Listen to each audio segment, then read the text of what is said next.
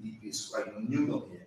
And coming out from Tobago, where we spoke about Tobago's centric view, entering into Trinidad, we need to redirect that conversation to more a Trinidad-centric view, which is local government again. But coming up to national now, we must now speak at Trinidad and Tobago-centric view, which is unity of both islands, even though we have a different background and different history. We must speak that unity because I think we are better together than separated. It's totally contrary to what my colleague in Tobago is speaking about. So tell me something. You poise yourself as being the next mayor. When we talk about general elections, so you think you're poising and putting yourself at a higher stand, or you're going to be prime minister. You're going to take that mantra now. But let's not give it titles. You give a title. Right? You said you're going to be the mayor. Right. So I'm saying that you're going into the next realm. Are you saying that you're going to be the next prime minister of Trinidad?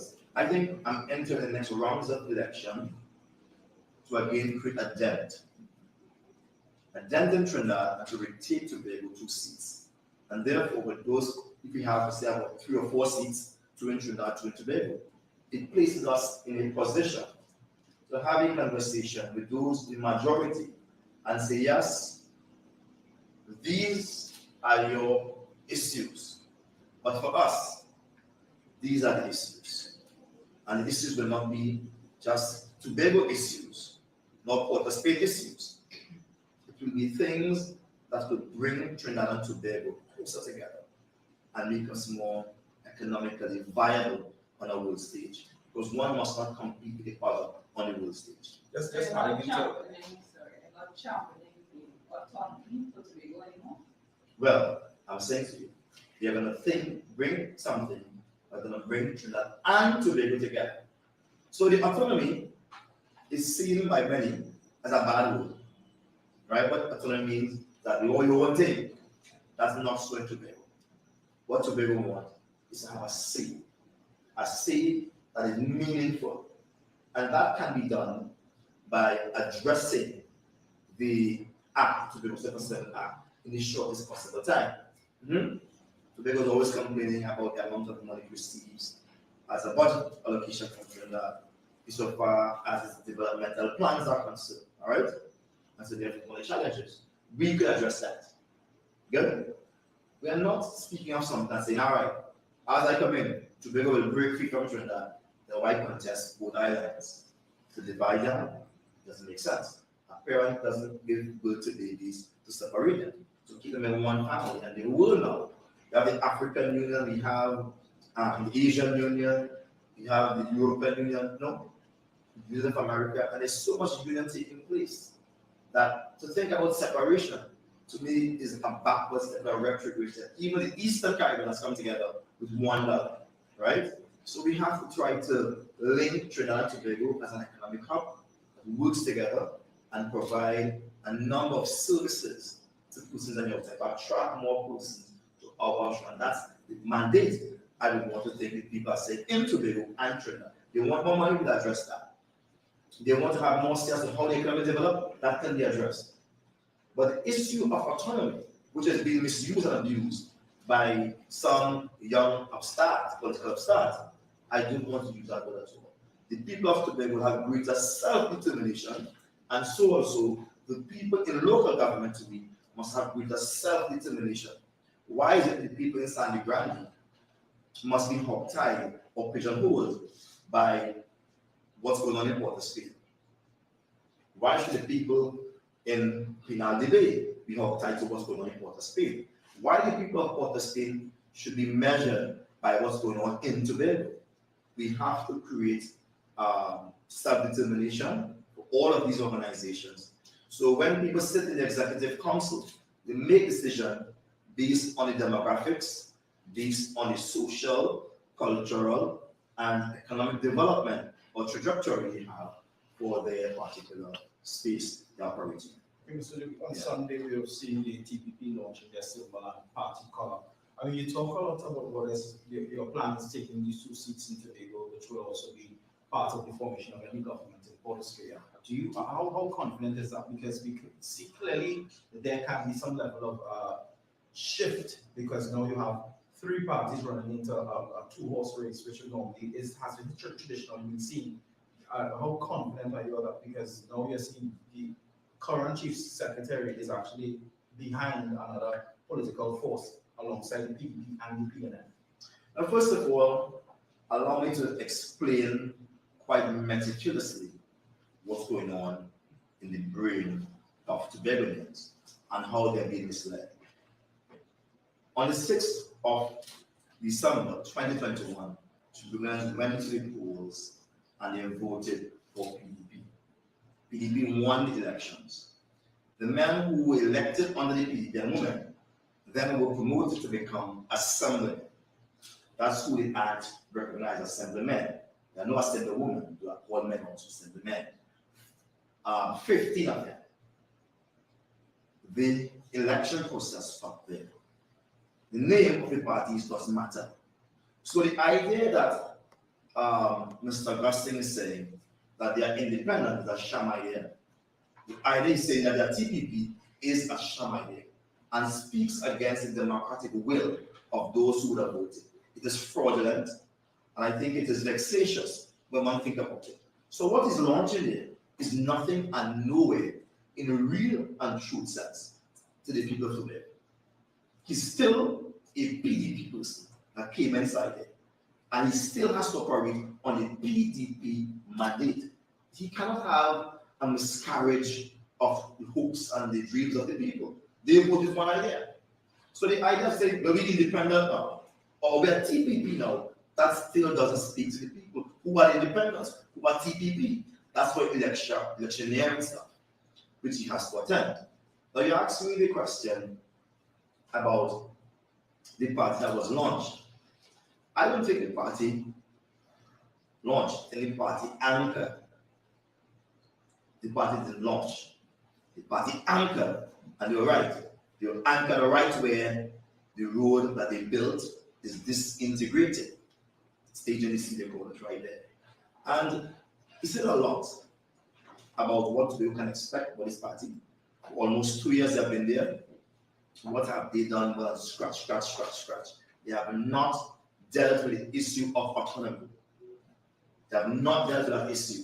They're saying, wait until you vote for us for national elections and then we're going to deal with it. That's not the mandate they gave to us, the people.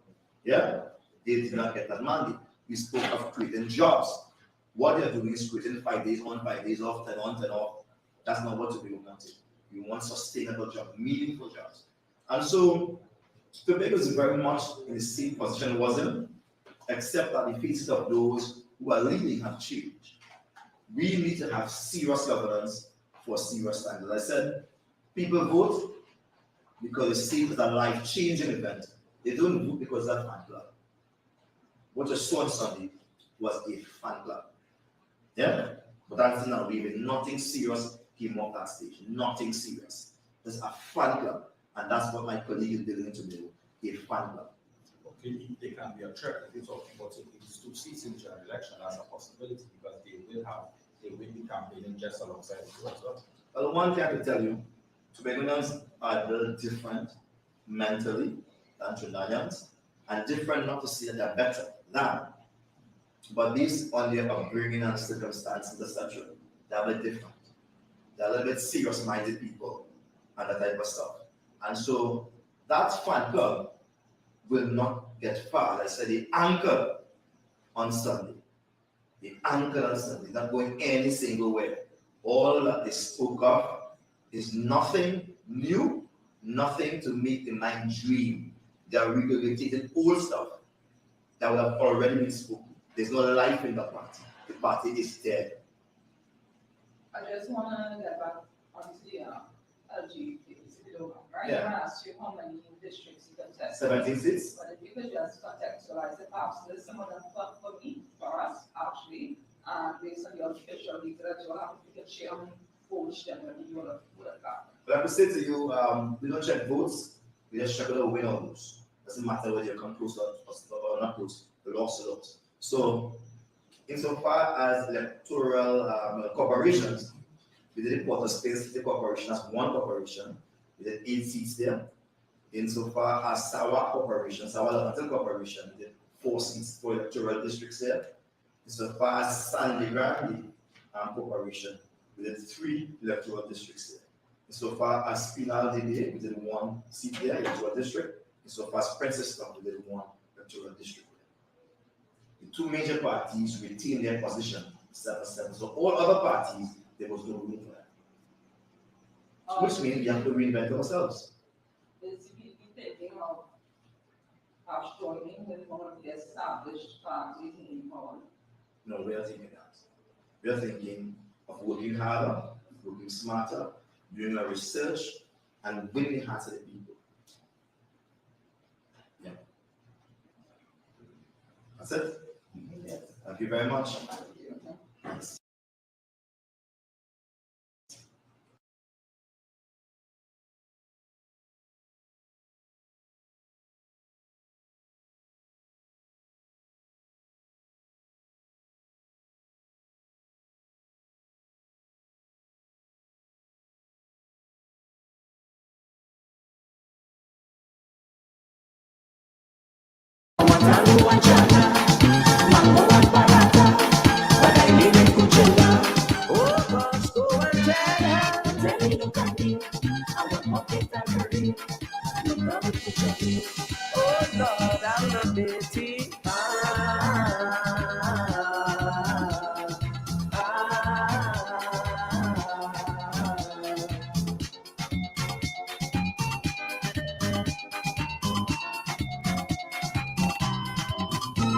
I'll be devoted to you, and I'll stay faithfully true.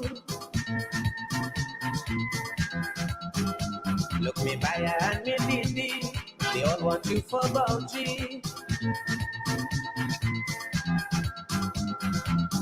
They go call you to Lahem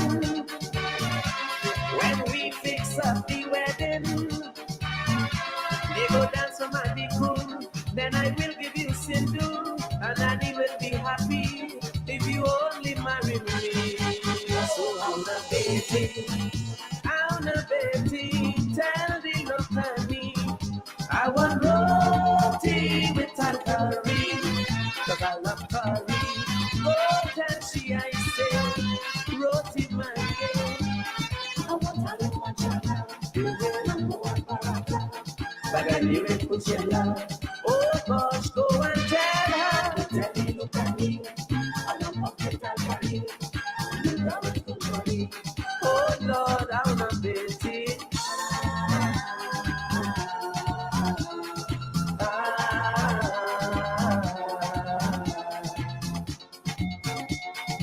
Look at all you. Everybody's dancing now. I'll be a good doula. I will love you forever. Everyone's dancing now. Look at Anastasia. I love you the way I should. I'll do for you all I It's can. just about 10 minutes climbing up to the top 10 before 2. I go to the Takari. Go take down where the Kotani. I go take the ashes pan. Help my Jedi Baratan. And he try and understand. Let me fix the marriage plan. So how na baby, tell the Lokani. I want roti with takari, cause I love curry.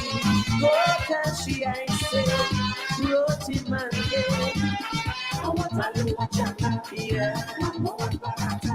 Hey, oh gosh, go and tell her. Tell me look at me. I want to get takari.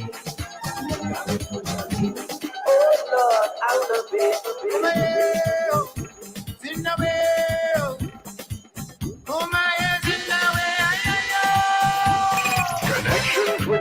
Connections with camera.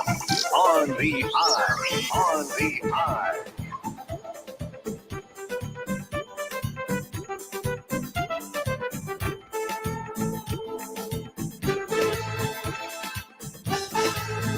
I am the seed of my father. He is the seed of my grandfather, who is the seed of Mahunata. He came from Calcutta, a stick and a bag on his shoulder. He told Banani Capra. So I am part seed of India. India. The Indian ship and the slavery bind together to resist in unity. There was no more mother Africa, no more mother India, just mother Trinity. My Bahuta planted sugar cane, down in the Caroni plain. Ramlog and Bastel percussion. Look at what they're dancing. Now they want to worry about who gets 7 and who gets 7 and who in red and who in yellow. And look how everybody dancing now. Oh God. Hey. 9 minutes climbing up to the top, 9 minutes before I step inside the final one. We'll take you down to 3 o'clock at 3 o'clock for your afternoon drive. Mr. Dari and Marcel. Allegedly, yeah. Yeah, allegedly, yeah. Anyway, I would be a disgrace to Allah if I choose race without color. I would not have to make that journey, for I to have sympathy. So it is a great privilege to have such unique heritage. 50% Africa, 50. go ahead and let people divide all the niceness and divide the love, yeah. Go I ahead. have done to the to holiday. So life will never rotate. All right. Since Patel Rosak made that journey, 150 years gone already. Well, go ahead now. Whether you're Hindu, Muslim, or Christian, let's walk this land hand in hand. Hand in hand as well. So don't it prosper if we try. Jahaji bye. Jahaji Hey, hey. Brotherhood of the bone. Jahaji Brotherhood of the bone. Jahaji Umayeo. In the way. Oh my head in the way.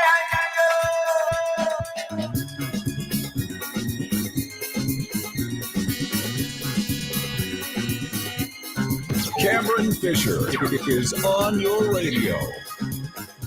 Oh, God.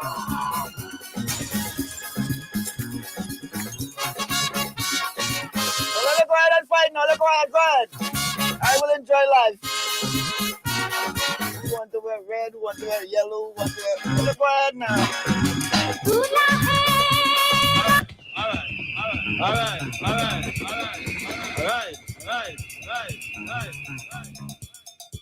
It is up to us. It is up to us. Only we. Okay?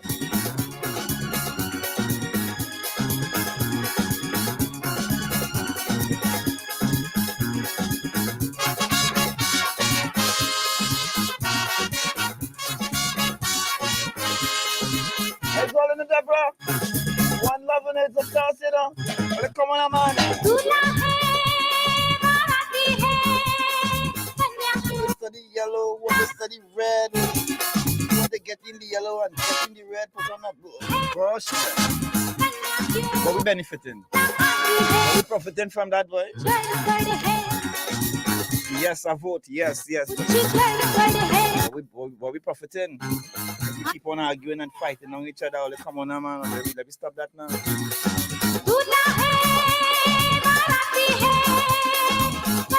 All they feel sing this Bob Marley?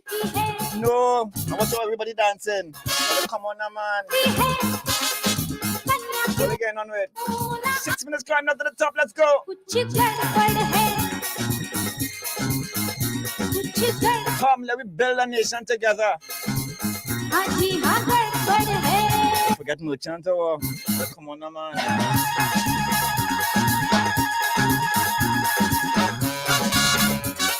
Oh, God.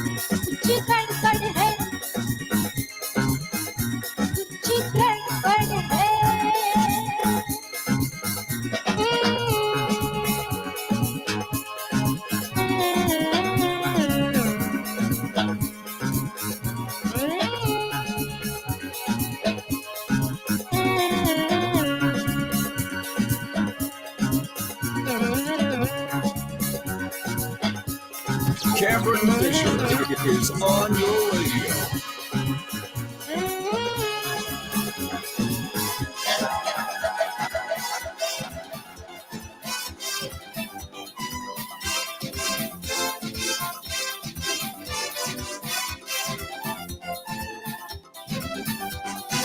I jump the wall for 12 o'clock and I gone inside. Stand up there and the people sweat me eye open wide. Everybody inside there. When you're late. Betting hard. But when I watch out there, Karen, come here now. they're going mad. It's Alexis. It must be the budget that man from Whitehall did read. Cause all of them inside are dead like a sucker crazy seed. That kind of hair couldn't come from weed. All right. I doubt that too, yeah. David, you share the same sentiments, yeah. Where the head come from it? Yeah, man. Yeah. I jumped the wall about 12 o'clock and I gone inside. Stand up there and the people sweat me eye open wide. Everybody inside there like they betting hard. But when I watch out their faces, mama, yo, like they're going mad. It must be the budget that the man from Whitehall did read. Cause all of them inside are dead like a sucker crazy seed. That kind of hair couldn't come from weed. This is not a bet in here, this is madness. This is not the kind of jam where you stand like a choopy begging for mercy. This is not a bet in here, this is madness. Ay. Everybody mad. Ay. Where we going? Where we going? Where we going? Why we going?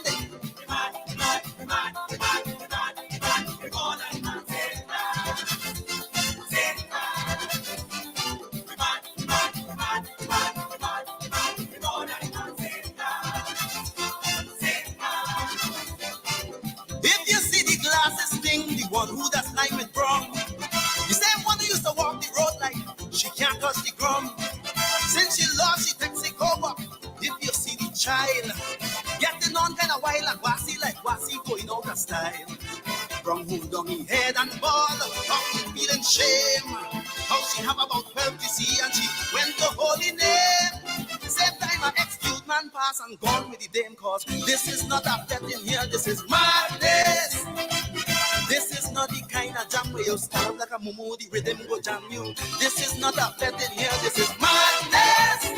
Ay. Everybody man. Ay. Watch Nicole.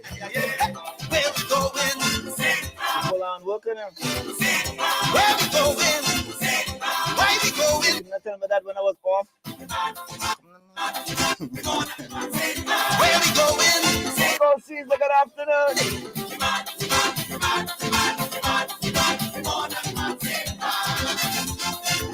David, brother, taking us to the top. It have a big French Creole one. They just call him Pierre. He went the hot dog down with somebody, half a beer. Then he snatch up the pepper sauce, mama. He drinking that. Start to cuss up the barman saying, how the beer so flat. It was Wednesday morning gone, the man business place closed down. So when you check out the fella position, you can't get him wrong. He and an ex-union man hug up singing the song. Hear them. This is not a bet in here, this is madness.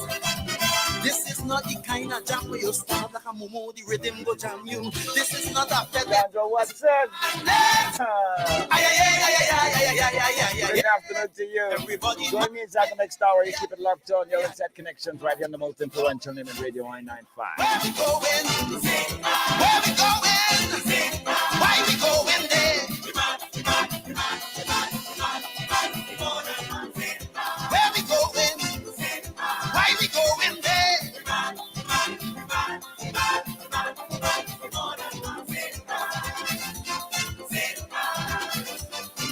It was 4:30 in the morning, the promoter at a loss. The partner tell the boy, don't take nothing, calling the police force. A strange woman named Gas Station Jean, no mama guy, she shout out, if the village is bloody over, well tell them we say the lie. It was was 6 o'clock in the morning, sun done start to shine. The short union man turn and tell the tactical, shoot me while we wine. But comrades, we're not leaving here until 9:30. This is not a betting. Tell the police shoot me while they're whining, yes? This is just the kind of That job is madness. to be in trouble if you're not a... This is not a betting here, this is madness, yeah. Ay, ay, ay, ay, ay, ay, ay, ay, ay, ay, ay. Everybody mad. Ay, ay, ay, ay, ay, ay, ay, ay, ay, ay, ay. Where we going? Where we going? Where we going? Why we going then? Where we going? Why we going then? Oh Lord, where we going? Why we going then? Oh Lord, even crazy, crazy, crazy, crazy. This is Connections with Cameron. Connections with Cameron. On the most influential name in radio, I-95.5 FM. In observance of Steel Band Month in Trinidad and Tobago, the Steel Band Authority celebrates the power of the Steel Band series, the pulse of the Steel Band. It's Southeast Port of Spain Secondary Steel Band Day, featuring Southeast Port of Spain Secondary School Steel Orchestra. This is the song of the day, Out and Bad, from Aaron St. Louis, Voice.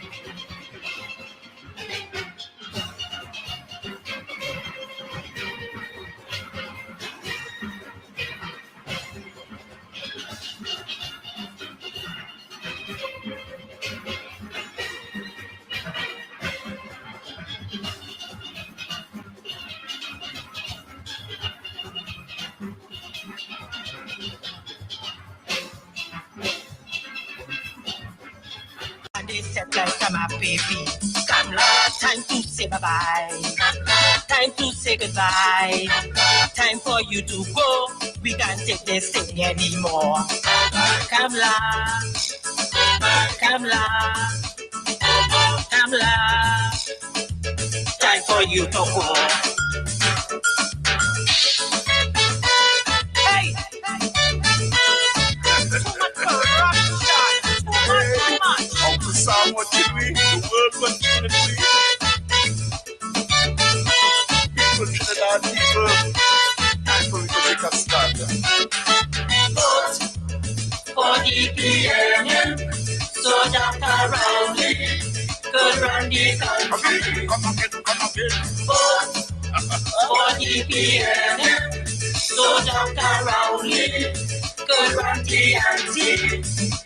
They say too much teeping, too much lies, too much bubble, and mama guys, they pick two with claws to the four, so the boys and them will fret no more. Vote for the PNM, so Dr. Rowley could run the country. Come again, no. Vote for the PNM, so Dr. Rowley could run the anti. You know the kangaroo court in parliament, guilty as charged with no evidence. Speaker verdict, what shall it be like? Hitler in charge of the UNC. Vote for the PNM, so Dr. Rowley could run the country. Come again. Vote for the PNM. So Dr. Rowley could run TNT. Then I sit a hall in the crossfire. No one to charge for the murder. Nobody say that it was she, but we know for sure what the Dr. Rowley. For the PNM. So Dr. Rowley could run the country. Come again now. For the PNM. So Dr. Rowley could run TNT. Take down the blimp, the eye in the sky would reach me in touch. We now know why. Open the borders, no one will see who bring in the goods illegally. For the PNM, so Dr. Rowley could run the country. Vote for the PNM, so Dr. Rowley could run TNT.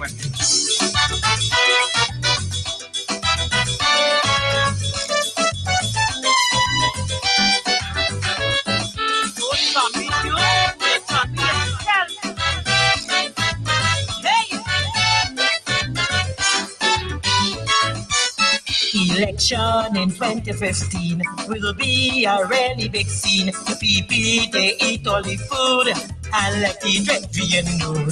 It's back and alpha, so we have to sing it in Calypso. Come on the run, pray to call the election, cause the people waiting on she, and they set like I'm a baby. Time to say bye-bye, time to say goodbye, time for you to go, we can't take this thing anymore. Come la, come la, come la, time for you to go. Too much corruption, man.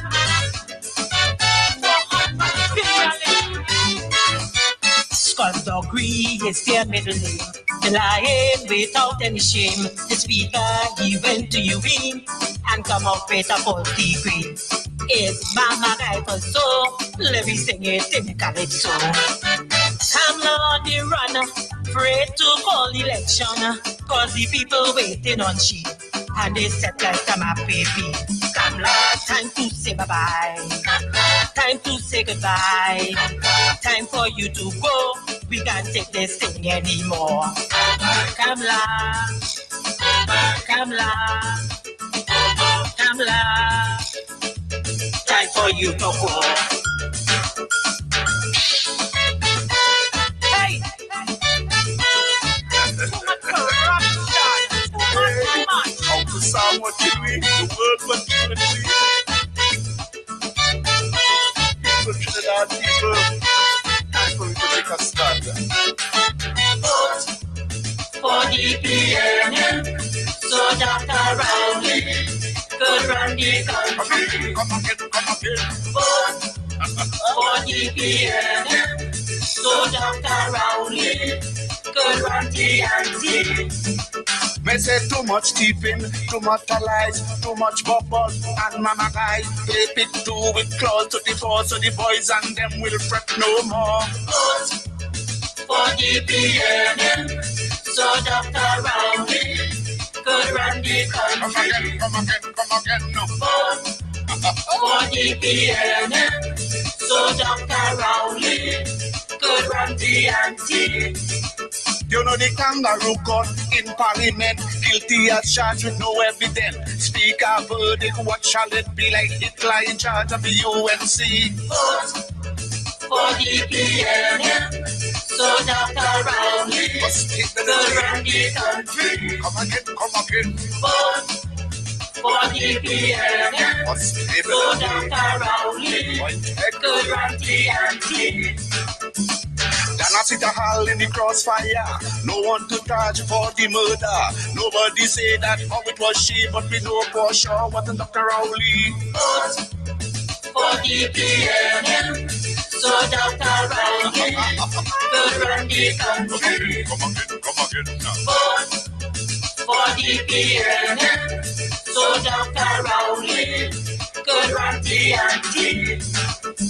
Take down the blame, the eye in the sky. Put rich me in touch, we now know why.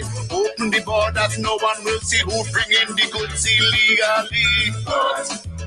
For the PNM, so Dr. Rowley, so run the country. Vote for the PNM, so Dr. Rowley. Good. Let me say a pleasant good afternoon and welcome. Greetings in the name of the Most High. It's a beautiful Tuesday afternoon, day after the election, August 14th. Yes.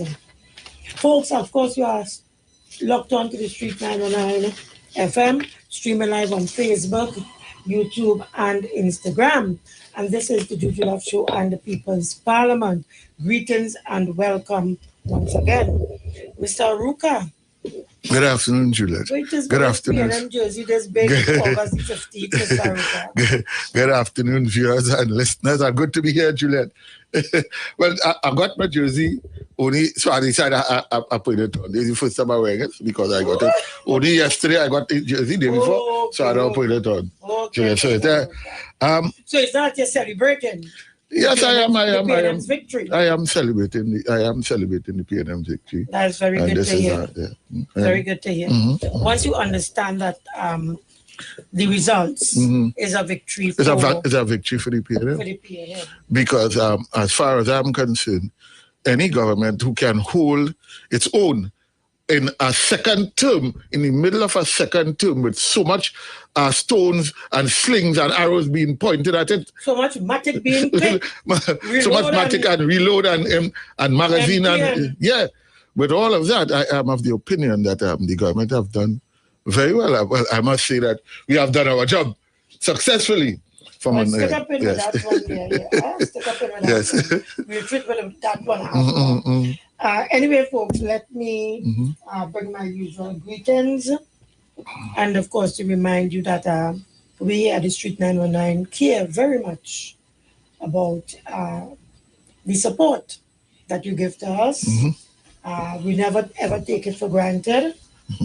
And so we want you to know that wherever you are, the highways, on the byways, at home, in the supermarket, international, you name it, social media, you name it. You're always locked on to the Street 919 FM, and for that we are always grateful. Mr. Ruka, I'm seeing some headlines here on the Express. 7-7 time, UNC Games ground in San Fernando, Grande Tunapuna, PNM makes inroad in Princess Town. Now I'm trying to figure out those two captions. UNC Games ground in San Fernando, Grande Tunapuna, PNM makes inroads in Princess Town. What's the difference with inroads and gaining ground? But it's the same thing. It's just another. It's the media spin on words. The pun on words is what this is really about. And it is to give the impression that the PNM, the UNC did well, and the PNM didn't do so well. So in one hand, they are using the words gain grounds, and in another, inroads. As if, they are not one and the same. And I'm seeing, of course, here, our esteemed Prime Minister, Dr. Rowley, with his index finger in red, hands fist clenched, hands up in the air, sign of victory. So it means, therefore, that Dr. Rowley, as the political leader of the PNM and Prime Minister of Trinidad and Tobago, is quite pleased. I mean,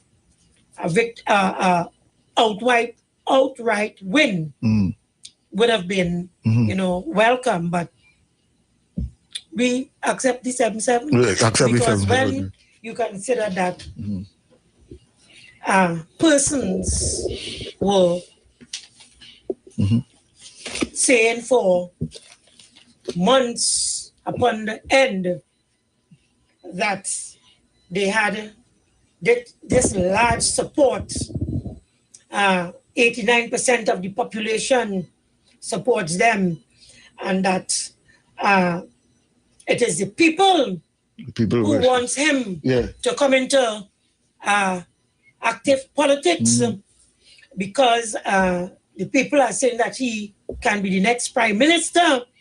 And he came into the politics because he wants to teach Dr. Rowley a lesson and he wants to paint the tongue blue. Then you had this dead horse, Jack Warner, reviving the ILP and talking about joining some accommodation. Attempting to raise the dead. Attempting to raise the dead. Same thing with Gavin Nicholas and the MND. Oh, God, Juliet. And then before that, we had Kamala Persad-Bissessar saying that she feels like Hulk and that she can win any election once an election is called. Call election now. I hope she keep that feeling for until 2025 because she will have to feel like Hulk for 2025. Well, I'm telling you, based on the results, it is clear that ILP, Jack Warner, and Gary Griffith brought nothing to the accommodation. Absolutely. And that's why... And it is shameful. Shameful. Barely 2,000 votes. Barely 2,000 votes. Who's that, NTA? Yeah, NTA. That's after Kamala give him support, is it? Wait. But is it 2,000? You mean in the overall 31 candidates, amassed nearly 2,000 votes. So then where did Oversheet Tawari get the figure that she said that the figure she was given to her, he got the popular vote, some 40,000, and Dr. Rowley asked if it's to 40,000 Guyanese. In Guyanese dollars, The rate of exchange is 2,000 Guyanese get? That's what I've heard. So how you got paid the tongue blue at 2,000? Out of an electorate of how much? 1.2 million. 1.1, just over a million people. Yeah. Some 900 and something thousand. Yeah, a million people. A million? Yeah.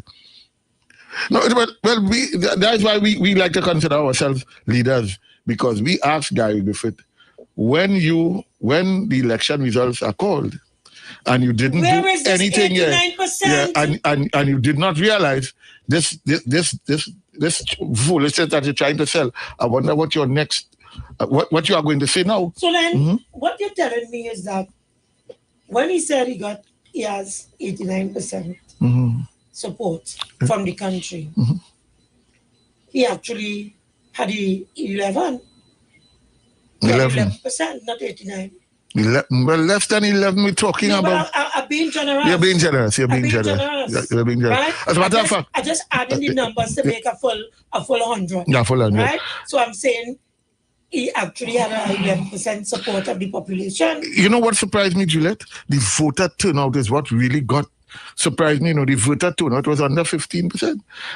Until the election had boundaries, bring the official vote statement of polls, then we can actually quote the numbers. Yeah. But it's right now, the experts are saying it's between 11.5 and 12 and 15%. No, I don't. You don't believe that? You know that? Well, until the elections had boundaries. 15? Yes. It was bad, worse than we ever thought it could be. Because nobody thought, based upon the hype of that carried the vote, the campaign, people thought that it must be a little higher than the 30%, or at least the 30%. But it's half of that, which is ridiculous. You know, what are your thoughts? What do you think would have contributed to this extremely low voter turnout? Wow. What do you think that might have contributed? What are my thoughts? Voter low. I would have to think about it. You have to think. And during the course of think about it and okay. I will be able to tell you what could. So when we open the lines, we can ask. What to your mind is I think to my mind, just recently coming down the road, I said it had to be the input of Jack Warner and Guy Griffith into the election. Turned people completely off of the people. Now, remember, they would have joined just about 3 or 4 weeks. Gary Griffith joined a couple months ago. I think Gary Griffith would have come in. What was Gary Griffith brought in? About 2. Let me say about 2 months ago? From off the top of my head, without giving it any big consideration, I would want to believe that the population has been traumatized, and because of that, they have withdrawn from participating in the elections. Right. One trauma that you think, one piece of trauma that you think the population would have been taken aback by and say, no, I can't deal with this. One piece. I think it's a combination of certain things that the UNC, misinformation that they would have put in the public space. I think the final one is the Matic statement, and the doubling down and tripling down, and even the last, almost last. From what I can recall, the Israeli spyware, misinformation. Pegasus. Went from that to Foster's fortune, to attack on Faris and Stewart, matters coming out from the Privy Council and from our courts here in Trinidad with respect to the airport, Piaco Airport corruption, matters involving Vincent Nelson and what transpired in the courts, the matter involving the guys, the 6 guys who was released, and 6 or 8 prisoners, I think in the Dana Sitalo, the Vindra Naipal matter, I think it is, that the state had to pay, and the state had to pay some 2 million. So it's a combination of things. The failure, the discontinuation of the matter. Right? And the Picong. So it's a combination of things that frustrated and traumatized the population. The population was traumatized with the $2 million to the accused. Yes. Right? The population was traumatized with the discontinuation of the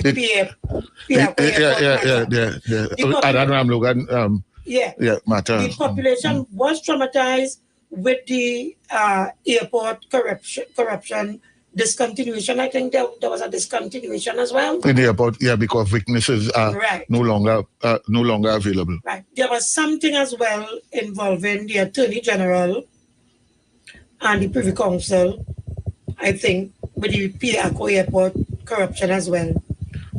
I think there was some issue there. So it was a build-up of things that, has traumatized the population. Right. And then coming down to the local government, because you're talking about a population that is traumatized. Right. And then, of course, we had the Ravi Balgobin and Anna Ram Logan Privy Council judgment with for the local government. Well, let's go to the lines and let's see what the callers have to say. Caller, good afternoon and welcome. But, Aruka, what's up? Everything cool? It's to the listeners and the viewers. Me, I think what really taking place, Sister Juliet, is that Caller. Yes, hello, are you hearing me? We are hearing you, but there is a feedback in the back of your call. Oh, sorry, you're still hearing any feedback? Yes. There is just a little noise in the background. It's too much, no matter how it's too much. All right, cool. Okay then. Okay, folks, so the lines are open. Numbers to call 342-0081 46653991. Caller, good afternoon, welcome. Caller, good afternoon, welcome. I don't know what's the matter with that line. Hello. Caller, good afternoon, welcome. Yes, good day. Yes. I think the biggest thing for me is that the unions and how they frustrated the public on being slow to sign from since the government came in, that the amount of money that their government offered them, probably 6% or something like that, and they never took it. So they were just playing politics with the government and the public, and they frustrate. They hear that analysis? Yes, very good call. Very good analysis. Wanted to say that we don't like Rowley, and we fed up with Rowley. That is the biggest thing. That for me, that turn away. Yes, very good analysis, caller. We always have a low turnout, but I think that is that would, of course, it will be even lower. That is the biggest narrative. And for this election here, I think the biggest loser is Kamla. I'm not thinking about politics or anything. At the end of the day, you brought two parties to win, to win the election, and you didn't even win. At the end of the day, one, the voter turnout was so low and they still couldn't win. So you and all didn't even bring out people to win. You understand? At the end of the day, for me, to win the election. So that's for me, that's the biggest thing. That the narrative that they bring, that the like Rowley and them kind of thing. All right, so enjoy the evening. Thank you, caller. Juliet, the caller is correct. 1,078,000. Yeah. The caller is correct. The unions played politics with the negotiations, and that further traumatized the proletariat, and they simply rejected the poll because they are traumatized. Let's go back to the lines. Caller, good afternoon, welcome. Good afternoon, Juju. Good afternoon. And good afternoon, Mr. Good afternoon. Ruka. What is your analysis? I just want to tell Caribbean Soul something, and also Mr. Trinity. One vote does make a difference. So all the nonsense what all the posting up here is nonsense. I just want to tell them that. You hear? Thank you, Jama. One vote does make a difference. Yeah, you're correct. Thank you very much. Stay put. You're correct. Caller, good afternoon, welcome. Hello, good afternoon, caller. I'd like to make a positive thought out of the results. If the 7-7, right? And if the PNM faction, which I am part of, fortunately, Tanapuna Piako, if they were sure they would perform, and that would encourage the next faction to compete, and everybody will benefit. What do you think? Caller, we hear you. Thank you very much. Caller, good afternoon, welcome. Good afternoon, Ms. Davies. Good afternoon, Mr. Ruka. Before I make my comment, Ms. Davies and Mr. Ruka, and this is dealing with legally, and this is going to be internationally. It also involves my name, my your radio station, and Mr. Ivor James. Now, as an international blogger, content and you have the ability to draw content. People think content creators usually send their thing for me to put my name on it up, and then they go or they get plenty comments and likes on their pages.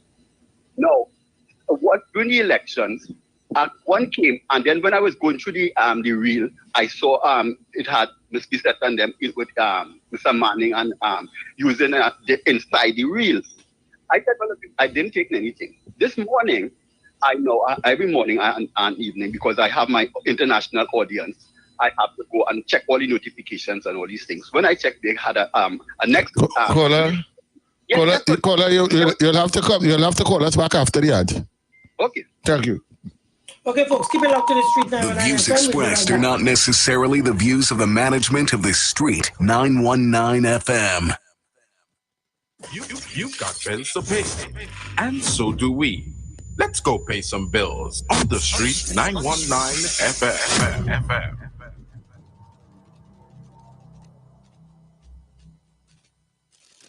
For a new on-the-go experience in radio, simply go to your Android device and download Instant Radio. Select Trinidad and Tobago and click the Street 919 FM so you can listen to us wherever you are. Catch all your favorite shows live on Instagram. We're live on Instagram. The Street 919 FM. What are you waiting for? Go check us out on Instagram today. Join the winning team with Pastor Alkaline John every Tuesday at 11:05 a.m. to 12 noon and every Wednesday night from 7:05 p.m. to 8 p.m. live on the Street 919 FM as he talks about Lviv, the power of 5 fruits, one of the most powerful antioxidant supplements on the market today. The 5 superfruits in Lviv are mangosteen, acai, pomegranate, goji, and nuni. These fruits have a positive and profound impact on human health, performance, and disease. Join him him as he gives live testimonials of the Lviv healing powers. To get more information, you can contact Pastor Alkaline John at 516-286-7079, or you can visit his webpage at www.alkalinejohn.com. Remember, every Tuesday at 11:05 a.m. and Wednesday at 7:05 p.m. live on the street 919 FM. Conscious talk, where we are at and where we are going. After a storm, there is a calm. Where there is darkness, light follows. Where there is evil, good overcometh. It's Conscious Talk with Steve Antoine. Every Thursday from 10:25 a.m. to 10:55 a.m. It's Conscious Talk. Conscious Talk.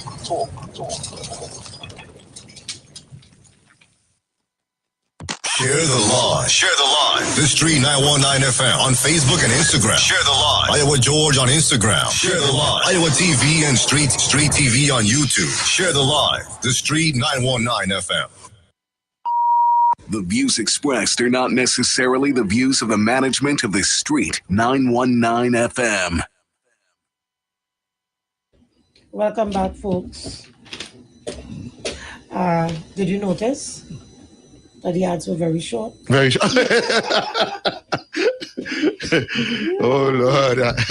So we continue to take your calls. Numbers to call 3420081 4665391. We go back to the lines. Caller, good afternoon. Welcome. What are your thoughts? Good afternoon, Juju. Good afternoon, Mr. Ruka. Good afternoon, sir. I believe, as the caller was saying, a lot of people was disenchanted with the remarks from the union, how they didn't take up the offer, the 4% offer, how they keep people waiting and all of that. They had a lot of disenchantment along the population, alongside the negative with this you pull the clip and all them kind of stupidness. But what I will say, PNM was more victorious, and I'll tell you why I say that. History will show in this country it is always harder for the team who is in power, who have to defend everything, every action they did. History will show it always much harder for the defender. Also, everybody gang up against the PNM. Left, right, and center they come. And none of them was able to beat the PNM. Dr. Rowley's campaign was based on he's going to introduce property tax. Just imagine. All they used that as a slogan, and all they still was not able to be the PNM. So, Juju, you all, great is the PNM, and you all keep up the good work. I looked on and listening. Thank you. Thank you very much. Caller, good afternoon. Welcome. Good afternoon, Mr. Ruka, and good afternoon, Julia. Well, we end up in a 7-7 tie, right?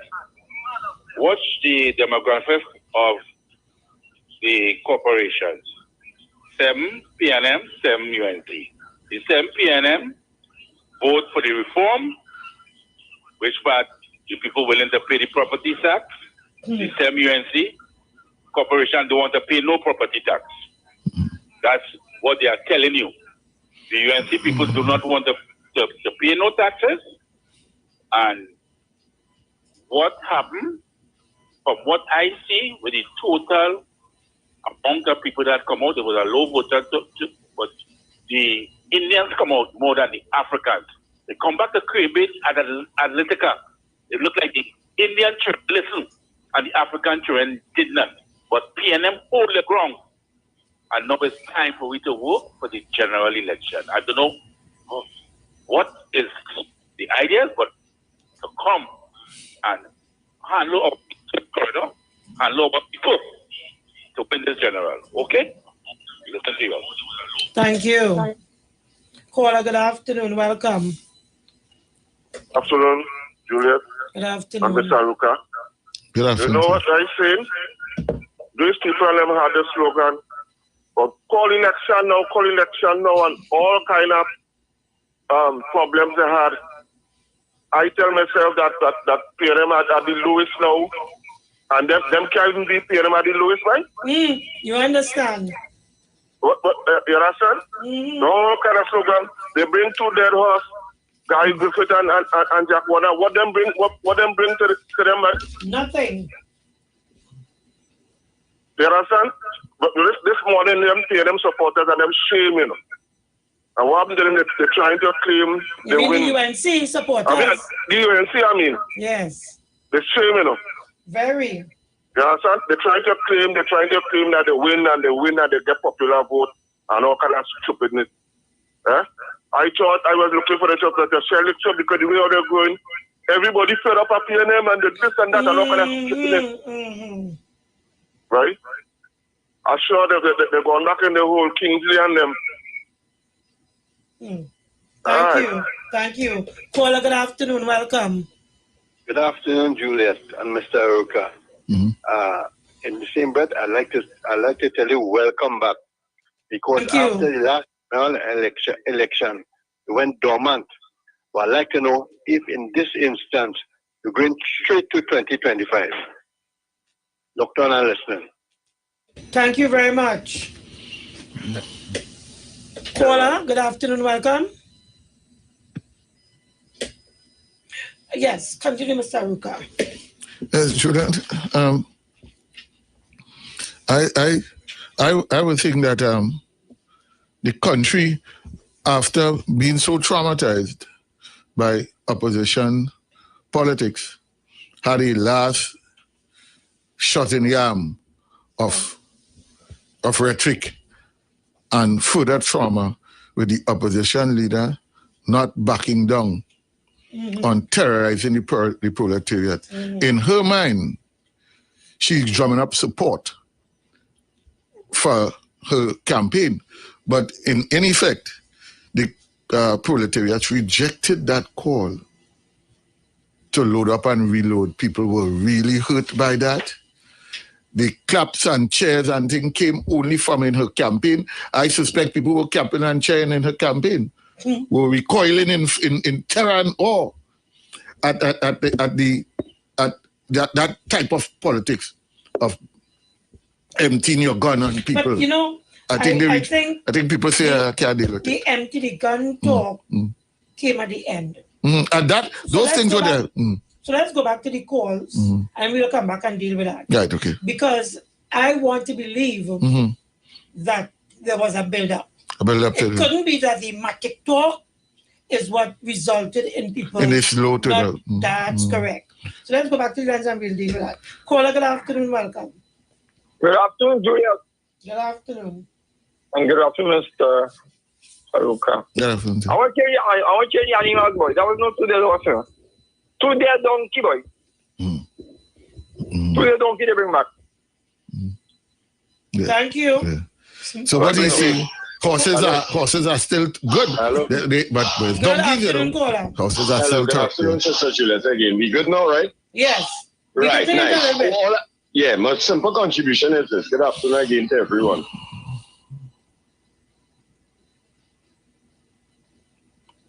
Go ahead. I don't know what happened there. No fault of mine. Caller, good afternoon. Welcome. Good afternoon, big brother. Good afternoon, sis. Good program, as usual. I have a short contribution. And I was telling people last night, don't get this morning on work. I said, Dr. Rowley is an old person. And they had to bring Anizet with our team, Griffith, Jack Warner, and Kamala. And he telling me that Miss Kamala ain't going away. And I tell him, I said, Mr. The record trade, we don't want you to go nowhere. We want you to stay right there.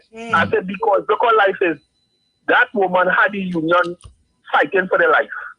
They joined back with her, right? I say, imagine Dr. Rowley calling the union and ask them how to deal with the problems like with Wassa and Tiantec. They don't have no ideas. Just like Kamala. Kamala have no ideas. And I couldn't tell him, and he was so upset because they stand your ground. And I told him, I said, my brother, I didn't know what's going on with the brother. I didn't know somebody come to shoot somebody and his son get killed. And he's trying to justify. I said, you could picture a country with everybody who have guns. A man who drunk could come and shoot his wife, shoot his children. Somebody who went on the road, I can find you watching me too much and pull out my gun. I said, brother, I understand you lost your son. I understand you have a hate. You pull your gun. You need to think. You need to think.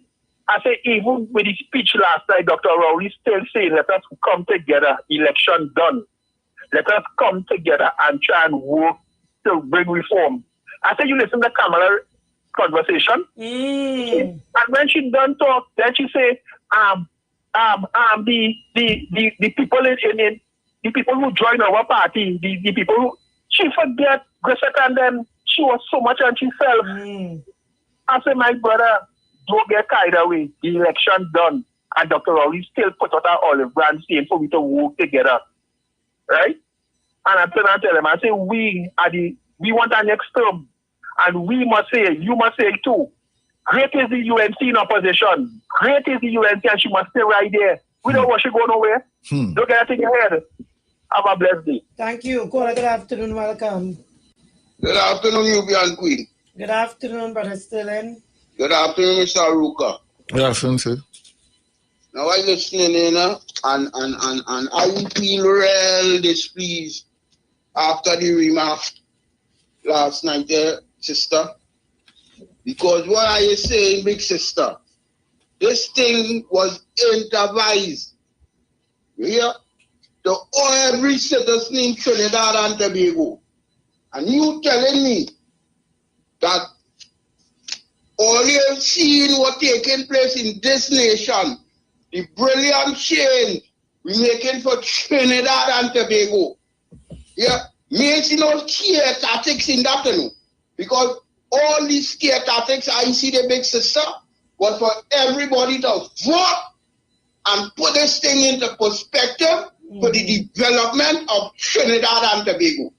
All I see here is that Trinidadians love corruption, love gun war, love everything to remain as it is. That's all I see with it like big sister. Yeah. Thanks again. Thank you very much. Caller, good afternoon. Welcome. Good afternoon. Good afternoon, Juju and Mr. Aruka. Good afternoon. Congratulations to all you know. Let's fight a battle, you know. Oh God, all these veterans. Trust me. And the only thing coming to my mind is Hutch. Let me tell you something. Hey, Juliet is a boss, you know. Oh God. I never meet a woman with no belly. I tell you, you are testicular position. You make man look like dogs. Oh God. Madam, please. No. I mean it. I understand in what sense you mean. I mean, no. Not even politics. I know what you mean, mother. Because some men, they have no testicles, they only have breasts. Well, right now they have breasts now, you know.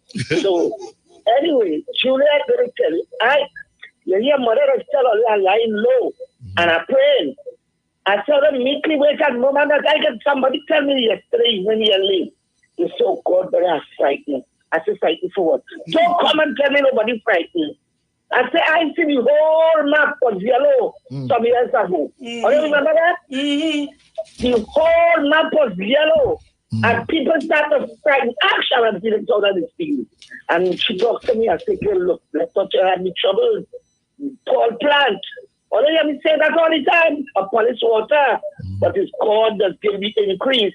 So all I can see, oh God, all when you call about Rojan them, you let them Rojan and it's up on them.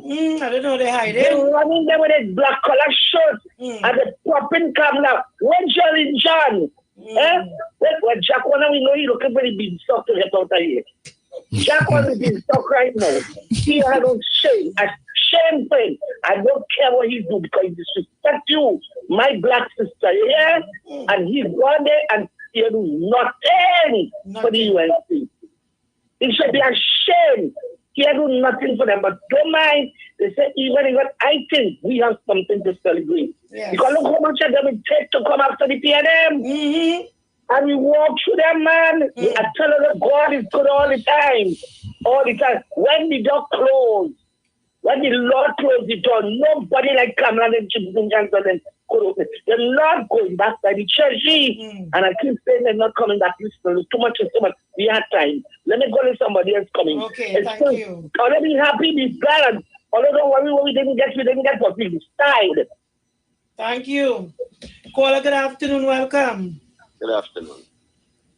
Good afternoon. Good afternoon. Good. I have always maintained that every time PNM struggles in an election, it is because of my people. And And I will re-emphasize that every day of my life. Why do you think PNM lost in Valencia, West or East or whatever it is? Why do you think they lost that seat in San Fernando? Why do you think instead of 6-3, it's 5-4? The Indians all came out, and a lot of the black people stayed home or voted for UNC. Mm-hmm. Or, in other words, it's voter indifference with our people. Look at when UNC wins a seat. Thousands. In PNM win a seat, it's 600 and 700. Mm-hmm. Indifference, voter indifference and apathy. That's the bottom line. I mean, I was moving between the TV stations last night. And at the end there, when most of the time I was on TV6, but I was shifting around, looking for updates. And at the end, I was on TV6. And let me tell you something, ladies and gentlemen. When I looked at Winford James, look, it nearly made me feel to cry.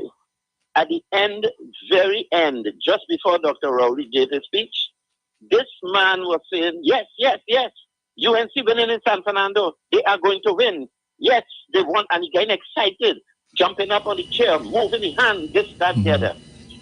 This is a black man making a case for the UNC. And gloating, you can see him smiling from ear to ear. Yes, and when they went to Balize House and it was confirmed that TNM held on to San Fernando 5-4, when they went back to him, he said, well, I misread the whole situation and this and that. This is what he wanted. He wanted UNC to beat TNM.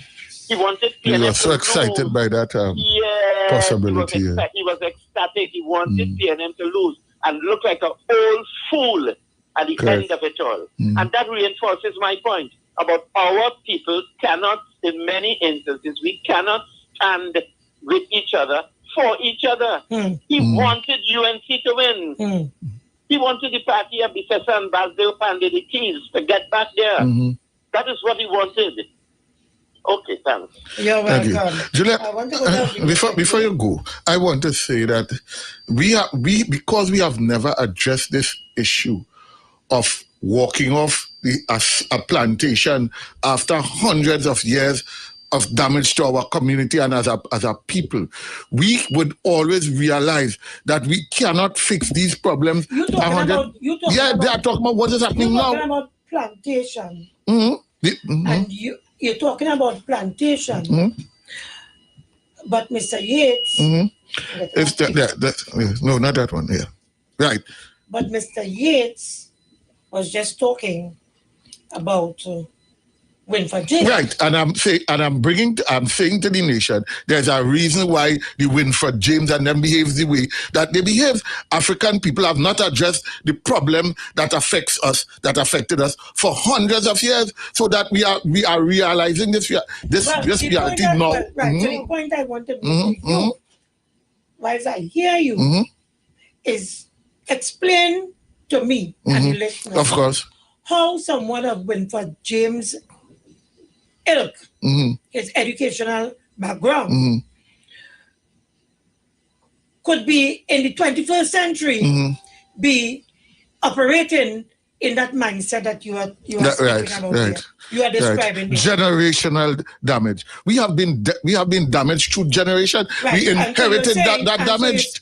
So you're saying that damage is transferred from generation into generation. Right, apart from generation, I understand generation, but we're talking about education here, and education supposed to fix some of that. To fix some of that. Right. So I'm saying, explain that. Based on what you are saying, explain why we have people, because it's not Winford James alone. We have educated African. This Pan-Africanist guy who is a lecturer at a university outside.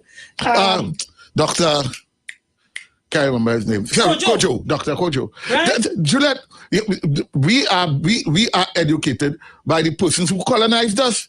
So our education, we didn't educate ourselves. We are educated by the colonizer, coupled onto generational damage. And also remember, Winford James have a horse in the race. Winfred James support the Tobago People's Party that was now formed, which is opposed to the PNM. That says it all. I always want people to understand that if we don't treat and make adjustments to the damages that was done to us through hundreds of years of servitude, we will not get this problem of Africans just going against one another for no real reason. Besides, if you take away Winfred James' politics, he will still oppose the PNM. It is innate in African to oppose African people without no reason, rhyme nor rhythm. But that's not what we come here to talk about. So let us talk about why the PNM, after all these struggles, Julia, after all the opposition threw at the PNM still stands up and defends everyone. And let's go back to Winfred. You want to go back to Winfred? Because to my mind, and Dr. Oli spoke about it last night, to my mind, the African people, they would have brought it home for the PNM to maintain that seven. Sheer courage. Right. Courage. Only raw courage. Right. So it is clear to me that whole idea of slavery that you just described really isn't so accurate, because whilst there would be pockets, the Winfred James and the Kojos and the what have you, that sides with the UNC and other groups. When you look at the results of the election, it says something. It says that African people are standing their ground. They stood their ground, but not only they stood their ground, African people stand for a certain moral and spiritual values. And I explain that by saying sheer courage. If you take that courage and you add and you make adjustments to the damages that was done to us for all those period of time, if we could address that problem of the damage that was done, we are undefeated. African people coming together in genuine unity to fight against anything makes them almost impregnable. An example of it was a fight that we saw. The whole world loved that. You know why? They watch African people in Mississippi. They watch African people just voluntarily. Mississippi or Missouri. Yeah, one of those. Yeah. Former slave state. Yeah. They watch African people. You know why the world love that? They watch African people instinctively coming out and defending one another. Almost impregnable. We need to treat it. Because to my mind, coming out of our emancipation celebration and the results of the election, African people, there was a level of consciousness that was awakened to my mind, and I'm happy about that. Yes. But we have like about 10 seconds again for the countdown. So when we come back, I just want to address the issue of that huge yellow span we does always see, and people just want to know what happening here. Keep it up, folks. The views expressed are not necessarily the views of the management of the street. 919 FM. You've got bills to pay, and so do we. Let's go pay some bills on the street. 919 FM.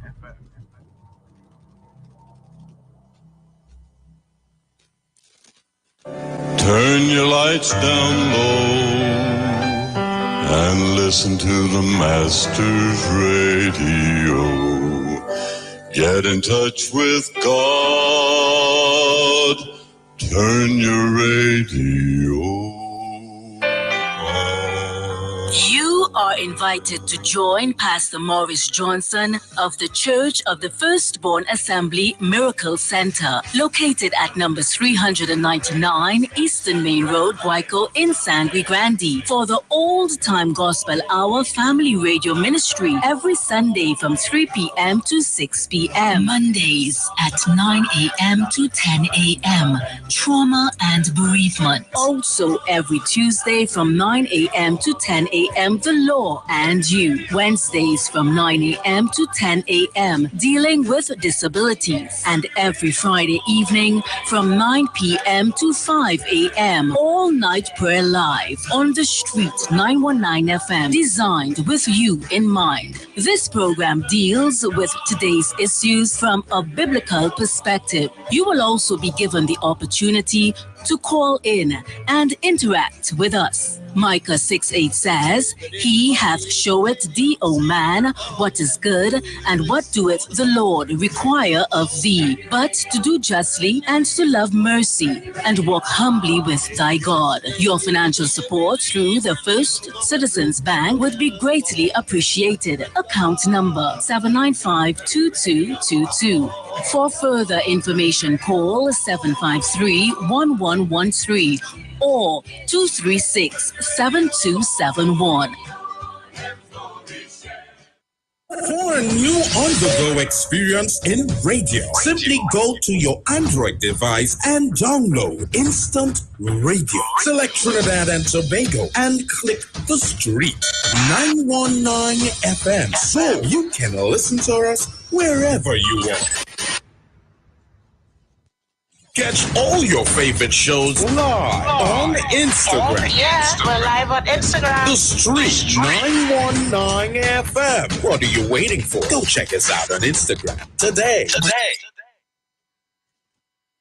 Join Pastor Kelvin Heinerine and friends for The Way, The Truth, The Life Radio Ministry, a Church of God ministry, live on the street 919 FM from 6 p.m. to 7 p.m. This and every Sunday on the street 919 FM. Jesus said, I am the way, the truth, and the life. No man cometh to the Father except through me. John chapter 14, verse 6. For further information, contact 686-3845-349-5178 or 342-7303. Renting a car in Tobago should be quick, affordable, and easy. Wow. Here at Oni Rentals, we make the process as simple as possible by using our easy e-sign-up. Yep, we can sign you up from just about anywhere using our tablets. See? All done. And everything goes straight into the cloud. Wow. Yeah, you're on your way. Are you coming to Tobago? Book your car rental with us and enjoy the most affordable rates in Tobago. But hurry, because cars go pretty fast. Call 361-1042. That's 361-1042. One more time, 361-1042. O'Neill Auto Rentals, Tobago, taking you further. Make your moves with us and you can win more rewards in the Magna Java Extravaganza. Each time you use your Scotiabank Magna MasterCard for purchases of $500 or more, you're automatically entered for a chance to win. 45 customers will win 2,500 Magna points, which can be redeemed instantly. Hold on, that's not all. One lucky winner will win 100,000 Magna points. Now that's rewarding. Make your moves with us. Use your Scotiabank Magna MasterCard for your chance to win in the Java Extravaganza. Get details on the Magna Rewards Trinidad Facebook page. Promo ends 31st August. Approved by the NLCB. The views expressed are not necessarily the views of the management of the Street 919 FM. Share the Lodge. Share the Lodge. The Street 919 FM on Facebook and Instagram. Share the Lodge. Iowa George on Instagram. Share the Lodge. Iowa TV and Street TV on YouTube. Share the Lodge. The Street 919 FM. Folks, welcome back. Time on the inside, 2:59 p.m. Of course, we are listening to the Tutu Love Show and the People's Parliament.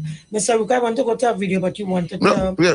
Juliet, we were, that the caller make mention of every time an election is fought in Trinidad and Tobago, 3/4 of Trinidad is seen in bays in yellow. That's the map. Yeah, the map, yeah. Bays in yellow. And only a small portion of the map have red on it, signifying that these are the PNM areas. And the reason for that is right here in the Express. So the corporations that were won by the PNM, and we go take note of where these corporations are. Arima, Diego Martin, Point Fortin, Port-au-Prince, San Fernando, Sawa Lavantil, and Punapiaco. Most are in the East-West corridor, and one is in San Fernando, and one is in Point Fortin. These are mostly East-West corridor and rural areas down in the south. But all of the UNC corporations, Shoguanas, Cuva, Talparo, Tabaqui, Maharo, Rio Claro, Pinal de Bay, Point Fortin, Princess Town, San Miguel, and Superior, all are rural communities. Rural communities have much more land space, so they take up bigger spots on the map. So the map, when you see them, they are more expansive on the map. People have been asking all the time, how come PNM continue to win the general election? 23 seats. It is not reflected in what. And when you see the map, the map 3/4 is yellow. Is because the map, the UNC areas, are predominantly rural, and the landmass are broader, and they take up more space on the map. Okay. And these are nuances that creates issues in persons' minds, but it's easily reported. It also reflects how the country was divided coming out of slavery and indentureship. When slavery ended, most of the Africans went into the East-West corridor, created an urban democracy, demography.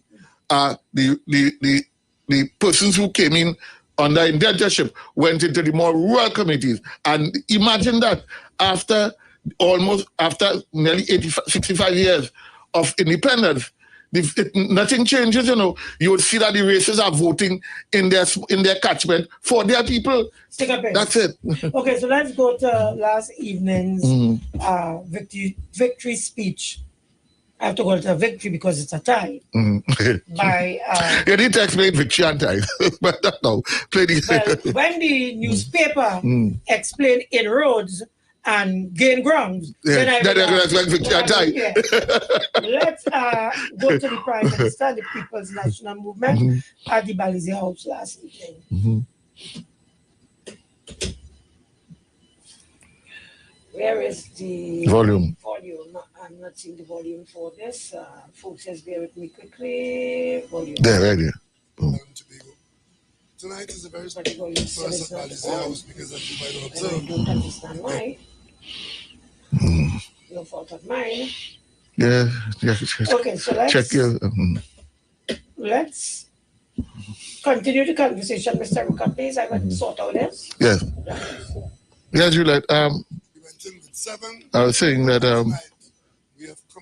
I think the prelim is poised. Right, the volume there. Right, you're right.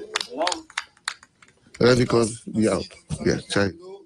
By a few votes. As a matter of fact, we've almost breasted the tape in very many votes, very many seats by a few votes. But it's only where you have crossed the line. Let's take this from the top again, right? Please bear with me.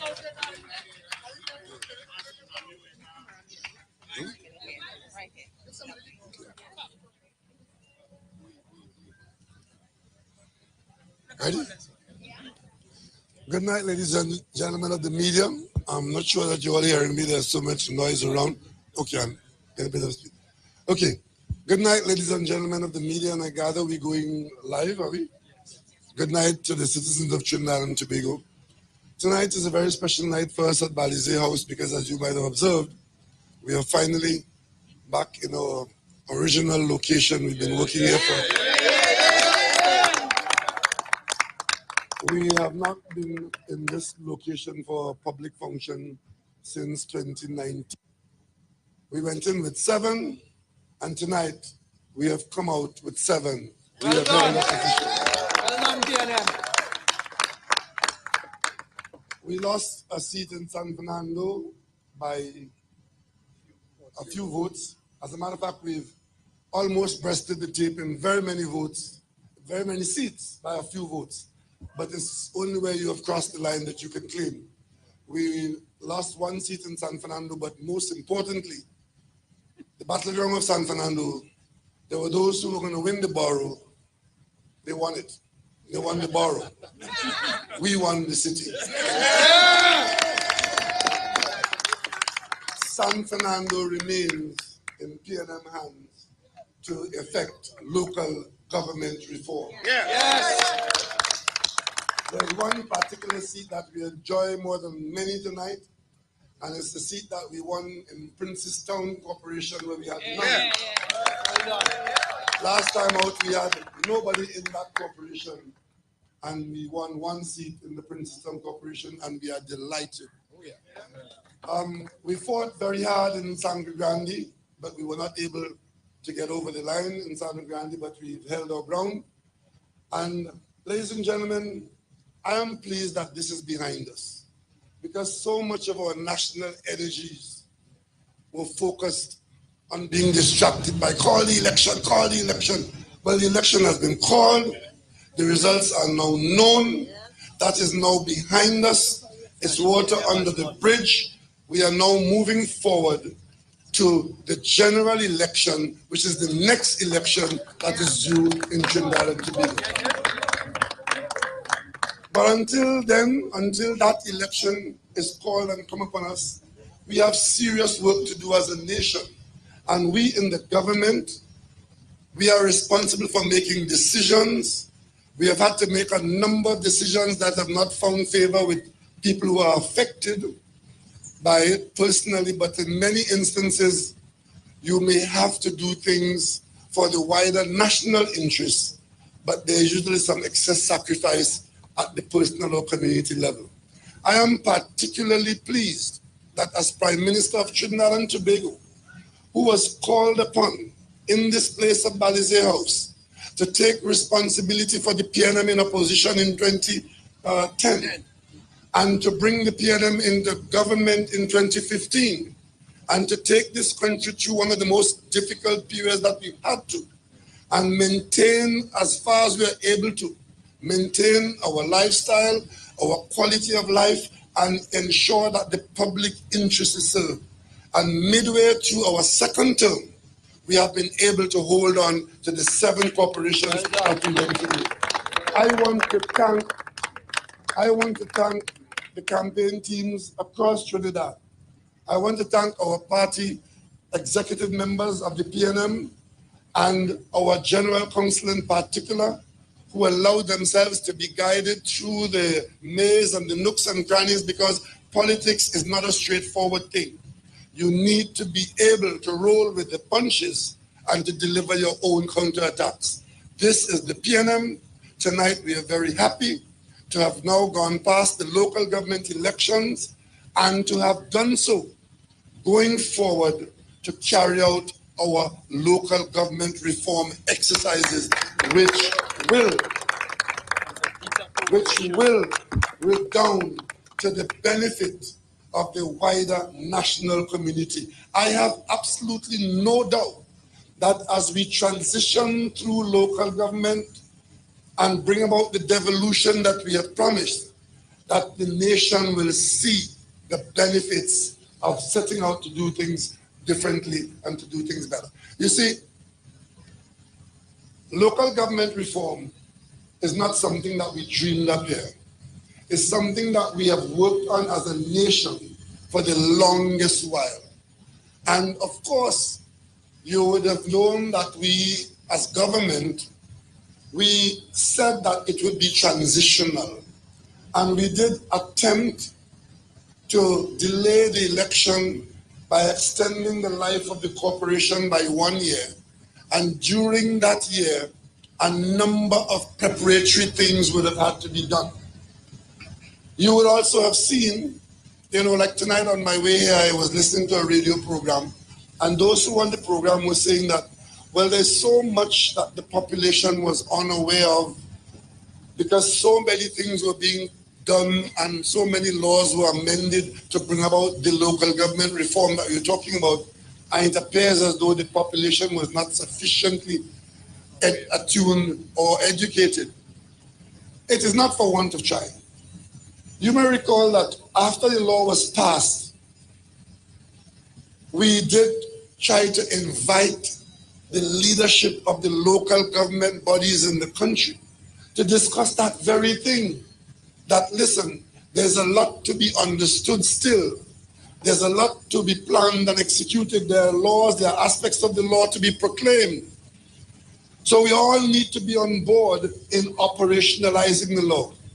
Unfortunately, we did not get that kind of support and enthusiasm. I am trusting that now that the election is out of the way and that the results are known, that common sense will prevail, and that the leadership across the aisle in the parliament and in all the corporations, that they will work with the government as we implement local government reform. There you go, Juliet. That is what Dr. Rowley was trying to explain to the nation. If the UNC is not cooperating in local government reform, it would take us much, much longer to get the effects of local government reform than we would normally get if they were cooperating. So let me give you an example. I am almost certain that the UNC is strategizing right now how to stop local government reform from their angle.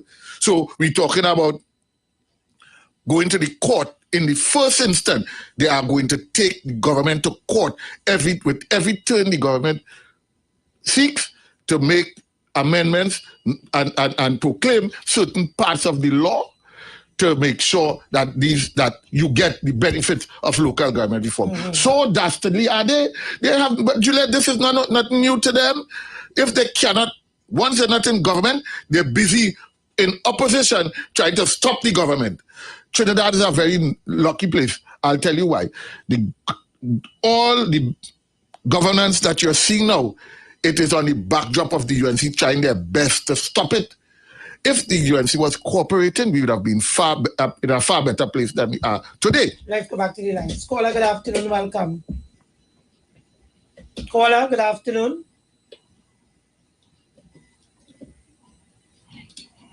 Okay, caller is not there. Let's listen to Kamla Prasad-Bissessar. Just before the results. The polls. Caller, good afternoon. Welcome. Good afternoon, Julie and Mr. Ruka. Good afternoon, sir. Well, as far as the results are concerned, we have maintained our balance. I am quite aware that the union played a good part. Which one? And that No. And that Lagahu, Lagahi, and Lagashi getting set. But what I heard Mr. Ruka talking about generation. Let us stop talking about that nonsense, our slavery. Let's try to stop putting our children's mind. That was a period past, and we are looking back at no nonsense. We are going forward. We have a mind of our own. And let's don't blame it on slavery, for heaven's sake. I can do it, and if we keep saying slavery, we are destroying our own children and our own grandchildren. I agree, Caller. Let's stop that nonsense, I say. Thank you. Caller, good afternoon. Welcome. Good afternoon to you, Juliet. Caller, stick up in. Caller, are you hearing me? Yes, I'm hearing you. Okay, go right ahead. Right. Good afternoon, Juliet and Mr. Ruka. Good afternoon. Pertaining to the map and that wide expanse of area with the UNC and so on, I just want to say one little thing. Nobody lives there. You're correct, Caller. You're correct. It's mostly state land. Right. It's mostly state land, yes. Thank you very much. Let's go to Kamla. So as long as nobody is there, wherever you vote, they call me whole area, but nobody lives there. I think it is disgraceful. Today, August the 14th. 15th? That 15th, that Kamla Prasad-Bissessar and the opposition was hung in Dr. Rowley, challenging the judgment here in the appeal court and then going to the Privy Council, call election. When election was called, and the results are known. With her petticoat down, political petticoat down, and not only court, but had to go and hire muscle or help in order to help her to find the election. Now, if you notice, there is a eerie silence. Yeah, she had no official statement. Not just come from her, but coming from the media and their go-to political analysts. And her leaders. Right, to discuss that Kamla Prasad-Bissessar and the UNC opposition would have formed a coalition and they would have convinced themselves that every time a coalition is formed, the PNM loses. Yes. How does Kamala Persad-Bissessar explain this to her party and how do they explain this to the entire country that this coalition did not work and clearly Warner. No, we know why. Because we would have told the people here that it was clear in our mind that persons were not going to accept that Mr. Warner is on an extradition warrant and he now forms an alliance with the official opposition in the country. Correct. Right? So let's go back and listen to Kamala. So in other words, you was expecting by now that you would have seen some press conference somewhere with Kamala, Gary Griffith, which is one of our coalition partners, and Jack Warner, the other partner, sitting down and explaining to the nation what happened, why this happened, and expressing to the nation moving forward what we are going to do. And I will tell you, I'm happy and taking responsibility. Let's go a little deeper into this. Now remember, not only were they saying to this country, particularly Motormouth, Gary Griffith, boasting about his popularity, but he was also the one driving the issue of when parties come together and form a coalition, the PNM always loses. But there was something significant that they were doing. They were repeating ad nauseum that the people in the country is fed up at the PNM. The people suffering, the hungry, Rowley's a wicked man. And every conceivable thing negative to demonize Dr. Rowley and the PNM, they did it. And they made it appear like it was the population that was fed up of Dr. Rowley and the PNM. The results of the election does not show that at all. The results doesn't show that at all. So it's whatever tricks the Cambridge Analytica that they were using, it didn't work. People weren't convinced about nothing that they were. The lies they told about Dr. Rowley with the people weren't convinced. With the Integrity Commission, the everything you can think about that they put forward on the plate to put the population in a position to go against Dr. Rowley and the PNM, it failed. In addition to which, you came and you hired help. And yet hired muscles. And then they had Jack Warner coming like this big thing. And nothing. Let's go back at what they said. I want to quote Gary Griffith here. I'm always strategic and I'm always scientific. And then he started to quote data and time. Add one of this to your date, Gary Griffith. Exactly. 2023, August 14. You all have contributed nothing. To the UNC. As a matter of fact, I think UNC supporters stayed away from the poll because of Gary Griffith. Yeah. And he threatened that when he did not get the commissioner of police position a second time around, he made the accusations that it was because he was so popular. And the people 95%. Wanted him more than they wanted Dr. Rowley to lead this country. And that he was going to take the Diego Martin area away from Dr. Rowley. But we knew that was already bluff because he didn't put up himself, neither his family, as a councillor. None of the polls. He put them as an alderman do. And if we are not careful, we are not too sure what the EBC what the results may bring. Yeah. But we may find some alderman coming from somewhere around. That's correct. And so we still have to go back to Kamala. Scientific, and he's always scientific, Let's go back. It said the UNC doesn't need any coalition to win the 2020 general elections. Persad-Bissessar spoke at the UNC's National Assembly at Couva Complex. There is a difference between unity and coalition. Unity is what we are. We are the United National Congress where all are welcome. And we will not engage in any coalition. We are strong enough to stand alone as a united National Congress. Pesant-Bissessar said voting numbers have increased and said they are very active in the marginal constituencies. We were able to increase our votes not by 1%, not by 100%. We increased our votes by 200%.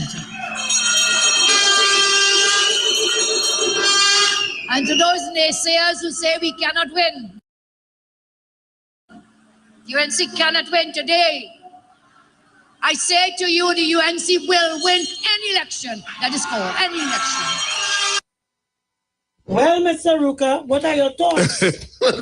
I don't think that the naysayers said that the UNC cannot win, no. The naysayers said, and those naysayers are members of our party, like, for instance, the pundit Donny Samla, I think it is, right? Yeah, he said Kamala couldn't bring them to victory. The UNC could not win with Kamala at the helm. So it wasn't that the UNC cannot win, Kamala Pesant-Bissessar. It's members of a party. UNC cannot win with you at the helm. And it is clear, coming out of this last poll, August 14th, which was yesterday, here again, Kamala has added to her serial loser record list of defeats. Yeah. Here again. It is clear that Kamala cannot, the UNC cannot win no election with Kamala at the head.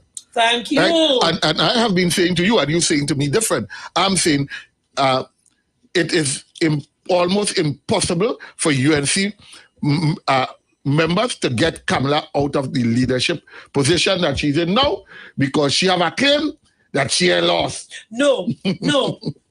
And that's why I need to play this next video. Let's play this other video. So the position was that the UNC, the clip I now showed you, any election the UNC enters, they are going to win. Right. Right? Well, that is... Right, good. Yeah.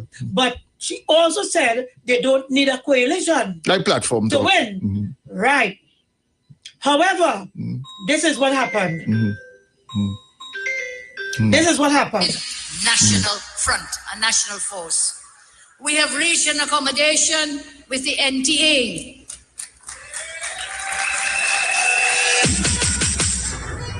We have reached an accommodation with the ILP. We have reached an accommodation with the MND, so that we will be partnering together to secure Trinidad and Tobago together. This is a movement of hope. This is a movement of unity. This is a movement of together. National front, a national front, a national force. We have reached an accommodation with the NTA.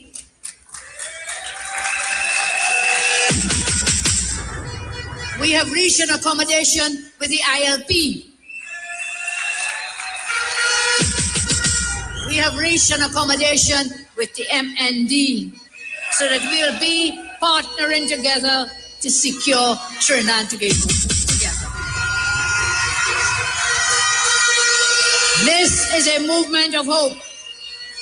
This is a movement of unity. This is a movement of togetherness. We need this now more than ever. If we want to rebuild, if we want to glue back the broken pieces of our land, we have to do it united together. So this election again, I say, as we join with others in an accommodation, holding strong and flying high the flag of the United National Congress. In every corporation, I repeat, the UNC flag will fly high with candidates in all 14 elections. The 14 regions. And together, in the united accommodation that we forged, the NTA will also put forward candidates. So we do not fight against each other, we accommodate each other. So where they have a candidate for a seat, we will not put a candidate in the same seat. So we don't split the votes and allow the PNM to run away. That's where they have, we don't put. Where we have our candidates, they will not put somebody to split your votes. And therefore, united, we can pick up all the votes together. The only time we have ever won, I want you to remember, was when we united all the forces together. Remember that. 1995, 2010, 1986. Remember the great 1986? We brought all forces together to build a united front, to vote the PNM out of office, and to rebuild, strengthen our great land. As I close, I said, despite the hurt and abuse, this regime has... Oh boy, what happened in 2023 with the coalition, Kamala, or your accommodation, or your, whatever it is you're calling it, your partnership, whatever it is you're calling it, it is clear that this woman, as the political leader of the UNC, this is what about her 15th election that she has lost, and she continues to hold the UNC by its neck, strangling life out of the UNC and won't let go. Let's go back to the lines. Caller, good afternoon, welcome. Caller, good afternoon, welcome. Good afternoon. Good afternoon. Right, well, okay, let me tell you, they're talking about 1986. The people who came together were men of integrity. You had Mr. Robinson and you had others. Okay? This is what a set of pick-up side you want to put together into the accommodation. Let me tell you, I am so proud. The majority of people of Africa, I love the Indian people too, you know. But the majority of people of African descent have shown dignity and self-respect. You can't come and insult us. You talk about slave master name. You call young boys who we know are miscreants, you call them cockroaches, but you won't call all those leeches who are stealing from the treasury. A man want almost $1 billion to Panama. You won't call him a cockroach. But you call certain people cockroaches, and you expect people to come and dip their finger for you. People will never forget it, right? One thing you can't take away is the spoken word that never comes back. People will live with that for the rest of the time. And you talk about slave master name. Well, the slave master name, people show you. You understand? Thank you, guys. You're welcome. Caller, good afternoon. Welcome. Yes, good afternoon. How are everyone? Fine, thank you. Yes, when I listen to this lady talk about pocket, reloaded, and you know, to shoot up the place, one thing comes to mind from a proverbial political point. This song, Gunman in Chihole, I want to recommend that song. I want to play that for you. Why is that one? Gunman in Chihole. Yes, I will. Yes. I will. Yes, Gunman in Chihole. Yeah, because it's appropriate for Kabbalah. It is appropriate because she has used the artist who sang Gunman in Your Hole on her political platforms. So it is indeed appropriate. But folks, we are saying the signal for the ads. Don't go anywhere. We are going to pay our bills and we're going to come right back and we are going to continue to take your calls. Mr. Ruka, squeeze in whatever little. No, I say it's very appropriate that Kamala, we can play Gunman in She-Hole. For Kamala, very appropriate with this result here. Kamala have tried everything above board, beneath board, and and all of the above. And nothing works. But Kamala we'll be right back. The views expressed are not necessarily the views of the management of the Street 919 FM. You've got bills to pay, and so do we. Let's go pay some bills on the Street 919 FM.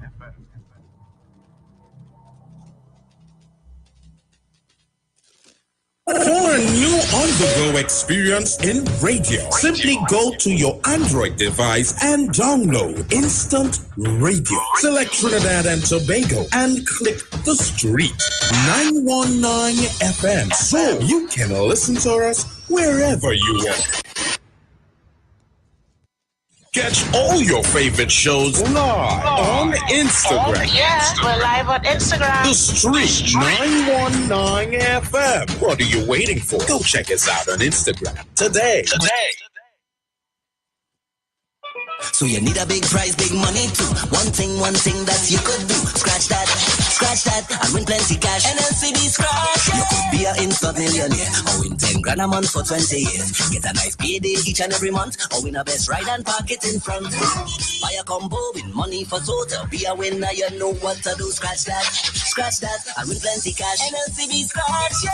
Visit any NLCB lottery center and scratch that today to win instantly. Players must be 18 years and over. Please play responsibly. Renting a car in Tobago should be quick, affordable, and easy. Wow. Here at Onia Rentals, we make the process as simple as possible by using our easy e-sign-up. Yep, we can sign you up from just about anywhere using our tablets. See? All done. And everything goes straight into the cloud. Yeah, you're on your way. Are you coming to Tobago? Book your car rental with us and enjoy the most affordable rates in Tobago. But hurry, because cars go pretty fast. Call 361-1042. That's 361-1042. One more time, 361-1042. O'Neill Auto Rentals, Tobago, taking you further. Share the line. Share the line. The Street 919 FM on Facebook and Instagram. Share the line. Iowa George on Instagram. Share the line. Iowa TV and Street TV on YouTube. Share the line. The Street 919 FM. The views expressed are not necessarily the views of the management of the Street 919 FM. Welcome back, folks. Time on the inside, 3:32 p.m. You are listening to the Juju Love Show and the People's Parliament. Mr. Ruka, I want to facilitate the caller. So take control of the microphone while I run through my my videos. Juliet, I wanted to speak shortly, a little bit quickly on the damage that the opposition leader have done to this country in this short election campaign and it being a local government election, and there was no need for this kind of vitriol and violence. There's no time for violence to be part of your platform rhetoric. But Kamala Persad-Bissessar, in her usual stand to destroy the country in pursuit of her own selfish political aggrandizement. And when given the opportunity to govern, she cannot govern. She has proven that she cannot govern. And because of that inability to not govern, everybody else is a prime minister in her cabinet. And, well, you know what chaos that brings, because we have example of the 7 and 8 prime minister Kamala have, and when at the end of her tenure, everybody is the subject of a police investigation after they come out of the office. But in any event, I am asking the people of Trinidad and Tobago, if we really want to support anybody, and I'm not talking about Kamala Persad-Bissessar alone, but any politician who takes the position that we must use firearms, legal firearms, or firearms on the whole, as part of our governance, as part of our response to governance in Trinidad and Tobago. All right, so let me take the call.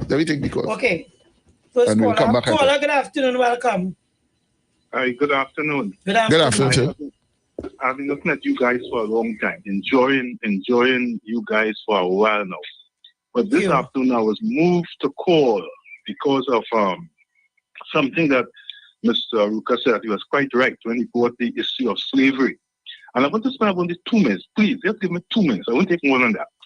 If you look at what is happening to the African and the diaspora, whether it's Georgetown, Atlanta, London, New York, whatever, Port State, you recognize the problems are the same. The issues are the same. The whole thing of family life, jail, drugs, everything are the same. You have to come to 2 conclusions why it is like that. You can say genes, but if you say genes, but there's only about a 2% of them behaving like that. The vast majority of black people don't have those problems, so it cannot be gene. It cannot be genetical. It cannot be gene. So what is the other thing that we have in common? London, Atlanta, Georgetown, Bridgetown, Port of Spain. What's slavery? Slavery. Slavery. That is the other thing. Common denominator. Yeah. And yes, and once you look at the data from that aspect, you recognize that slavery has done a work on us. I want to say one thing before I go. You will find Rodney Charles and folks like that attacking Dr. Rowe incessantly. You will never find in the PNM any East Indian attacking Kamala. They might say bad government, she did, but they say they attack the vile and the angry attack that folks like Charles and there's a guy call you all the time and cry and talk a lot of nonsense. You'll give him a long time to talk. I don't know why you'll do it. And he speak a lot of nonsense. You will never find an Indian doing that to Kamala, to any Indian. I talk about a PNM Indian now. You'll never find it doing that. They might say bad government, corruption, but I wonder if you understand what I'm saying. The vile attack. You will never find that. And that has happened because of what slavery has done to us. It has destroyed us as a people. It has stripped that coming together, that love for one another, that willing to support one another, that natural outflow of our behavior. It has taken that away from us all over the world. Mr. Aruka, you are 100% right. I'm a lecturer. If you're in my class, I will give you an 8 for what you have said. Thank you, sir. God bless. Thank you, sir. So, right. Thank you, sir. Let me just speak shortly on that. We are the African in the diaspora are the only creature that I have read about as being a victim of any trauma who simply refuses to believe that he's not a victim of that trauma. He refuses to believe and understand that only because he wasn't there when the trauma took place. He does not understand that it was a transfer it's a transfer of spirit and ideology that we suffer from. So let me don't go there, because as you talk slavery to African people, the victim becomes incensed. So we don't use this S word. So let me forget that. This show is not about that. So let's go to the videos. After the UNC wins the next election, you will have the right to stand your ground. After the UNC wins the next general election, you will have easier access to legal firearms. They didn't like me saying, draw your licensed firearm and light them up. So I wouldn't say that tonight. I'll tell you in Trinidad language to let you know I do listen to them. Trinidad language tonight. You have to load up the matic.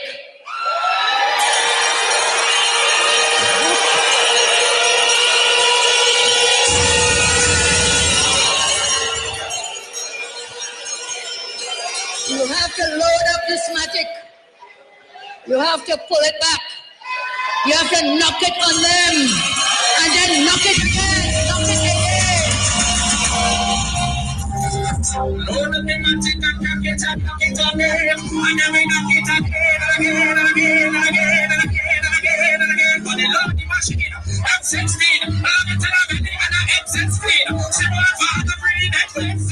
Wow, this was really ridiculous. Let me I want to talk to Kamala supporters in particular. Because, you see, as an African man, I want to understand, why are people supporting this kind of behavior from their leaders? If we are Trinbagonians, we all carry birth certificates and ID cards saying that we were born here. Right. Why are we as Trinidadians supporting this kind of behavior from any political leader? It's not Kamala. I blame him alone. I am blaming everybody who supported that what we just see there. All right. But hold on. Before you go further, anybody who supports this kind of behavior needs to hand back in the ID card and the ID card and the birth certificate, and let me forget it. Because you can't be born Trinidadian and you support what I just saw there again. It's revolting now. You see the election done, it becomes more revolting. In the cut and trust of the politics, we kind of accepted it because it was going on and on and on. Now that it's done, the effects of that really hurts me. Okay, yes. So let's go back here. Let's go back. Living in your house, trying to raise your family in a law-abiding manner, 9 o'clock in the morning. Gunman in your home, gunman in your home, gunman in your home, gunman in your home, gunman in your home, gunman in your home, gunman in your home, gunman in your home, gunman in your home, gunman in your home, gunman in your home, gunman in your home, Master. Gunman in she hole, she like that. Gunman in she hole, she like that. Gunman in she hole, gunman in she hole, gunman in she hole, she like that. That's what she like. But apparently, they didn't deliver. They did not deliver. Because I'll tell you something. I'll tell you something, Mr. Ruka and listeners. You could be a gunman. You could be a criminal. You could be a thief, a robber, a murderer. You see, when it comes to your children, you doesn't want your children to follow the road that you have followed. In as much as some persons' children would have followed the same road, the criminal lifestyle they would have followed, I still believe that deep down in their heart, it is not something that they wanted for their children. And so, when you have a political leader, the official opposition leader in this country, standing up on a political platform and telling people, but she identifies with criminal language in an attempt to give the impression to certain elements in the society that she connects with them. And you is one of we, and we is one of you, kind of thing. Even the criminals will frown upon that. Even the criminals will frown upon it because they understand how deadly the issue of the magic and loading it and knocking it and reloading it. And that artist called the guns by their names, you know, M16, and I heard them say, no, that is not a joke. It is not. That is not a joke at all. Not even the criminals identifying with that. And they didn't, certainly they did not support Kamala in that. And why would Kamala be calling out Trinidad? What do you think was her reason for calling out Trinidad? Racism. The dog whistle. Racial undertone. An attempt again to fool a certain demographic that I love you, I care about you. So but when you go back to when she was prime minister between 2010 and 2015, no such love was forthcoming. She took up 10,000 when she had an opportunity to show you she read love, no such love was shown. It was only, let me tell you. Let's go back to the lines because I have the callers here holding. Yes. First caller, good afternoon. We were described as non-Indians. I heard Munilal describing African people, describing this country as Indian and non-Indian. Yes. Sekaben, caller, good afternoon. Are you there? Caller. I don't know. Something is wrong with her line. This is the third time she called on this line and I'm not getting now. In any event. So let me try another line. Caller, are you there? Yes, morning. Good afternoon. You there? Hello? Caller? Hello? Good afternoon. Welcome. Good afternoon, Juliet and Mr. Rufa. I've been trying all the time. You know, I wonder this. Yeah, we hear you, caller. Go ahead. Right. I wonder if this gun talk got the people scared that they were advertising all this time to get your gun and do all these things. Why the polling stations were low turnout?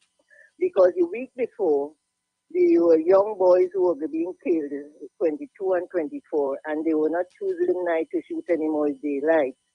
So maybe people were scared to go. I don't know, but I'm just saying. So now there was something with the EDC that that lady promised to speak up with some voting thing that went on last week. Is she still pursuing it in Sandy Grande? No, we don't know. We're not too sure. Because the point is, I mean to say, whoever is tampered with the votes that they had this secret ballot. Kamala's a blasted liar. Well, I don't know officers, maybe she know who did it to cause situation or confusion. So I hope she continues to find out what went on, because the person who won this seat is them who must interfere with it. Okay then. Caller, good afternoon, welcome. Something is wrong with that line. Caller, good afternoon, welcome. Caller? No, something is wrong with her phone because the line is open. You see have a MO of ballot boxes tampering.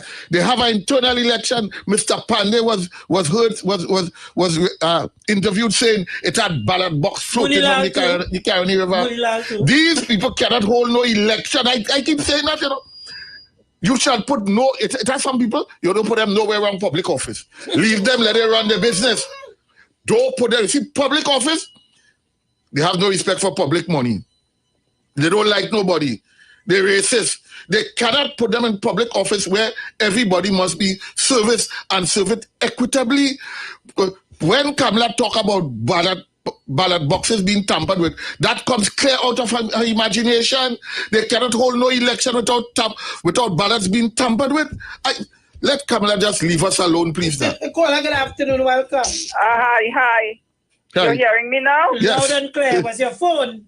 Yes, my phone. Something is wrong with this bloody phone. Since after all the thing that happened there with the phones and so, I can't get good service. Right, good. Go ahead. But let me tell you, I just want to put my 2 cents in. There was a brother that called in and spoke volumes on the situation with slavery. It's very painful when I hear African people say, forget slavery, that isn't it. We are the only people who have experienced such a degree of trauma and tell people and forget that. Let me forget it. The Jews have a term, and there's a situation that they call epidemiology trauma. Yes. Which means you pass on the trauma in your genes yes. to your offspring. Yeah, of course. These people had questionably 5 years of the Holocaust. We had 500 years. Mm-hmm. You understand? You understand why we are so traumatized. The Jews, they have a Passover feast that they do. And they give the young ones a bitter herb in their mouth. And they tell them, never forget. We always say forget. It's simply called self-hate. Massa train you to hate your own kind and to become a house slave. Listen, this is every year or so, these Jews are making a Holocaust movie for the world to see. We are saying, forget that.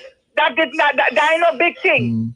The trauma that we experience is, you cannot, listen, it is beyond words. It is beyond words. Why people? Willie Lynch formulated a situation because Lynch comes from, because of him, they coined the term lynching when they hang you. Because of Willie Lynch.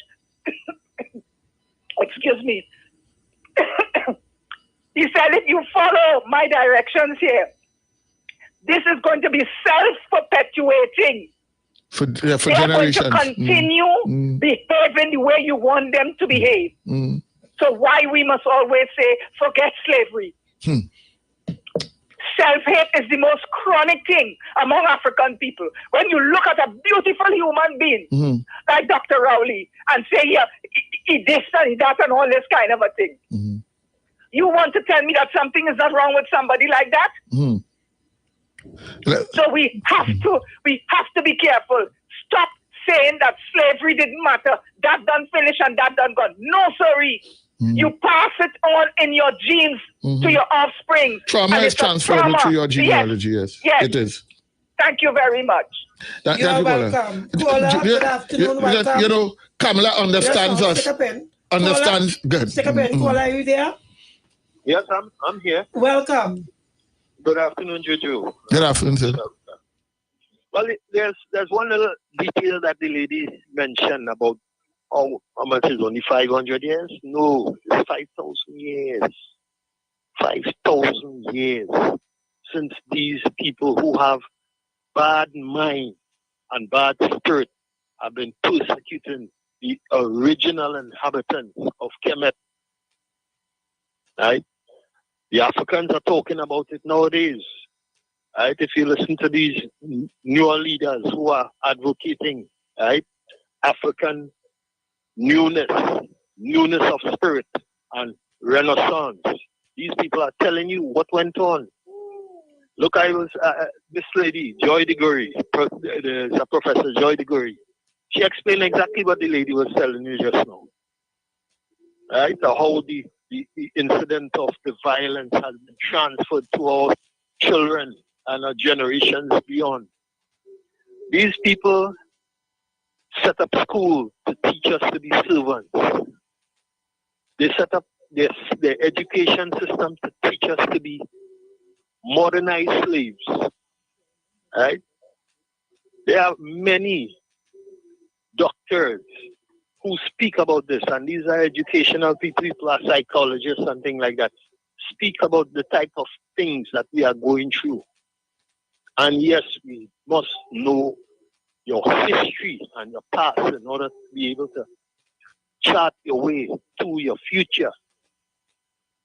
If you don't do that, all hope is lost, because these people are trying to reunite and reorganize that colonialism and that wickedness that they've been perpetrating for so long. Every time they establish their cities, Rome, the greed and ignorance and deceit end up destroying that city. So they come and they make a new one. So they end up with Greece and with Persia, and they end up with England. And now they want to start over in Europe. So we have to look at these things, connect the dots, sift out all the wickedness that is being perpetrated behind the scenes, because they will give you a pretty picture up front, and you will buy that. And you don't know you're buying your own. Wind up, caller. Wind up. Yeah. Thank you, caller. It have a picture on Netflix now, Painkiller, and it shows you the kind of evil that these people live by. Painkiller. Thank you, caller. Leave it there, caller. Caller, good afternoon, welcome. Hi, good afternoon, baby. 1 minute, Jenny. Yeah, I just called to say thank you to all those persons who would have been instrumental on the ground. I'm calling names quickly, I could do it now. Skip Chan, Felix, and Titans, and Mocky, Bruce, Kevin Henry, North Pastor, Google, Julia Baby, Mr. Ruka, John Gill, John Benwell, Mr. Dan Marshall, Sherma Wilson, all the others who are calling on radio. Too much to call the names, the callers, the listeners, those on social media have been fighting, John Joseph, Eric, and so much others, Dominic Romaine. If what is a person like them also, I'm talking my mind is baby, like you and all those who are out there doing that, educating and pushing back, we may have had a different outcome, of course. Including yourself, Jenny. Yes, including yourself, of course. Thank you, Jenny. Okay, folks, we out of time. We have to go to the news. Top of the hour and the news. We'll be right back. Don't go anywhere. The views expressed are not necessarily the views of the management of the Street 919 FM.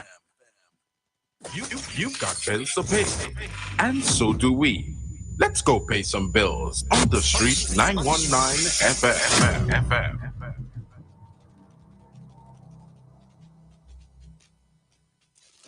True Light Ministries presents its first annual Sport and Family Day. It's a charity fundraiser. It's going down on Saturday, 19th of August, 2023 at the Edinburgh 500 Recreation Ground from 10 a.m. to 5:30 p.m. Come join us for a day of fun and family interaction. Tell talent shows, Bible quiz, and so much more. There's also going to be activities for adults as well as the kids. Giveaways and lots of big prizes to be won. There's going to be barbecue and hot dogs that's going to be on sale. Chicken breast only $40, pork $45, and beef $50, as well as hot dogs only $20. Every 4 or 10 and more tickets purchased will be given a receipt to win big. 2 prizes for each category. For more information and tickets, contact 749-5566 or 494-9161. It's the True Light Ministries' first annual Sport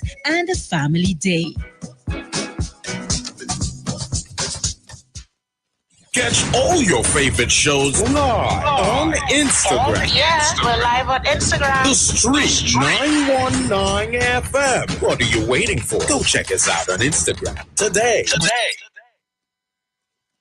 For a new on-the-go experience in radio, simply go to your Android device and download Instant Radio. Select Trinidad and Tobago and click the Street 919 FM so you can listen to us wherever you are. Tune into the Street 91.9 FM every Sunday from 10:05 a.m. to 11 a.m. for the Repairing of the Breach radio program with me, Bishop Showinal Thomas. The scripture says, "And they that shall be of thee shall build the old waste places. Thou shalt raise up the foundation of many generations, and thou shalt be called the repairers of the breach, the restorers of the paths to dwell in." Don't miss it. Repairing the Breach radio program with Bishop Sherwin R. Thomas on the Street 919 FM every Sunday from 10:05 a.m. to 11 a.m.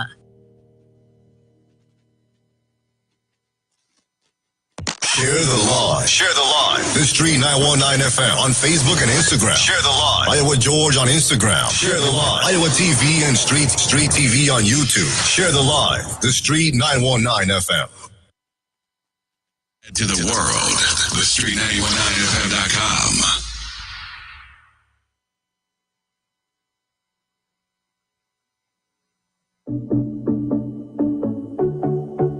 Oh, yeah. Am I? Song for the people. The people. Oh, yeah. Sometimes I feel like nobody does understand me, and everybody coming on me.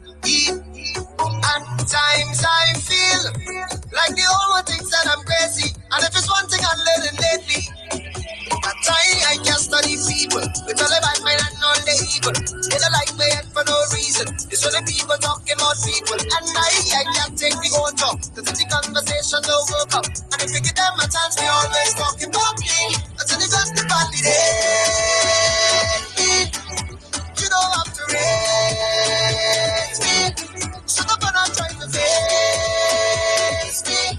It's only got the validate. Got the validate. Them could say what I want, I something. Jump on my past, I something. That team, my name, I something. One thing for that, tell me to do it, I do it. Say one, I want, I nothing. Jump on my past, I something. One thing for that, tell me where's that myself, what I'm doing. Sometimes I feel like they only want to drag me down. They want over tongue, and they're trying hard to fight me. But who's a bless no man curse, cause he brought me to the worst of it. That's why I can't study people with all the bad men and all the evil. They don't like my head for no reason. It's only people talking about people, and I can't take the whole talk, cause if the conversation don't work out, and if you give them a chance, they always talking about me. Until they got the validate. You don't have to raise me. Shut up and I'm trying to face me. It's only got the validate. Got the validate. It's only got the validate. You don't have to raise me. And everybody shut up and I'm trying to face me. It's only got the validate. Got the validate.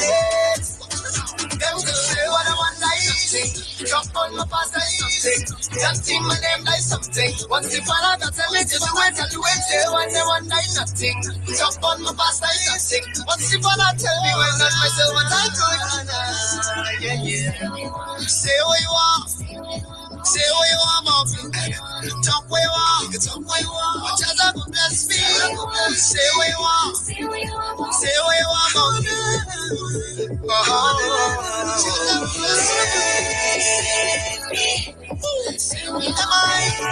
Say what you want. Tell them bless me. I used to talk what you want, mom. Next to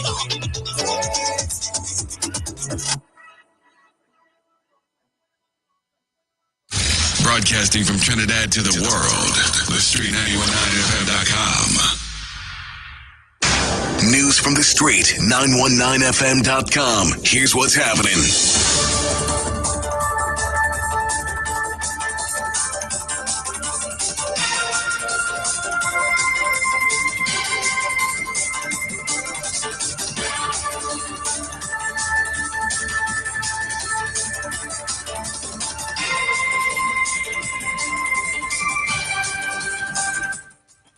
Good afternoon. I am Chanel Webb with the 4 p.m. news on the streets, 919 FM, and online, Facebook, YouTube, and Instagram.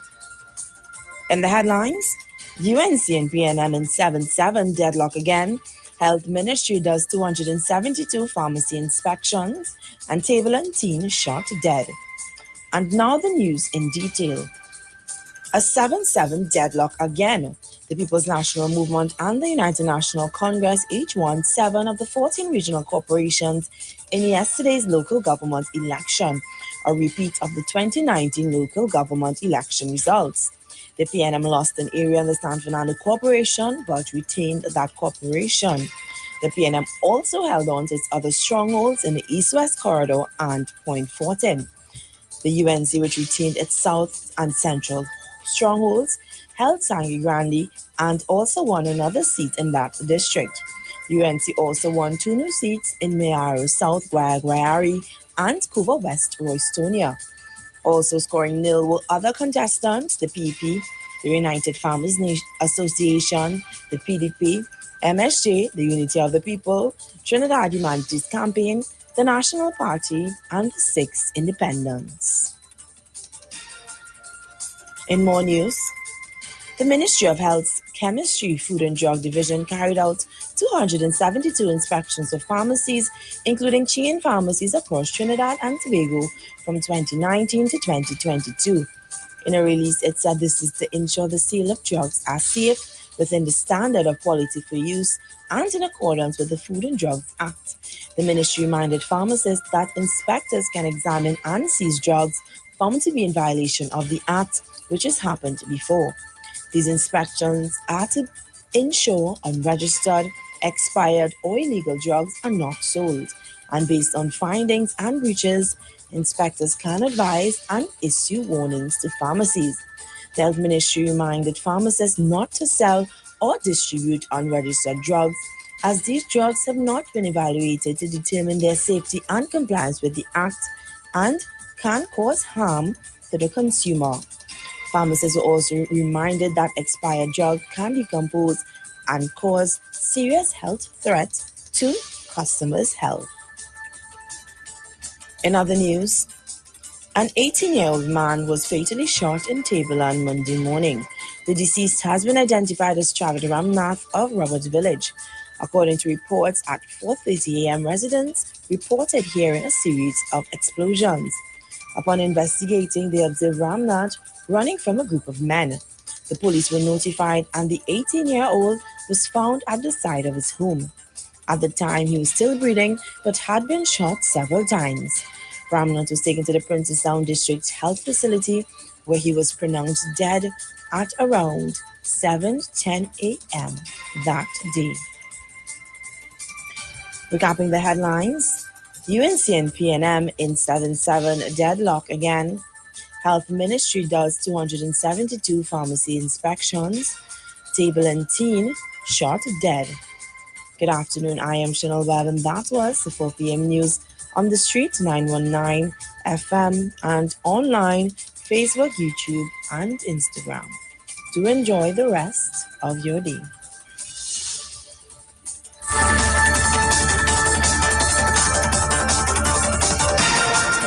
News from the street. News from the street. 919fm.com.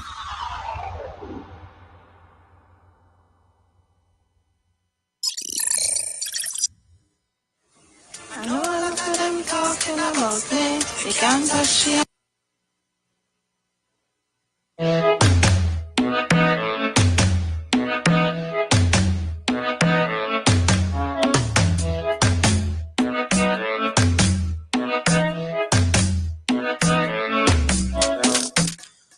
Want to make sure your business is protected? Look no further. Guardian General's Employers Liability Insurance has got you covered.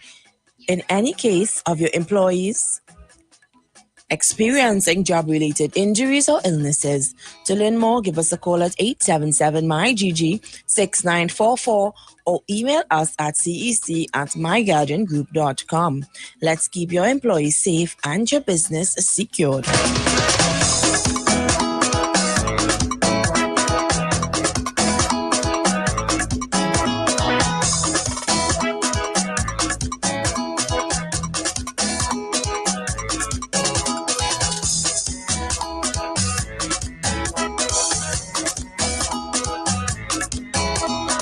Have you ever heard of the wonderful benefits of the Lviv, the power of 5 fruits? Join the winning team with Pastor Alkaline John every Tuesday at 11:05 a.m. and 12 noon and every Wednesday night from 7:05 p.m. to 8 p.m. as he talks about Lviv, the power of 5 fruits, one of the most powerful antioxidant supplements on the market today. Lviv has 5 superfruits, which are mangosteen, acai, pomegranate, goji, and nuni. These fruits have a positive and profound impact on human health, performance, and disease. So listen to Pastor Alkaline every Tuesday at 11:05 and Wednesday at 7:05 p.m. live on the street 919 FM.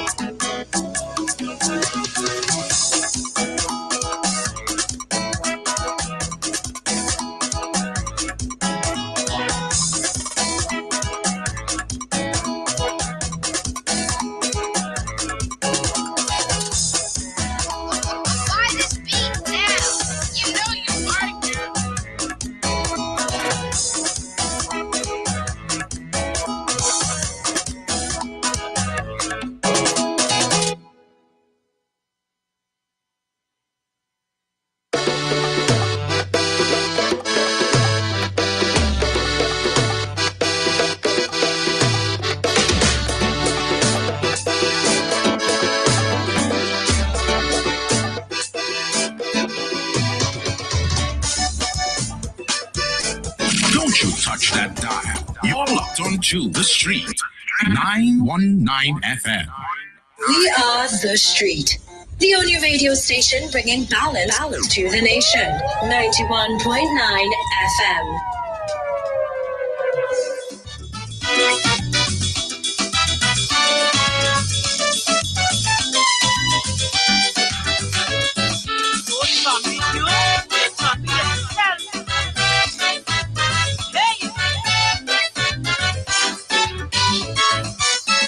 Election in 2015 will be a really big scene. The people, they eat all the food and left the dreevaying nude. It's fast and alpha, so we have to sing it in calypso. Down on the run, pray to call the election, cause the people waiting on she, and they set like a happy bee. Time to say bye-bye, time to say goodbye, time for you to go. we can't take this thing anymore. Come la, come la, come la. Time for you to go. Too much corruption, man.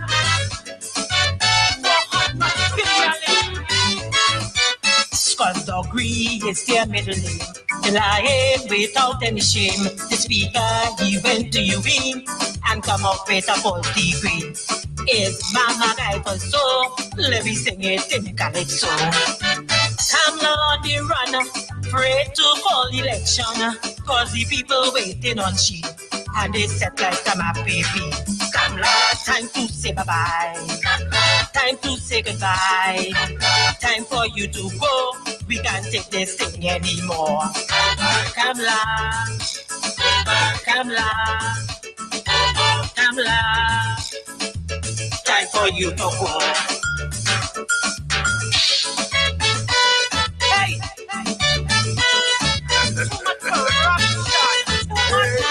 Uncle Sam, what you mean? The world what you mean? People Trinidad people, time for me to make a start. Vote for the PNM, so that around it could run the country. Come again. Vote for the PNM, so that around it could run the anti. May say too much teeping, too much. Welcome back, folks. Time on the inside, 4:11 p.m. You are listening to the Juju Love Show on the People's Parliament. I am Juliet, and I have with me my friend, my colleague, my partner in crime, my sidekick, Mr. Aruka. Mr. Aruka, I heard that reconks are going on. Yeah. Some of the seats are so close that there we come. Okay. Going on all around the place. So by now, when we leave the program tomorrow, we could hear. No, yeah. The BBC have not brought out the final list. The list of electors. But let's continue the discussion because I had the opportunity to go through my Facebook, which I didn't have the opportunity yesterday. So I'm now going through as we had a little break there. And I'm seeing where some persons are really upset. What? That the PNM will have done so well. And some of those persons are persons who would have been instrumental in dogging down the PNM in the THA elections, and they would have ill-advised Tobagonians why Tobagonians are in the position that they are in today. And strange enough, after they would have ill-advised Tobagonians, and Tobago has now found itself in a kind of catch-22 situation where they have imposters running the THA and they can't do nothing about it. Themselves all over the place. They can't do nothing about it. Those same advisors, those ill-advisors.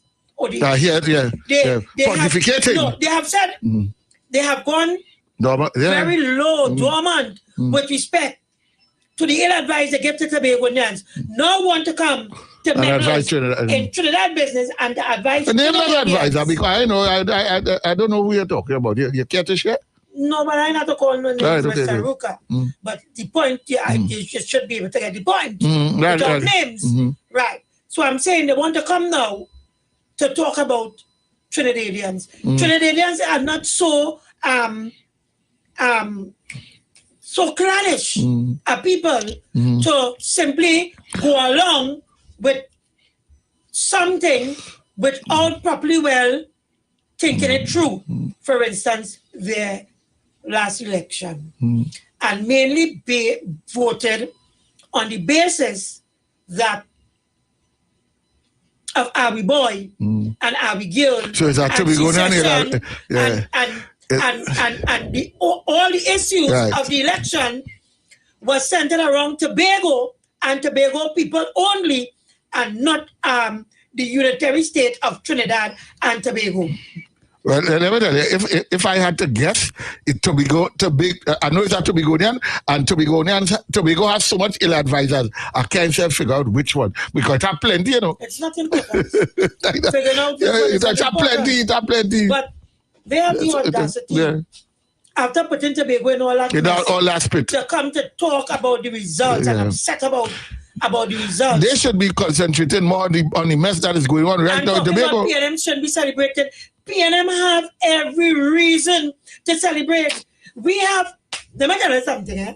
You talking about... Like PNM teach the white fowl look like, yeah? You talking about people who convince themselves that when we join up together, we join up. Now, imagine, these persons, the Griffith and the Jack and the Kamlan, they're so thirsty for power, and their vendetta and their hate was so strong that not even the fact that Griffith himself and Warner himself were two main that helped to bring down the former UNC administration. They went back and picked them up there. Egg on their face. And without care and concern, for how you feel back into that arrangement. God, it is sad. Without even batting an eye and believing that the proletariats would have been set something like this. Can you imagine? They didn't. People rejected it. Can you imagine? Yeah. I think that was one of the biggest turn-off that led to my mind, that led to the low vote. That people just say, look, I ain't going through that. You know what is the problem they have? Keisha Simon and them. I call her name for you. Alicia Sharp and them. You know them at all. Facebook. Keisha Simon and them. Alicia Sharp. Facebook. Let me tell you what's the problem they having. The problem they having is that Dr. Rowley emerged victorious. And that Dr. Rowley is a black man. Now, these are African sisters. Dr. Rowley have been victorious for a very long time, you know. So I guess they would have to be good for a long time. Let me tell you something. So much hate. How can Keisha Simon and Alicia Sharp and these sisters tell me that they love this country as they want to pretend when they sit idly by knowing that Jack Warner would have came to the public and told us a number of things that were taking place under Kamla Persad-Bissessar and the UNC during the period of 2010 to 2015. They corrupted this country in such a hateful, they didn't even hate it on malice, you know. That corruption between 2010 and 20, Mr. Ruka, was no ordinary corruption where people had greed, you know. That was corruption born out of hate and malice. And you know where the hate and malice came from? It came from way back with Dr. Eric Williams and the recalcitrant minority statement. Yes. The independence. People toted, that was Kamala telling you, don't vote. People toted, and you know, that toted statement is deep as it is wide, you know. People toted. Because it is a race baiting and a dog whistle statement. Forget country. The whole couple they wouldn't. Forget country. Forget country. Forget country. Vote party. Go to hell. Go to hell. Party. When I say party, what comes to mind? Is it the UNC as a structure, or is it the people and their ethnic background that she's referring to when she say, don't forget country, vote party?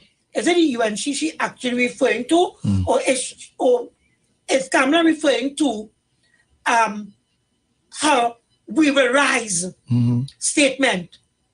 Or is it the Capildeo philosophy from over 60 years old? From the minute we say we wanted independence, UNC, certain persons took a position and that position never changed. So asking persons today to explain to this nation, forget Kamala. We know Kamala is what she is. Forget Kamala. Why did you support Kamala through this miasma? Look at the results. Nothing changed. But you supported her all through it. You supported Kamala up until the last words of Kamala. When you go to the polls, take out your revenge. What? What? So you telling me this is what we are accepting? You have Keisha Simon and Alicia Sharp and them here in Kamala Prasad sitting on a political platform in the same sentence and paragraph with load up the market that we must find out the names of the persons who are the commissioners in the EBC. And so we could light them up. Light them up. We can light them up. Juliet, I'm glad you say that, eh? You telling me you have a problem with the results of the election? Because you wanted a woman like Kamala to be in control of governance in this country? I'm glad you say that. Again? I had cause to say to somebody, if this country, it had certain things that must happen yesterday, the results. Some serious police investigation must take place in this country if we are to move forward. You see, those statements must be investigated by the Crime Process and Analysis branch of these branches of them must kick in and investigate these matters and see if there was a breach of any law. Because you cannot tell me statements on a political platform or any platform telling people to light them.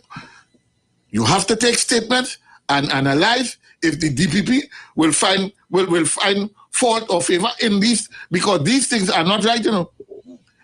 No. Let me give you. There are too many misleaders. Yes, and among us, Mr. Ruka, as a race of people, we have too many misleaders that are among us. Look at the state that Tobago is in because of a handful of people who cannot get past their hate. What has Dr. Robbie done to anyone, Mr. Ruka? Well, the Tobagonians alone. I have heard Tobagonians say some things that I never knew about. All kind of stupidness I never knew. So when did they discover that? 30 years after Dr. Rowley has served as a parliamentarian? When did they discover that? These things are the excuses that they use in order to convince themselves that their behavior is correct. It's justified. So the other serious police investigation that we must get into is the leader of the assembly going into areas that requires serious, and I'm certain, I am 100% certain that the leader of the assembly is going to be charged with serious criminal offenses coming out of an interview he did with a person that he said was a witness. I am certain. No. I could watch it. Right. I betting, I'm borrowing money to bet. And I could call you charges on them, you know. Let me tell you something. It related real bad, you know. Let me tell you something. While the man launching party and talking all kind of stupidness, I don't know how he could sleep when the night come, because I would have get nightmares. Because I don't know if calling out the commissioner of police will help you. I don't know if calling out the licensing commissioner will help you. If you could sleep in the night come, calling out the commissioner of police and the licensing commissioner, well, boy, you're real good. Because let me tell you something. Anytime this country cannot find fault in what that man did with what we know to be our weakness, well, this country doomed for the shithole that it is. What? This country doomed. I only quoted Donald Trump, Donald Trump said that we are shit all country, but we can leave that what Donald Trump said. Let me just go on. Yes. I did not take the opportunity today to say thank you to the listeners. And we did that in the beginning. No, I don't think I did it. Yes, we thank the big I want to do it. I want to satisfy officially. I want to satisfy my mind that I've done it in the right way and that persons hear it loud and clear. That I greatly appreciate that there are support, people yes, who support the right thing. Yes. I would never sit on a chair here and like Keisha Simon and Alicia Sharp. Who are these people? And misinform my people and mislead my people. I will never do that. What's up of Facebook, Juliet? I am happy. That's not the purpose of Facebook. Well, that is one of But then they say the purpose of Facebook is to inculcate the continuance it gives everybody a voice, of slavery. Yeah. No, it's not about giving everybody a voice. It's we looking at the people's behavior, right? But you throw me off there because what I wanted to say is when we left on Friday, I was asking the question, who will you listen to? Will you listen to Annie Roberts? Will you listen to David Nakil? Wade Mark? Jayanti Lakshmidiyal? Who will you listen to? Will you listen to those people, Rodney Charles and they, over Shoma Wilson, over Sharon Felix, over Google, over Julia Davy? Who will you listen to?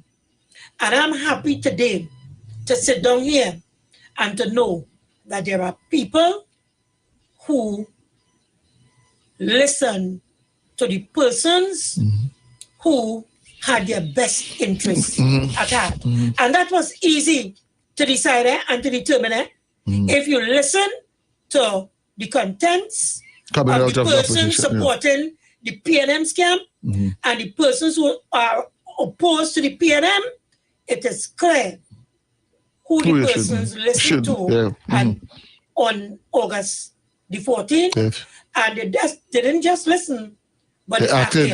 And I'm happy today. And I want to say clearly, thank you very much. But the work has only just begun because we have 2025. Yeah, this have to continue to 2025. And so we have to continue to support each other in trying to make Trinidad and Tobago a better country. Dr. Rowley spoke about that last night. This is what this is about, 2025. We cannot make this country better. The way people want us to continue to move from PNM to UNCPN. It's not going to do Trinidad and Tobago anymore. No. PNM will win the next general election. After PNM has won the next general election, this country will be changed forever. Good footing. This country, from the 15th, from today, this country is in a transformational mode, and that's what Kamala don't want to happen. They don't want local government reform will transform this country gradually. She don't want that at all because it puts them further away from their goal of putting their hand into the treasury, and then all kind of old math take place. They fly into India, a whole plane load, and looking for their ancestors. Next thing you know is 20 million spent, Camilla. Roti. They have a party in wherever they had it. Diplomatic $50,000 in Bishop Shot, $20,000 in Dalpui. This country can't run soap. I don't care who it is. I don't care if it was what is Pilau and whatever. They cannot run soap. No matter what. This country, no. Julia, look at this time. We'll be right back. When we come back, I have two songs I want to play. We'll be right back, folks. Don't go anywhere. You've got bills to pay, and so do we. Let's go pay some bills on the street. 919 FM.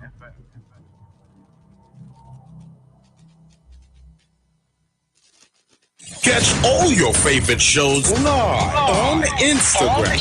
We're live on Instagram. The Street 919 FM. What are you waiting for? Go check us out on Instagram today. After freeness is... Whoa. This is a family program. Relax now. I'm trying to tell you something. This month at Flow, you're getting free Samsung smartphones and free installation when you sign up for the 200 plan. That is the plan. With 200 megabytes upload and download speed, Paramount Plus, and real channels for $299. That is the plan, sir. Sign up for the Select 200 plan today or visit online at discoverflow.co to join Tobago's newest fiber network. So you need a big prize, big money too. One thing that you could do. Scratch that, and win plenty cash. NLCB scratch. You could be an instant millionaire or win 10 grand a month for 20 years. Get a nice payday each and every month or win a best ride and park it in front. Buy a combo with money for total. Be a winner, you know what to do. Scratch that, and win plenty cash. NLCB scratch, yeah. Visit any NLCB lottery center and scratch that today to win instantly. Players must be 18 years and over. Please play responsibly. Join the winning team with Pastor Alkaline John every Tuesday at 11:05 a.m. to 12 noon and every Wednesday night from 7:05 p.m. to 8 p.m. live on the Street 919 FM as he talks about Lviv, the power of 5 fruits, one of the most powerful antioxidant supplements on the market today. The 5 superfruits in Lviv are mangosteen, acai, pomegranate, goji, and nuni. These fruits have a positive and profound impact on human health performance and disease. Join him as he gives live testimonials of the Lviv healing powers. To get more information, you can contact Pastor Alkaline John at 516-286-7079 or you can visit his webpage at www.alkalinejohn.com. Remember, every Tuesday at 11:05 a.m. and Wednesday at 7:05 p.m. live on the Street 919 FM. Renting a car in Tobago should be quick, affordable, and easy. Wow. Here at Oni Rentals, we make the process as simple as possible by using our easy e-sign-up. Yep, we can sign you up from just about anywhere using our tablets. See? All done. And everything goes straight into the cloud. Yeah, you're on your way. Are you coming to Tobago? Book your car rental with us and enjoy the most affordable rates in Tobago.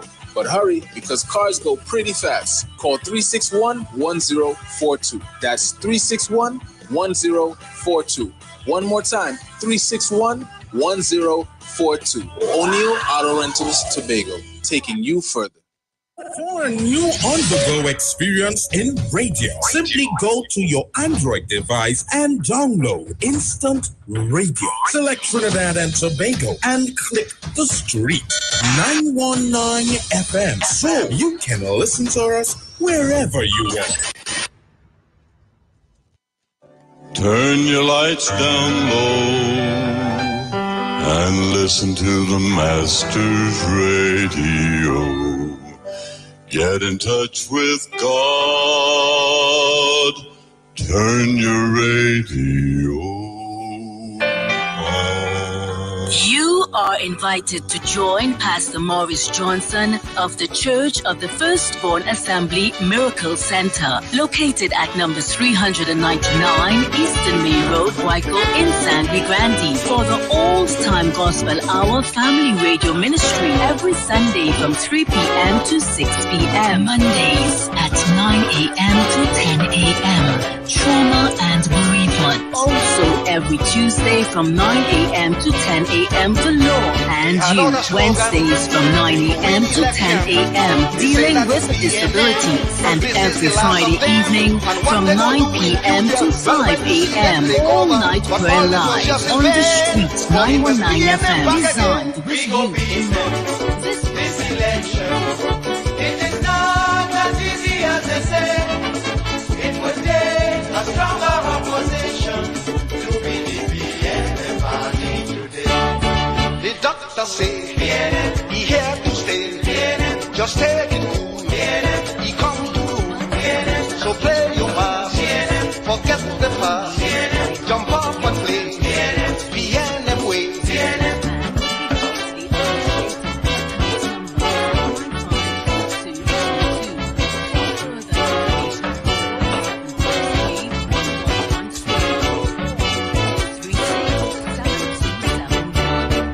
the voting. You hear people talking, some hailing for DLP, some say it is DAC. But while they were there arguing about who the thing should be leading, the nation was making sure they vote the ruling party once more. We go beat them. Oh Lord, this election. It is not as easy as they say.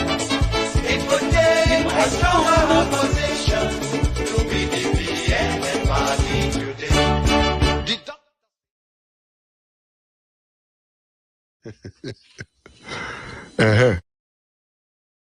Yes.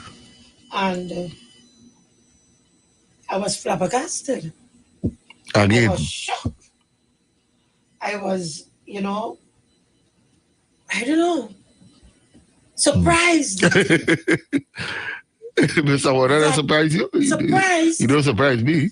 Of the things that he was saying.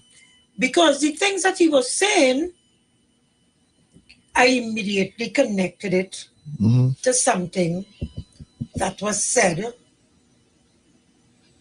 and that all of Trinidad and Tobago was glued to their smart TV and their smartphones, taking in the accusations that was coming from a certain quarters.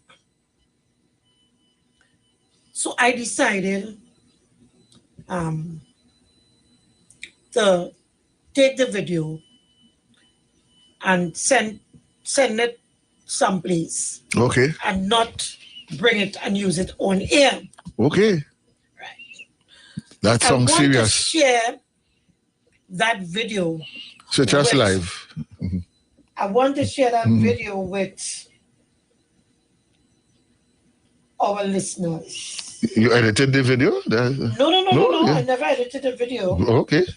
I thought when you sent it, you sent it for advice then. But I want to share it with Okay, good. So what I want to do today is to find out if I should use the video. You want to do that on air? I want to use the video because, you see, remember we were talking about how the reason why we think there was a low voter turnout? Yes. And you asked me what I think was the cause. And I said I would delay it until I figure out. Yeah. But I said that I believe that the people were traumatized. Well, that was clear, that the people are traumatized. So that's my final take on that. But I'm coming back there to say that the coming out of the Tobago election, certain things happened. And recently we saw where Farley went back, I think, and officially launched the TPP. Yeah. Right. Tobago's people party. Right. And he's leveling threats against and making statements like the Prime Minister is not the Prime Minister for the THA. And I'm seeing where Faith is putting up on her page about is either you're for Tobago or you're against Tobago. You're also saying that Tobago is in a state of war. All of that is okay. All of that. Right. Now, I'm trying to see how I could crouch this to not let out anything, but I'm in suspense right now because I have no idea what the video is about. Let me tell you something. We in this country, particularly African people, told you, we do not know the extent of the bag of tricks that the UNC has.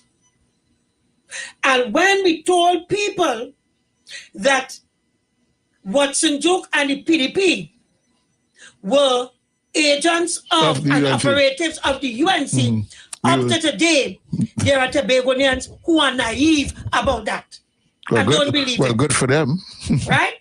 And even as we speak here, and the language that you just described here, what I just told you here with Faith, imagine telling our people it's either you're for Tobago or you're not against, or you're against Tobago. So what are you saying?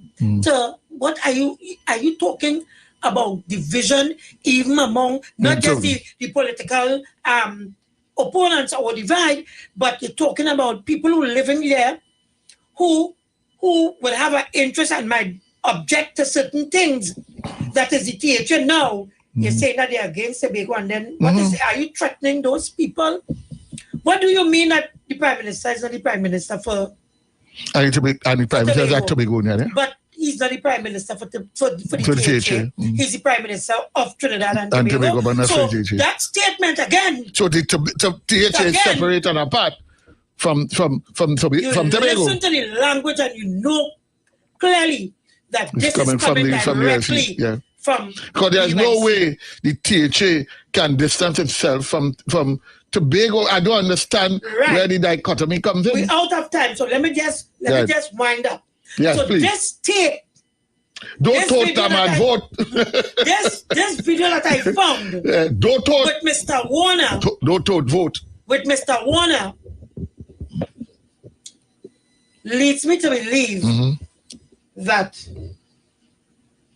there is a connection with something that developed in Tobago and accusations that was leveled against certain individual. You're going to play the video or you're going to... I'm not going to play the video. I just said, you just listen, that I want to play the video, but I want to firstly find out if I should play the video. Yes. Not from you.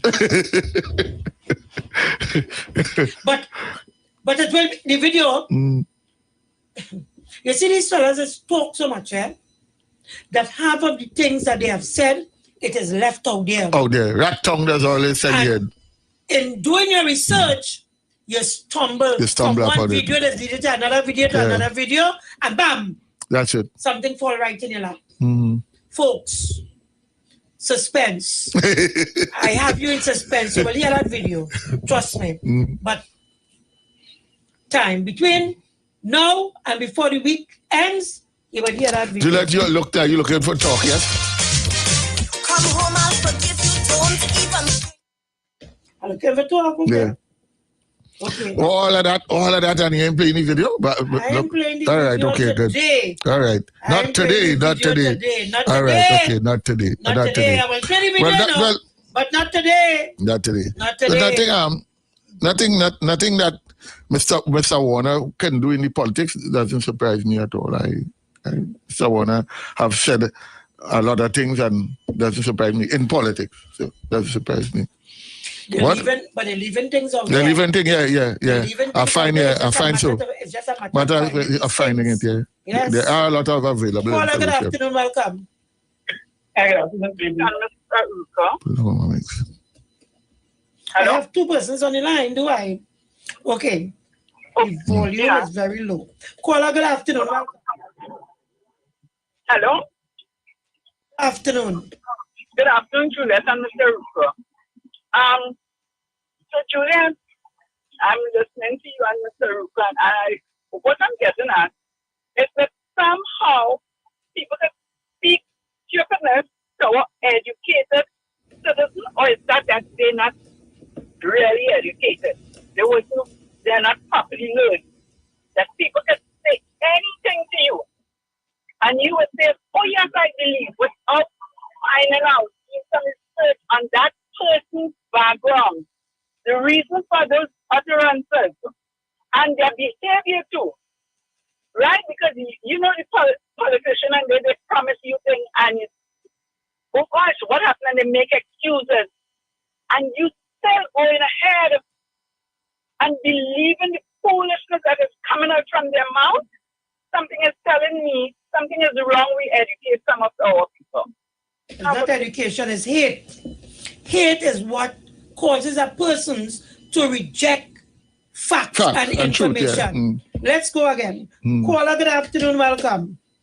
Hi, good afternoon. Good afternoon. Calabash is saying that they made inroads in this local government election. I just want to ask Calabash, so what is the inroads? Because right now, from my understanding, Cora Paradise, that is up on El Dorado side, this is a strong UNC district. Right now, imagine error, or not error, the count is going on, I understand. And that the line between the two is still like a razor blade. So that is inroads that the PLM has made in a UNC stronghold. Because Cora is a UNC stronghold. Cora Paradise. Yeah, I know the area well. They also understand that the count going on to other areas also. So what is the inroads to make? What we know is a fact. PLM has made inroads into Princess Town. We never win anything there, but our district was won by PLM this time. So that is inroads. It means that people are listening and it is changing. And I want to know if the Alicia Sharp, that's the thing you talk about, is the same one during the THA election when we were speaking about what we talking on do. Me especially, I'm speaking about the way Katie The very same one. She said he innocent until proven guilty. Right, and you could tell me if I was under the bed when he was raping your man. And if yes, the same one. Like that was I don't consider them no sisters in the day. You've been very liberal. Them are no sisters. Them are a danger to sisters. So they talking something like that. Have a blessed evening on the Rishon safety. Thank you. Caller, good afternoon. Welcome. Yeah, afternoon, Ms. Davis, you always speaking about how Tricky and I was trying to explain that to you all. Yeah. Now, beforehand on the Instagram, you can see the post outside and you could comment. Yeah. So what they are doing now is basically high-end content creators, and in the reels that they produce, when you send update, when you're flicking through, then you will get the propaganda that they are running there. Now, as I was explaining, now my blogging, if you can blog, can draw crowds, it is $1,000 to pay for that. Now they send to my name to write. They took some of that and was used in the elections. And now this morning, a next video came in with a new set of propaganda about Indians in this country. And I am going to be very serious. I'll be taking that with Ms. Bissess and them. Because you use my name without my consent as an international image. I got a message now from my audience. What kind of thing is that? Even, I wouldn't go into that next part, but basically international agency wanted to know what it is basically because the notification was sent. I have to go and look at the lawyers, check the copyright organization and the election and boundaries and what sort of thing now to deal with this setting that Ms. Bissess and them, and they have to pay me. She wants to play that basically they have lawyers, but definitely let's deal with the international setting. Because you also break Instagram rules and the internet laws. You cannot use propaganda on their site. That's all sites laws. So therefore I have to report it there, or either what I will do. I will stop blogging on that station, and then basically they would lose a lot of audience because whereby the audience will follow. So okay, Caller, you have to leave it there. Yes. Caller, good afternoon, welcome. Good afternoon, Juliet and Mr. Aruka. Well, here what I just want to say, hallelujah, amen to what Mr. Yates said and Mr. Napuna. And Mr. Yates, you left out one thing. When that man from Tobago was gloating and smiling and hoping that San Fernando win, he was wondering, I wonder what Dr. Rowley will have to say now. What he'll have to say about that. Well, here one, he didn't have nothing to say. And I want Gary Griffith to know, he said last night in his speech, that from now till next election, he will be living up in Dr. Rowley's brains. Well, Dr. Rowley and his wife gone on vacation. Well, he also told us that he will paint the tongue blue, and we're still waiting, eh? So yeah, well, I said, but I want to tell him he gonna be living in his head, but Dr. Rowley would not. He gonna be brain sharing with him. Dr. Rowley and brain sharing with me. He going to relax the brain. Thank you. All right.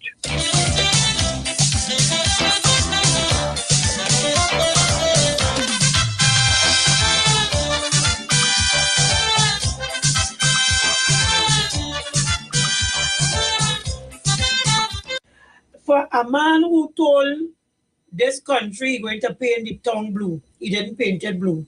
He said he had 89% of the support of the population, the results of the election didn't show that.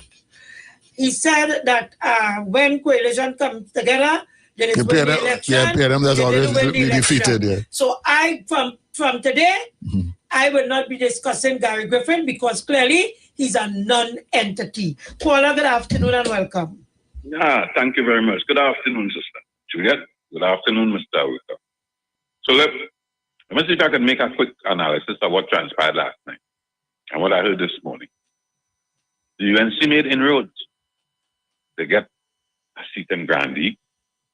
They get one in San Fernando. And there was 2 additional seats put on. I think they won those as well. So the UNC is boasting that they made inroads. But the PNM made inroads in one of their... The seats that they won, to me, was expected, more or less. Because of how close the race is and the communities in which they were won.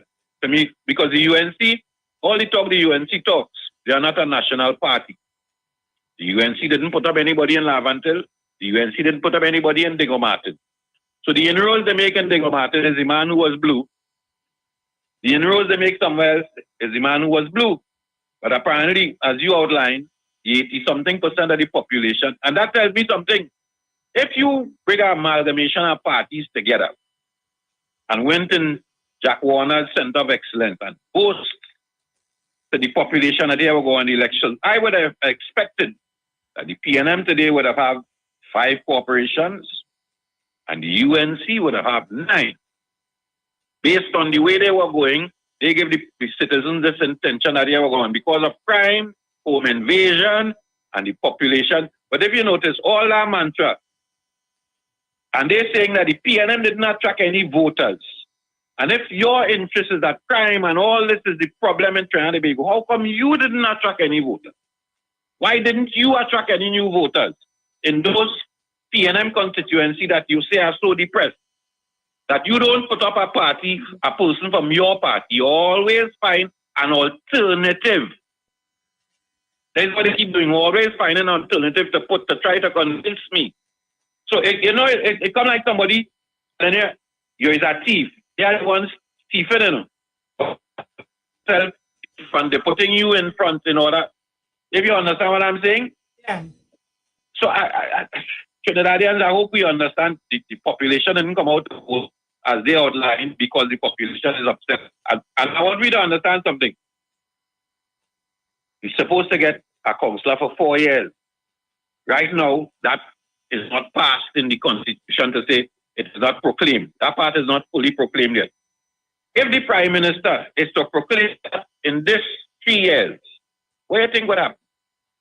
Well, you understand what I'm saying? If the Prime Minister is to proclaim this part of the reform within this 3 years, because that is what was trying to avoid, that when you get into office, now you are going to serve your 5 years, your 4 years. Presently now, they can't serve the 4 years. Wind up, we out of time.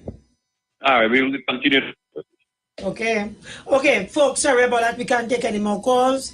Well, of course, it was nice. Thank you all again, for the love and the support at the polls yesterday. And let's hope when the EBC give its final results, that the results either goes in favor of the PNM or it remains 7-7. Folks, give it up to the Street 919 FM. Up next, TC and Heavy. And leave you now in the capable hands of Muchad. When the darkness gathers, we sit around a fire, telling of the bravery and courage of our great ancestors, and we chanting, Mariah, oh, Mariah, oh, Mariah,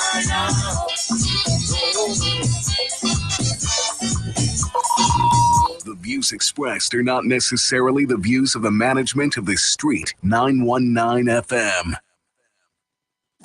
You've got bills to pay, and so do we. Let's go pay some bills on the Street 919 FM.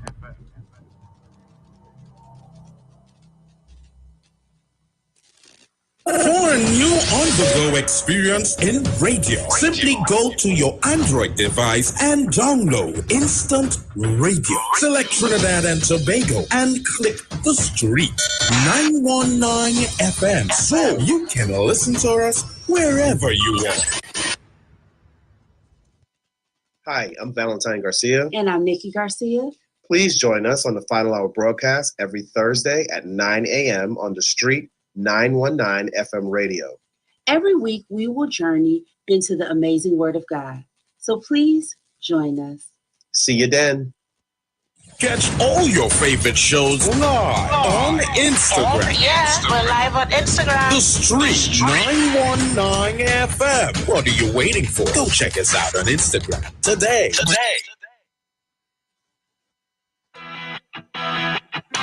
Renting a car in Tobago should be quick, affordable, and easy. Wow. Here at Onia Rentals, we make the process as simple as possible by using our easy e-sign-up. Yep, we can sign you up from just about anywhere using our tablets. See? All done. And everything goes straight into the cloud. Yeah, you're on your way. Are you coming to Tobago? Book your car rental with us and enjoy the most affordable rates in Tobago. But hurry, because cars go pretty fast. Call 361-1042. That's 361-1042. One more time, 361-1042. O'Neill Auto Rentals, Tobago, taking you further. Looking for a safe and relaxed professional massage therapist and nutritionist? Look no further. Nature's Touch with Empress Judy and Associates offers a natural approach to better health. Treat yourself to a professional massage therapy and nutrition advice in a safe and relaxed atmosphere. Rejuvenate your body, mind, and soul at Nature's Touch Therapy. For an appointment, please call or WhatsApp 1-868-398-8282. Or visit our Facebook page. Remember, your health is our responsibility at Nature's Touch. Tune into the street 91.9 FM every Sunday from 10:05 a.m. to 11 a.m. for the Repairing of the Breach radio program with me, Bishop Showin Al Thomas. The scripture says, "And they that shall be of thee shall build the old waste places. Thou shalt raise up the foundation of many generations, and thou shalt be called the repairers of the breach, the restorers of the paths to dwell in." Don't miss it. Repairing the Breach radio program with Bishop Showin R. Thomas on the Street 919 FM every Sunday from 10:05 a.m. to 11 a.m.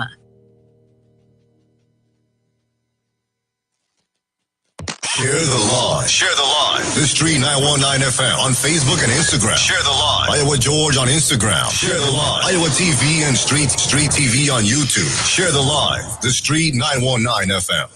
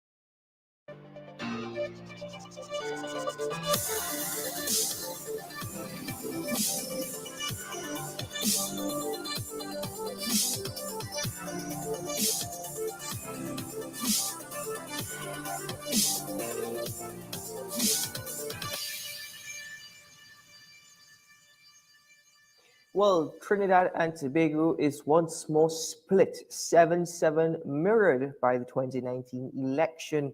The Prime Minister this morning, his message is, "Come, let us build a nation together." Ladies and gentlemen, good morning and welcome to Talking Point on WESN Content Capital, a special edition of the program as we have a post-analysis of the local government elections 2023. I'm Keaton Shaw, and that's my co-host and colleague, Sean Michael Small. Sean, good morning. Morning, Keaton. It's an interesting day. Rain has already started. I thought it quite ironic.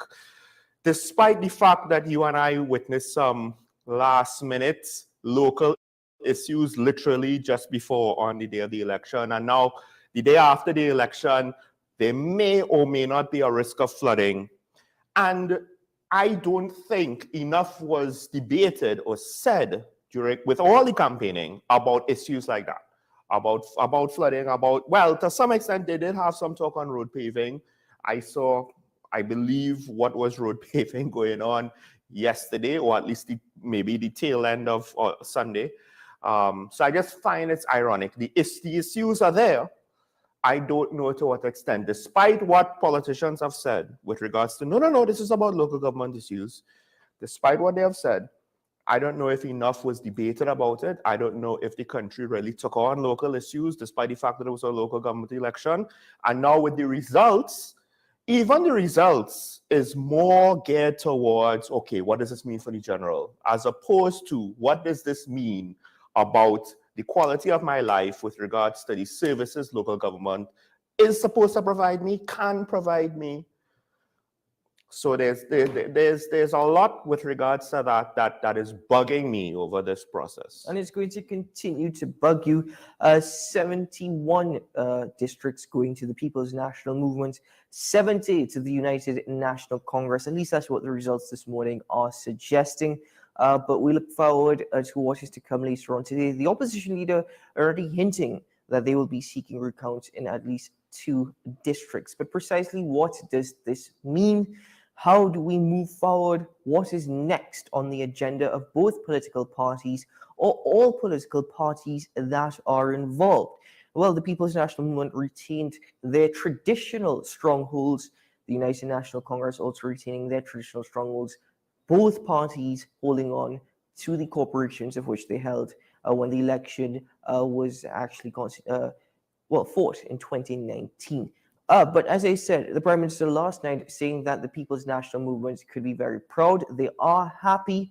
He also utilized it as something to gauge based off the PNM's midterms with the general elections due in 2025. His message this morning, simple. Come, let us build a nation together. The opposition leader last night also expressing a victory, saying that they've made significant inroads in PNM strongholds, speaking about Diego Martin, San Fernando, and the Tunapuna-Pialco regional corporations in particular. Again, we will get confirmation, affirmed results later on in the program. Sean Michael Small, you're absolutely right in suggesting that not much was spoken about in terms of local government elections on political platforms.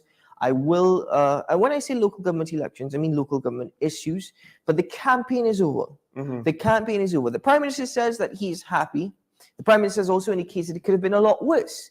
However, this morning he's gauging it as midterm results heading into 2025. We've already heard from the Chief Secretary of the Tobago House of Assembly saying, call a general election. No, that is not necessarily a sentiment that has been expressed by the opposition, United National Congress, or any other political party opposing the People's National Movement this morning. However, the Prime Minister is saying that he is happy.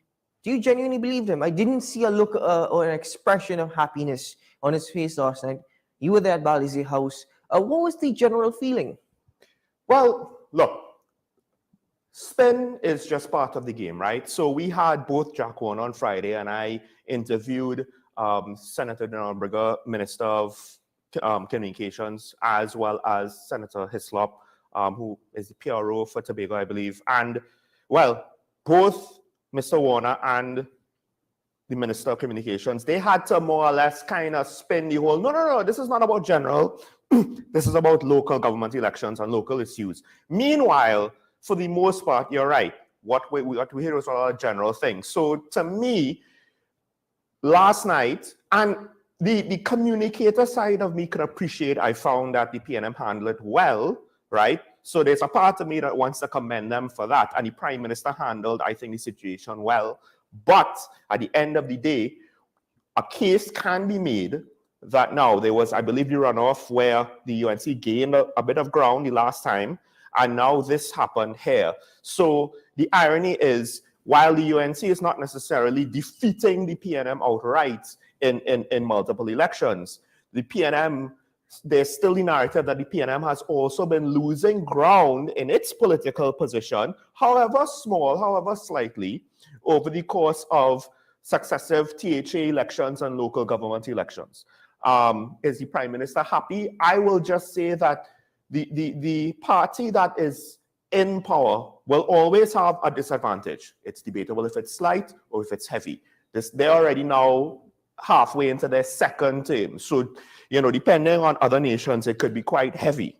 So there is something to be said about maintaining your position. But at the end of the day, I think that with such a weak opposition, you can't help but be a little bit disappointed, even if you have optimism. But though I have said that the opposition is weak, following this election, does it actually suggest that voters, again, over 60% of the population didn't see the need to come out and vote? I suppose they didn't feel that it was necessary, or their vote would have made a difference. Is it 60% of the voting population? Not right. The voting population, right? Those who are eligible to vote. However, as much as I have chastised the strength of the opposition in this particular position, are we this morning re-examining, following the results, the mere fact that the United National Congress was able to hold on to their 7 corporations, in some instances gaining districts? You see, part of the problem is the dynamics are different. So you want to use it as a litmus test for the general, but is it the most accurate litmus test? Now, with that said, kudos to you and Janelle. Both of you all said Friday, you all think it's going to end up as a tie. I thought that the PNM would have gained a little bit of ground, but I also said that could be wrong, and the UNC could end up winning more seats than the PNM. Because, and it goes to what you're saying, the UNC does not necessarily have to be strong. It's not about the strength of the UNC, right? It's not about the strength of Gary Griffiths allying with the UNC or Jack Warner coming back to the UNC. It's about how many people want to vote out the PNM, right? And one can make a case that, okay, so in 4 seats, that happened, but then in 1 seat, it was the reverse. So to what extent now, and that's the problem, it's supposed to be about local government issues. There might have been a section of the voting population that essentially weren't heard enough, because the UNC went on and on and on about crime and other national issues and about the Prime Minister and the PNM and the Prime Minister in particular, but also other members did a lot of national level campaigning, at the very least, for reform. So there might have been both sides, parts of their bases who cared about local government elections. They weren't seen to. The question is with regards to the undecided voters. But again, it's not necessarily that the UNC is strong. And what makes it harder to figure out is the fact that for the most part, we only saw a relatively small change. It's 7-7 still, right? If it was 8-7 in favor for one or the other, that would at least be a little bit more now of an indicator that some sort of change in the status quo is coming. But right now, we figure it's net 3 seats to the UNC, which out of 141, we're not talking about a great margin here of difference. So I think for the most part, people woke up yesterday morning, had an election, went to bed and woke up, and really and truly not much has changed. I think a lot of people actually would have had conversations more than actually going to vote yesterday, debated amongst themselves. 7-7, the popular vote going to the United National Congress. Overall, that does not suggest much, but as mentioned earlier, 70 to the UNC and 71 to the People's National Movement. I'm wondering who's going to really be the happiest this morning as they wake up. I think the United National Congress, given their position, given the leadership of the opposition leader, will wake up this morning and think this is a victory upon themselves. As you've mentioned, it's not a great margin, but the mere fact that they were able to gain at least 3 districts suggests quite a bit on their part. I wonder also, the Prime Minister says he's gauging it as a midterm towards the general election, although he's arguing that we should not jump into that campaign just as yet. Which is a mixed signal from him last night in the same breath. I thought, generally speaking, his speech last night was one that was rather positive and admirable. I thought, okay, you know what, he's speaking well, and he's speaking just from the top of his head. Yes. And I beforehand, he would have had an idea, though, as to what I would like to see taking questions from the media, which is something the opposition leader did not do, by the way, last night. So I am not surprised. Yes, the Prime Minister did take questions from the media last night at Bally's House. The opposition leader did not do such. However, as I said, overall, the messaging from the Prime Minister was well. But in that same breath, it did come across, if in my analysis, as a form of a concession speech. He did say that we're quite happy not to have been defeated and not to have lost ground in the middle of our second term.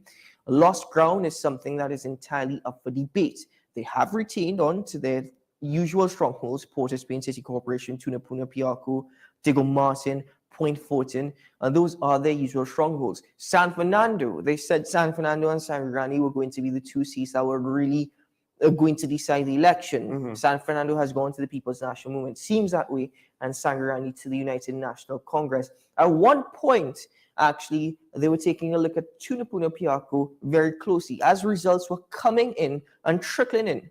That's another thing which I found rather interesting. I thought results last night came in very slowly. Yes. Right? But as results were slowly coming in many of the districts within the Tunapuna Piarco Regional Corporation, it seems as though the UNC were ahead.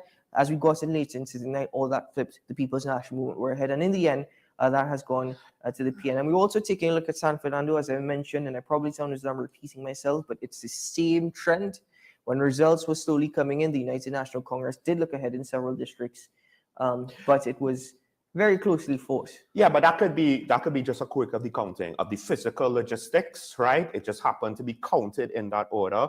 So when people want to talk about, and then they caught back up and stuff like that, honestly, does not matter, because the votes are what the votes are.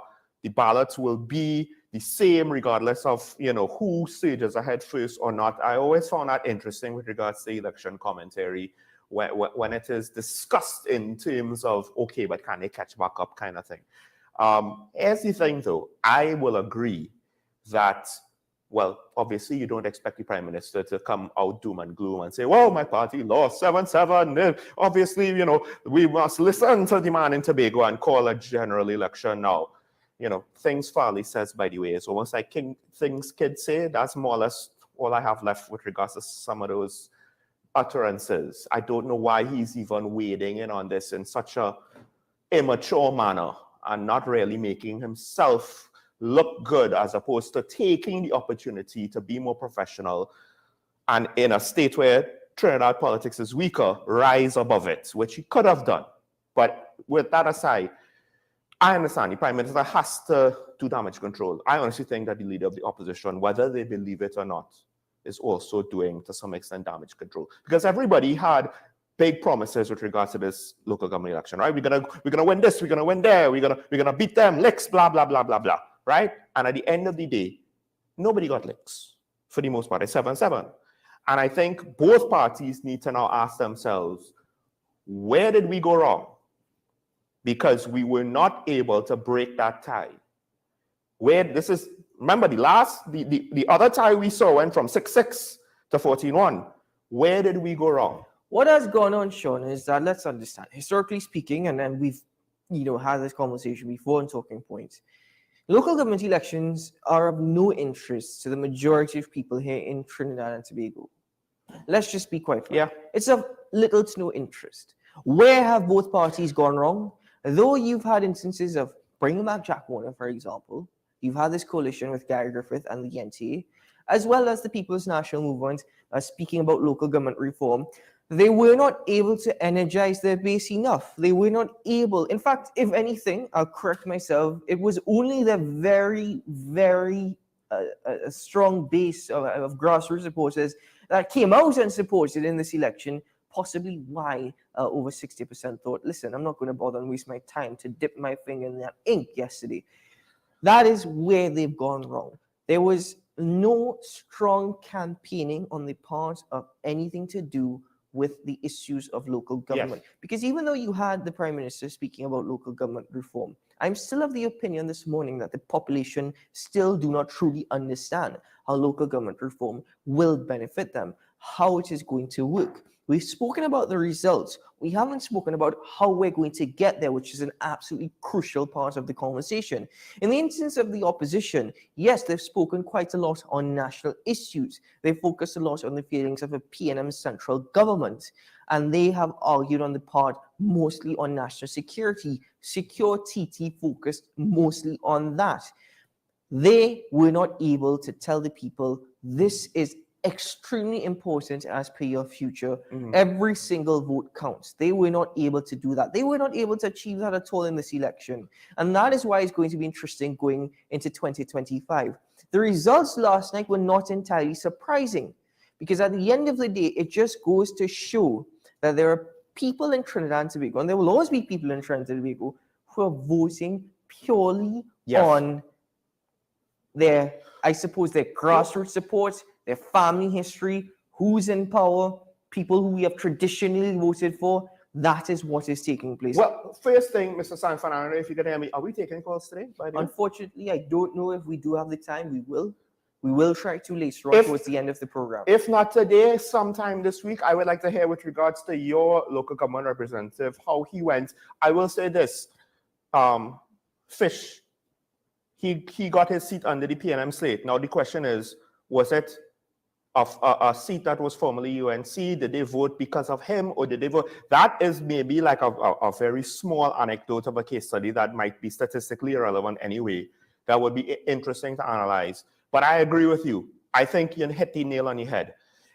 The apparent lack of interest in the election, and with the amount of campaigning that happened, this is part of the reason why I feel both parties need to look at themselves and say, well, where did we go wrong? We did all this campaigning. We could not get the voting amount to increase by any significant amount. I think that if both parties, if we saw a high voter turnout, even at 7-7, I would have said, hey, the campaigning was successful for both parties. But as it stands right now, it seems as though the turnout wasn't that great. It was typical, potentially average. I haven't seen the actual numbers myself yet. But the point is that apathy of the voting population, because there's 1 million of us who was more or less registered to vote yesterday, the apathy by the voting population to not be involved. Now the question is, I would say, with regards to your campaigns, where did you go wrong? Because you could not get, for the most part, you're saying that they got the base of each side. That means that they could not get the voters in the middle, right? And the results, the 7-7 results, maintaining the status quo for the most part, I think, supports what you just said there. I believe that is it. And now the question is, well, if it seems as though a lot of people don't really care about this local government election, how accurate of a litmus test is this? And I think that's also why, as much as there might be a net gain of 3 seats for the UNC, I think if it was 3 seats for the PNM, 4 seats, 5 seats, for either party, not enough was seen out of these results. These results are too bad for both sides to say, oh, you know, momentum is in favor of one or the other going into the general within a year and a half, 2 years. Mm-hmm. So to me, both parties, externally, you could claim all the victory you want. Of course, don't be over the top and ridiculous, because it'll be very transparent. We'll see right through that nonsense. However, internally, if you are believing that it was a victory and you are a member of the PNM or the UNC camp internally, you drinking that Kool-Aid, then I'm sorry, but I think you missed the boat with regards to analyzing the results. And hopefully that does not harm you in the upcoming job. I think I differ a little bit in terms of opinion. I think whilst not one particular party can say that we were victorious, the United National Congress has made some ground. And in their eyes, they're going to see that as some form of victory. And you can't argue against that. I think for me, yes, you just did. In my opinion, it's very difficult to do so, because that's why I said my opinion differs. I don't necessarily agree with what you were suggesting. Right. I also think that given what we saw transpiring with this heavy and hard push for local government reform, it would have been in the best interest of the People's National Movement and their push for local government reform if the results had been, let's say, 8-6, for example, or 9-5, for example, if the PNM were able to get just one more corporation under their belt, they could have said, firmly, listen, we've got the support that is necessary. But the problem is this is not a rejection either. It's not. That is the thing. That's what makes it tricky. And this is why I'm saying, if you take a look at the results, if you read the results, and I've gotten all the polling stations, polling districts on my laptop right now, taking a look at it. It's not a rejection, you're absolutely correct. But this is why I'm saying nobody really cared or focused a lot on this election. And with all the campaigning he's done. With everything that was spent on this campaign, it is most interesting. I'll say this though. An argument could be made, because you never know, right, how effective campaigning is. An argument could be made if one side, slept throughout the entire election campaigning period and the other side was pumping, right? The results might have been different. So an argument could be made that they needed to keep up with each other in order to maintain the status quo. The point is, it's hard to know exactly, did the campaigning work, or is it that both campaigns really made no difference? It's hard to know that, but you don't want to take that chance. You don't want to take that chance that campaigning is irrelevant. You need to keep up, and it is what it is. Ladies and gentlemen, we're going to take a break here on a Talking Point now, and when we return, we'll hopefully welcome our guest this morning as we get into our analysis and hear from the different political parties as to their reactions this morning. We'll be right back after this.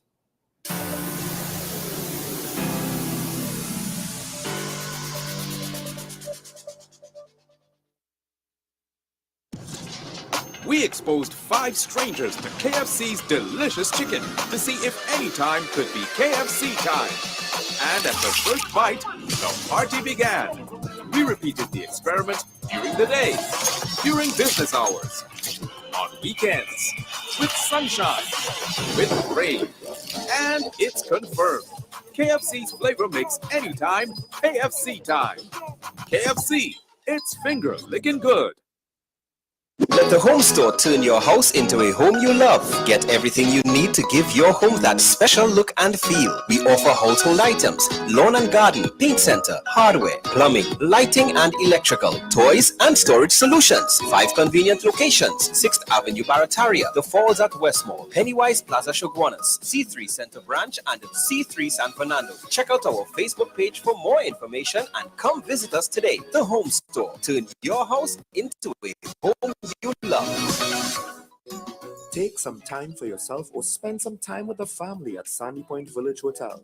Enjoy our various studio and suite apartments, self-contained with their own kitchenettes and Wi-Fi.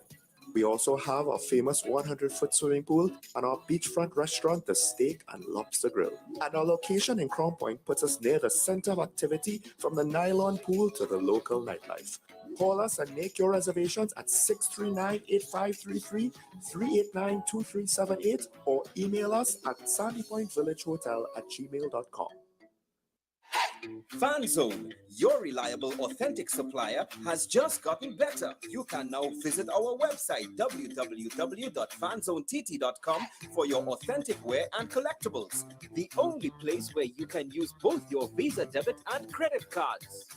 Visit our website, fanzonett.com, to make your purchase today.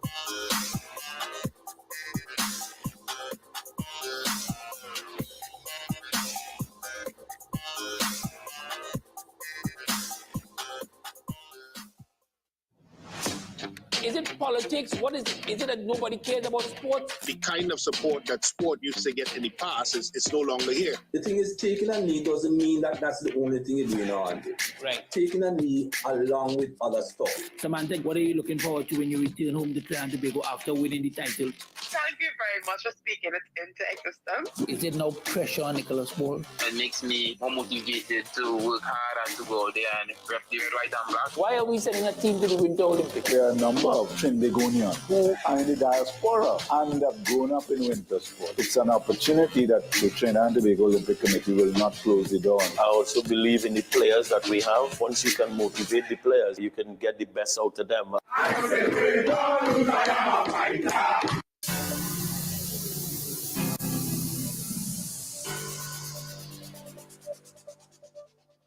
Welcome back to Talking Point, ladies and gentlemen. Thank you for staying with us this morning as we welcome our first guest to this morning's discussion. The Honorable Minister of Public Utilities, Marvin Gonzalez of the People's National Movement, is with us. Good morning, sir, and welcome to the program.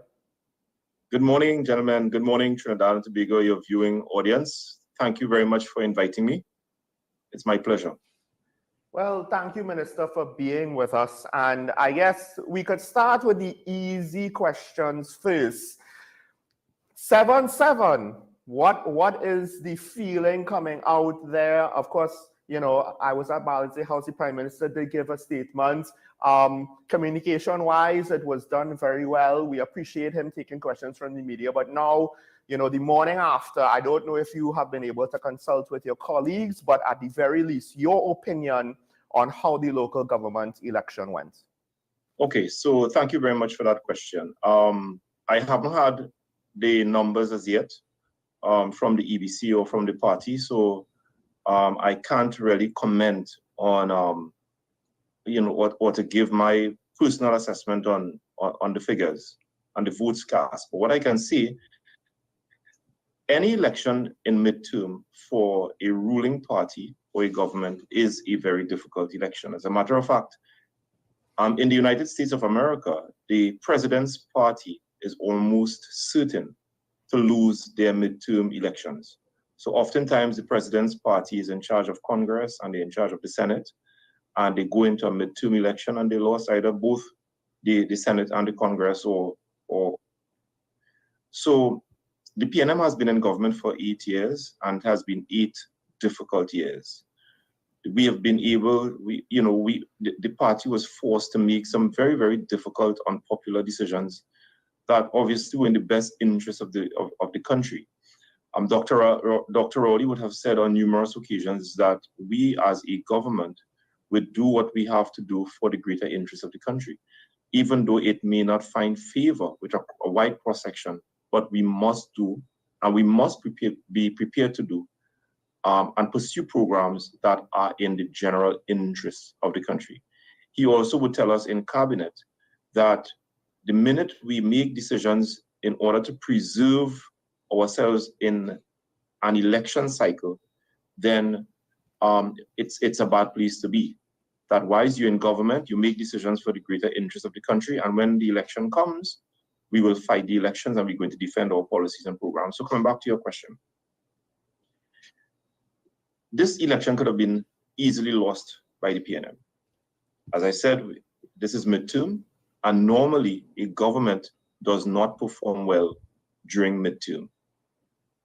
We went into the election 7-7. We emerged out of the election 7-7.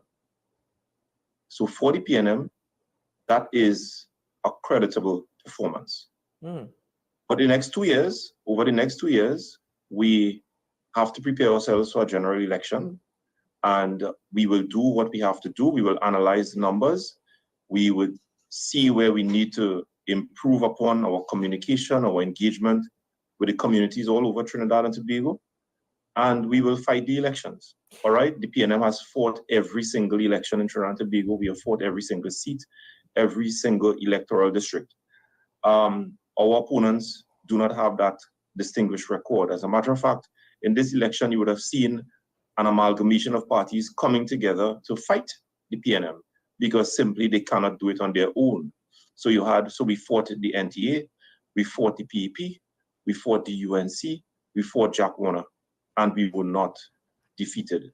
So from that perspective, the government going into an election in midterm and emerging out of that election undefeated is not a bad place. We can only consolidate and gain grounds from here. Minister, I'm asking for clarification on your messaging. The Prime Minister indicated last night that he was happy that the results could have been a lot worse. But based on what you're suggesting this morning, usually a midterm election is always very challenging for any incumbent party. But it seems as though you're expressing greater concern this morning rather than the expressions, the sentiments of happiness by the Prime Minister. Is this a wake-up call for the People's National Movement heading into 2025?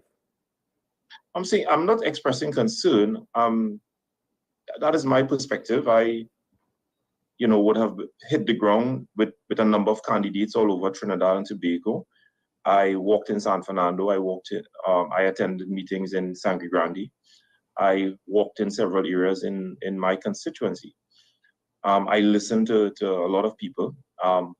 And what I can tell you is that I was amazed that a number of our citizens, a number of our supporters, they are not aware of a lot of the government programs that are available for them. A lot of our young people are unaware of the various programs that were put in place under the Ministry of Youth Development and National Service to empower them. A lot of people express ignorance of a number of things, and when they raise concerns and responding to them, they were a bit surprised that all of these things were in place. But Minister, whilst it's creditable that the government has implemented such programs, isn't it also a failure on their part that the population whom it should be benefiting are not aware that this is actually what is being taken place? Isn't that where the government is failing? And I think that is where the government is failing. I think the government needs to do a little bit more on communication and doing what it has to do to get these programs and information about these programs at the lowest level in the various communities across Trinidad and Tobago. So yes, I am prepared to agree that we can do much more in terms of our communication, because it does not make sense that all of these programs that we put in place to empower our young people, engage them, they are not aware of it. I mean, Minister Cummings has been going all over Trinidad and Tobago with his youth caravan. They went to the Betham, they went to Carnage, I understand they were in Moruga a couple of weeks ago. They were in the East. And what is the purpose of this youth caravan? It is all about going into communities and engaging the young people on the streets, in the recreational spaces and all these things, to educate them on the programs that are available to empower them. So perhaps we need to do much more of that. We need to ramp up that. I personally like the strategy of utilizing the youth caravans to go there into the communities to educate our people.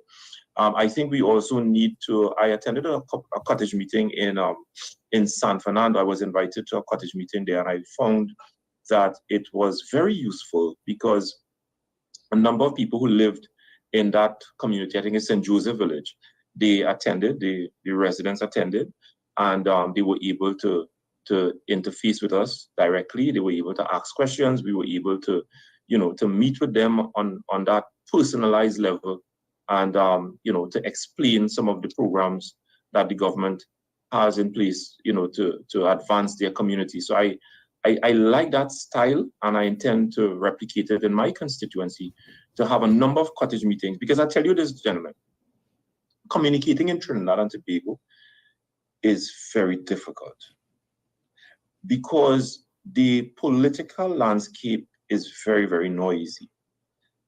A lot of our people, I believe, are turned off by the rhetoric on the political landscape.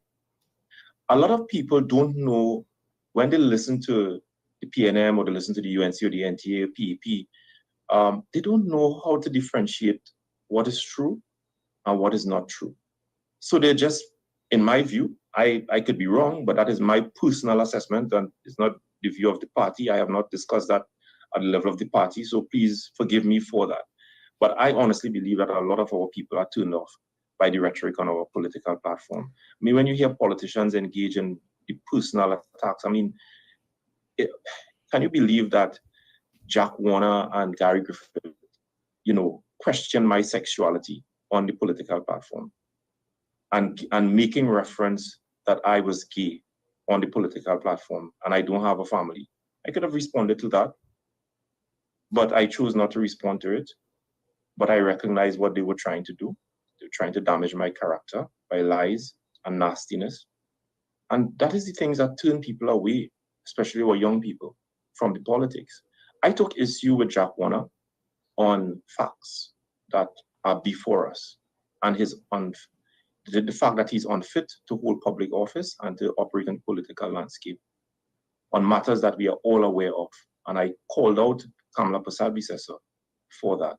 I took issue with Gary Griffith because when you look at the list of his candidates for aldermen, you see his wife, you see his children, you see friends and what have you. And if that is not nepotism, then tell me what it is. And I took issue with that. And I'm saying that if you are not in government and you are bold to be putting forward your son, your daughter, your wife for some of these positions, then it is incumbent upon me to call it out. I did not attack them. I did not attack him. I did not personalize the issue. I took a public position based on what is right. But I was attacked in the nastiest ways. When you listen hold on, gentlemen, when you listen to Arnold Roberts and you hear the nastiness that he spews on a daily basis on his platform, I think the strategy is to turn off voters, because that is a strategy well known to us, especially in the United States of America, that you say the nastiest things against your opponents and you get people turned off. And by getting people turned off, they will not be able to determine what is right and what is wrong. And in that perspective, it makes communication with the public very challenging because people are turned off. They don't know what is truth. They don't know what is fiction. They are just fed up of the lies. They are fed up of the nastiness. And it makes communication for us as a government very difficult. So we have to find ways. Go ahead. Well, sorry. Yes, I don't necessarily want to lose too much time because I have another question, but I will say this. Talking point here, we have spoken about communication and communication styles, and for the most part, it's already on the record, so it's nothing for me to say I agree with more or less most of what you said there. Some details notwithstanding, yes, the nastiness needs to be removed and personal attacks need to be removed, debate the issues. But I did want to go back now because we were speaking about the transition, the LGE.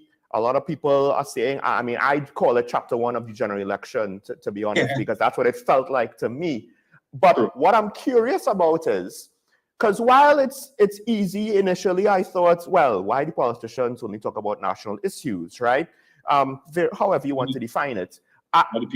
Well, I do want to ask, though, the people on the ground, because it did seem as though a lot of feedback I was getting from supporters of both sides who were speaking a lot about national issues. So it might not have been necessarily politicians' fault for speaking on what the voters wanted to speak about. So I have to ask, you also hit the ground. What was it like? Were national issues more to the forefront with all of this?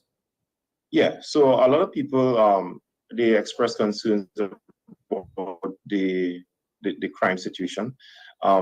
In a number of communities I hit, they express conditions or concerns rather about the state of the roads.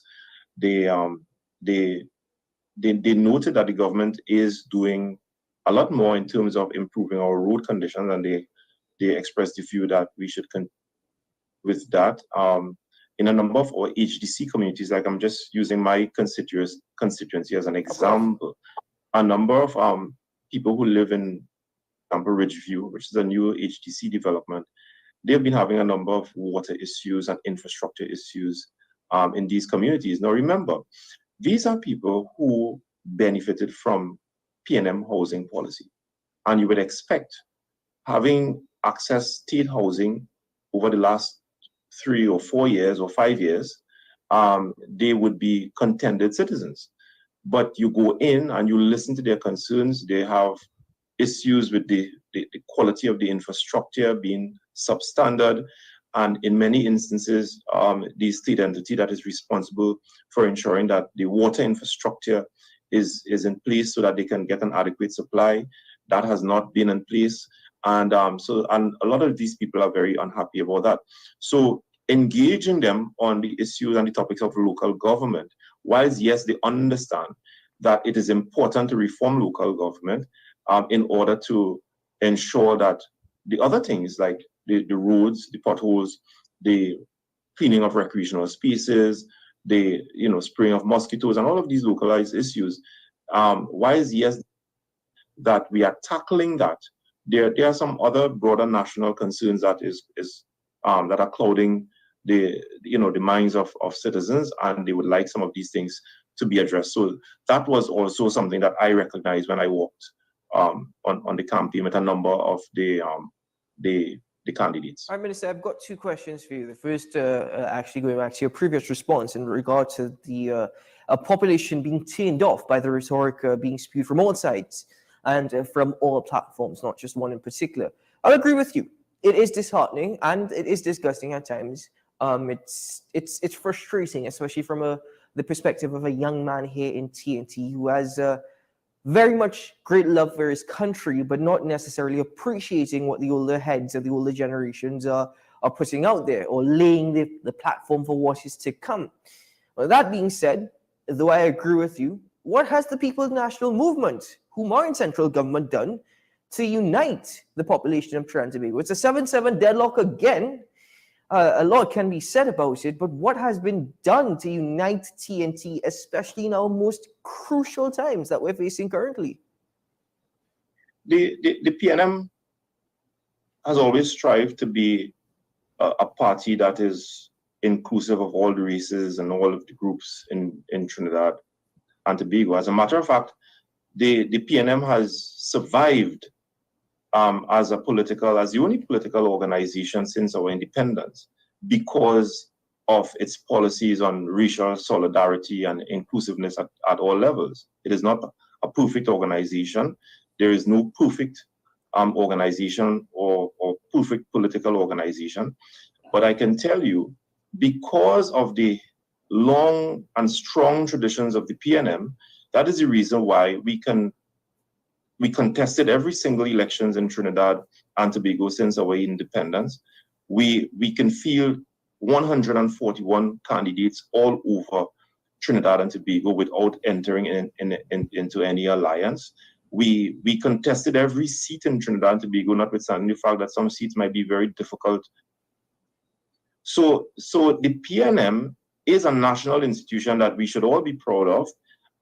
Because it represents Trinidad and Tobago. When I look at the number of people who came forward and offered themselves from all races, all classes, I sat in some of the screening, observing, the kind of people that came forward and offered themselves for national service. I mean, gentlemen, of course, you all are not in the politics, so obviously you would not see the things that I see. But I am not on the PNM's executive, but I sat and observe the screening and some of the candidates and some of our young citizens that came forward from all races, from all communities to offer themselves this for the People's National Movement. And I can see that the party is very strong, the party is resilient, and the party is all-inclusive. Because had it not been for that, the party would not have been getting candidates to represent its interests and the interests of Trinidad and Tobago in every single election, in every single constituency, Okay, so in every single electoral district. Though the party may be strong, and we're arguing on tradition, which some might argue is the reason why political parties are losing favor and popularity, however, do you think the population has bought into local government reform? Do you think they truly understand what local government reform is? And do you think the People's National Movement have acquired the support it was seeking? Not what it has necessarily gotten from the results, but what it was seeking to push through with local government reform? Well, the PNM entered into a local government campaign with its main policy position of local government reform. We have been at this for some time, years, since the days of Mrs. Hazel Manning. She piloted the first paper on local government reform, continued under Franklin Kahn. It went again under Minister Kazim Hussain and now Minister Faris Alwari. And the party has gone from communities to communities all over, talking about local government reform. As a matter of fact, I think it is in the public space where even main UNC spokespersons supported the idea of local government reform, supported the idea of the collection of taxes and the retainance of taxes by the local government bodies to be able to fund the activities at the local government level. Such was the extent of the consultation. So the party took the opportunity during the local government campaign recently to go out again and speak to the population. The Prime Minister, quite admirably in my view, changed the rhetoric and changed the mode of campaigning in the last weeks by utilizing the conversation with the Prime Minister model to allow people to come forward and ask questions, any concerns they may have concerning local government, and he was able to respond to them. We utilize the cottage meeting approach as well to engage the public at that level. I mean, and that is what you do as a political organization. Unfortunately, the UNC did not come to the table and offer anything as an alternative to local government reform. As a matter of fact, they campaigned for the general election. They saw this as a dress rehearsal for the general election. And none of the parties that have been opposed to the PNM in this election came forward with their plans and policies for reforming local government and empowering communities. So the PNM was quite alone on its campaign for local government reform and to demonstrate to the national community what we can do at the local government level so that we can increase participation at the local level, empower communities so that we and encourage a number of economic activities at the local government level. This is what we do. Our opponents would have done quite well to engage us on that so that the people, because at the end of the day, the UNC have their supporters, the PEP have their supporters, or that they will not listen to the PNM, and the PNM have its supporters as well. So had they engaged us on discussions on local government reform, I think the population would have been more informed and more educated. But they were engaged in general election matters because for them and to them, this local government was just election was really a dress rehearsal for the general election. Well, so they had no concern. Minister, that's precisely what it sounds like. It doesn't sound as though the campaign is over at all. In fact, it sounds as though the campaign is only just beginning. And that's what I'm saying. We recognize, because let me tell you this. Kamala Persad-Bissessar went to the population. She, unfortunately, made some very, very serious statements in this election. She talked about stand your ground. She talked about empty the matic, empty the clip. All of the arming citizens and what have you. If the UNC had won the election, if the UNC had won the 141 districts, local government districts, of course they did not contest 141, just assuming that the UNC or the coalition or the alliance won all of the 141 districts. Nothing they were promising to the country would have been possible had they won this election. So it was a hoax, because they were promising the country could not have delivered at the local government level. And we have been telling the country, listen, this is a local government election. On August the 15th, the PNM would remain in government, and those things that have been being discussed by the UNC and their partners are things that cannot be delivered at the local government level. We came forward with local government reform. We went to every community, every electoral district, and we explained to people in the best way that we can what reform of local government can do for their community. And up to this point in time, none of the political parties came forward and offered of local government reform. Didn't the PEP try to hand you a document last night, though, with regards to local government reform? And but she came with a document, and she said, well, we didn't have much time to put it together because the election came like a thief in the night, and but we put some things together in a pamphlet. But that was not discussed on any of their campaign. When you listen to Philip Alexander every night it was about Gary Griffith, it was about attack Rowley, and saying only nastiness about Trinidad and Tobago. So I was surprised when she came with a pamphlet.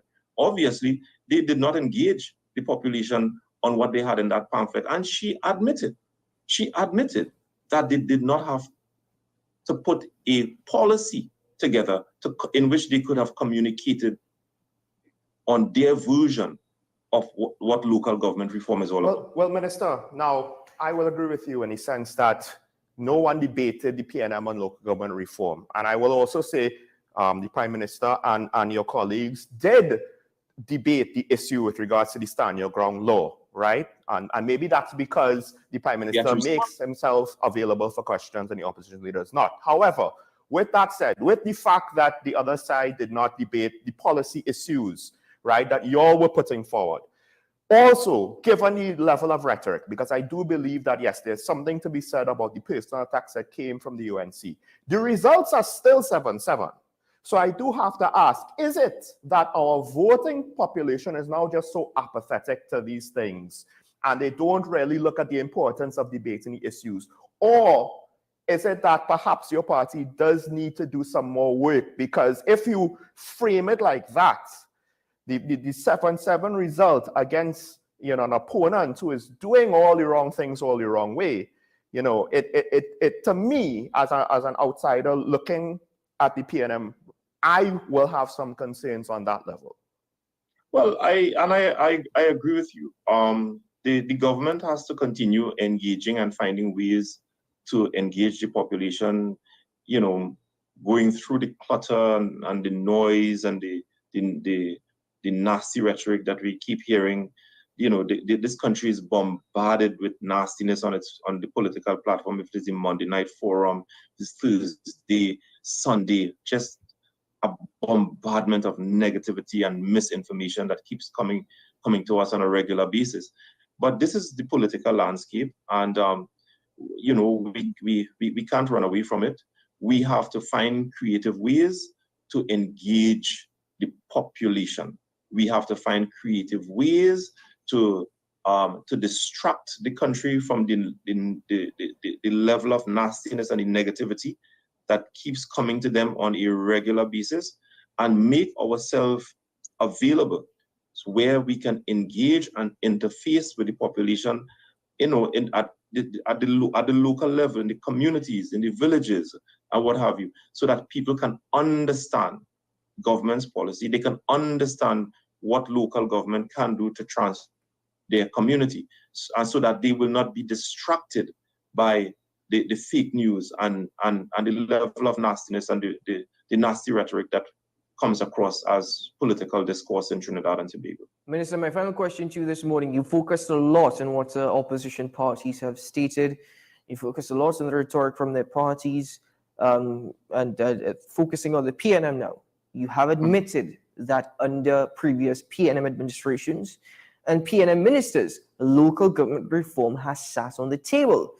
This was an election that could have been seen as a referendum for local government reform, but it has been argued that it's also a political football. I mean, what next? Without trying to bring up the actions or the words of opposition parties, what is the PNM going to do next within the having to figure out in the next 2 years? And that's a one-word answer right there. But implementation is a word that we've heard many a times before under previous ministers. Is it just going to be normal until 2025 when all the excitement, road paving exercises and infrastructure upgrading just commences back in 2025? Certainly not. And a couple months ago in the parliament, we debated in the House of Representatives, the lower house, and in the Senate, the amendment to the Miscellaneous Provision Act for local government. And so that is now law. We will proclaim it. And in that law, we would have set everything in place, some of the fundamentals in place to transform local government. As a matter of fact, it is when we passed that law, it resulted in the UNC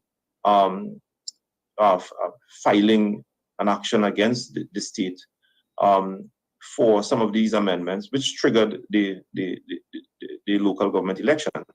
As you would recall, we won at the High Court as well as the Court of Appeal. The Privy Council had a different interpretation on what transpired, and as a result of that, we comply, we made the necessary adjustments to the laws, and we call the local government election. That was part of the process of the government putting in place and implementing the provisions of local government reform. So we are, and we will continue to implement. Now that the elections are over, I give you the assurance that local government reform will no longer be talk, and will no longer be empty rhetoric. We will move forward to implementing local government reform in Trinidad and Tobago. Well, Honorable Minister, thank you very much for joining me this morning. Implementation, that is a buzzword, that's a trigger word. So I'll tell you what, we look forward to what takes place. At this point in time, best of luck to you and good luck in dealing with the issues of the Water and Sewage Authority, because that's another headache on the hands of the population. You have a lot to get done, and let's hope it is done. We are making good progress, I must say, in the Water and Sewage Authority. Just a couple of weeks ago, we turned on some new water infrastructure in Mingo Village in Tunapuna as well as in Moruga. It had some successful projects in Tobago. I can tell you, 2 years ago, you would recall just about 30% of the population enjoyed 24/7 supply. Now, because of the successes of the programs that we are putting in place, it is now over 52%. At the end of the year, given some of the projects that will come into reality, we will get past 65% of the population getting a 24/7 supply. So we are seeing a lot of rewards from the programs that we have implemented. We have reached condition precedent for the IDB loan, so the IDB resources will now be coming in, and a number of projects in central Trinidad, Mayaro, Icacos, and some of those troubled areas, we will be implementing water improvement projects. So I'm very, very happy to tell you and to report to the national population that we are trending positively in turning around that aspect of the utility sector. Thank you very much, Minister Marvin Gonzalez. Have a good day. Thank you very much for having me. God bless you all. Thank you, sir. All the best. All right, ladies and gentlemen, we take a quick break here on Talking Points. And when we return, we'll be joined by our commentator in studio this morning, Janelle John Bates, as well as other guests to come later on in the program. We'll be right back after these messages.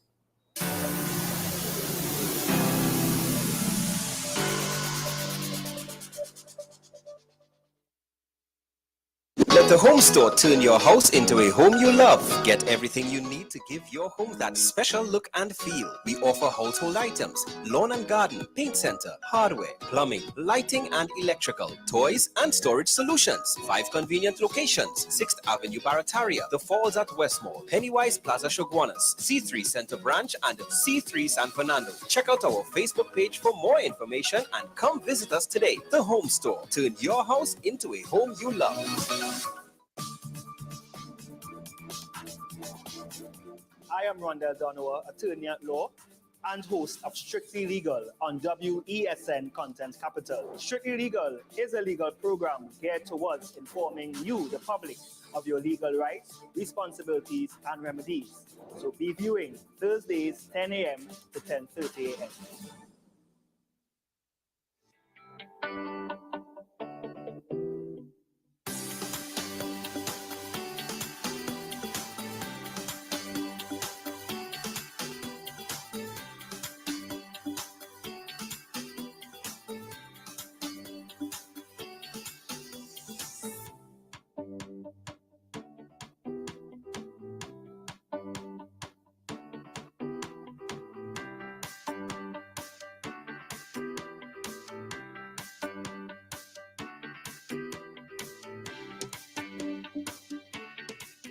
On the next episode of Nicole Larson Live, living in victory every day. One of the first steps is putting God in the midst of it, and He's going to direct you. Another tip would be making sure that your business is in line legally. Didn't you have a waka? Yes, I used to borrow a waka. You used to borrow a waka. And then you said to him, why don't you purchase? Or she purchased a waka for you. Yes. Listen to me. Look now, man. Things are changing around us at the drop of a hat. And technology continues to challenge us. But not only is technology challenging us, but the changes in the world, in our global environment, is also challenging us in a significant way. Like a tree, you have survived every kind of harsh weather. To believe that you can flourish again after a major catastrophe may be difficult, but by the grace of God, you will flourish again like a palm tree.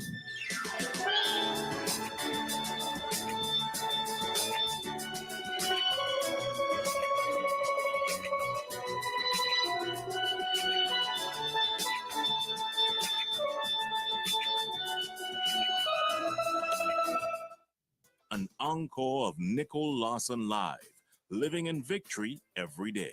Every Sunday at 8 p.m. and Wednesday at 4:30 p.m. on WESN.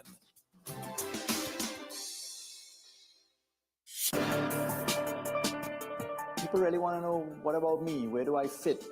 What is in the ride for me in terms of a better Trinidad and Tobago? And I'm pleased to shed some light on that. The purpose of bail is to ensure your attendance at court. That's it. It is not punitive. It is not rehabilitative. We, the police officers, we are professional, and we are here for whenever the survivor is ready to come forward. We have the right to private and family life, the right to religious freedoms and beliefs and thoughts and expression. But these rights are not absolute. Certain rights can be limited. The law is to govern the whole. It's for all of us in public.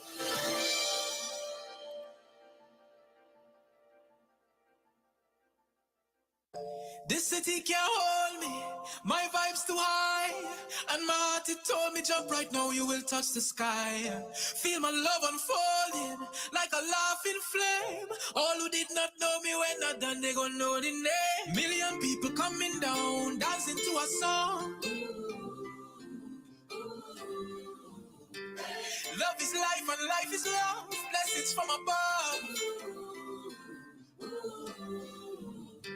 Can you feel the love that's in the air? Well, if you feel it, let me hear you say, dancing, moving everywhere. If you feel it, let me hear you say, na na na na na na na na na, eh, na na na na na na.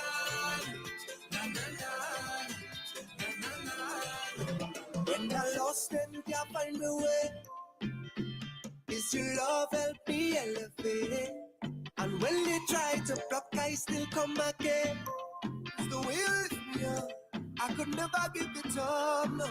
This is the way we celebrate independence. This is how it should be done. An event like this brings everybody out.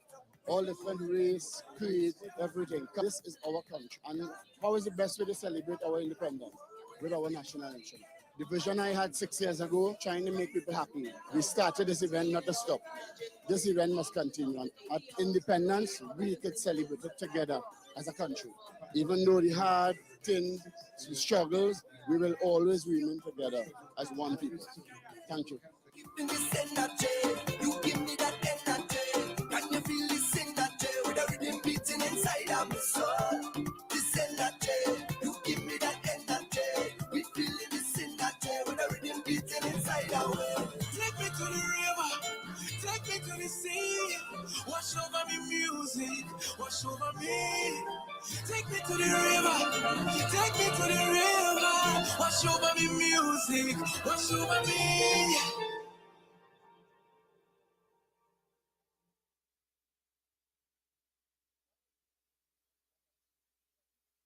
You gave us the inspiration to be first. We gave you the solutions that put you first.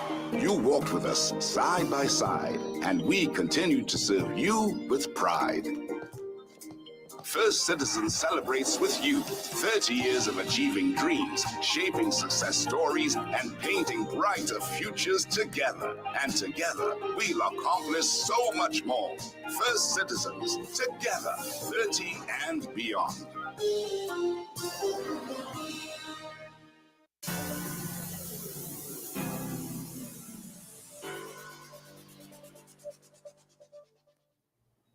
Welcome back to Talking Point, ladies and gentlemen. Sean Michael Small and I were now joined by Miss Janelle John Bates, a Talking Point commentator. Hello, Janelle. Good to see you. Hi, good morning, guys. Good to see you. Good to see you as well. And of course, a gentleman whose face is familiar and graces us not very often. That's because he is a busy man. Camille Pascal. Good to see you, my brother. Certainly good to see you. Good to be with you all this morning. So before we welcome our next guest, I'll ask Janelle John Bates, your predictions. Well, our predictions last week, Friday, 7-7, proved to be correct. Indeed. Surprising? Not surprising? Well, no, it's not surprising because it's exactly what I said. So I'm not surprised by the results at all. Camille Pascal. I actually didn't have any predictions, but I'm not entirely surprised. I think what it was an indictment for Mrs. Kamala Persad and the UNC because they were calling for the elections, and so in the way in which they sold the elections is as the entire country is going to be voting for the UNC and the NT and this alliance that they had. I think the PNM should be very grateful that they would have still been able to hold on to 7 corporations.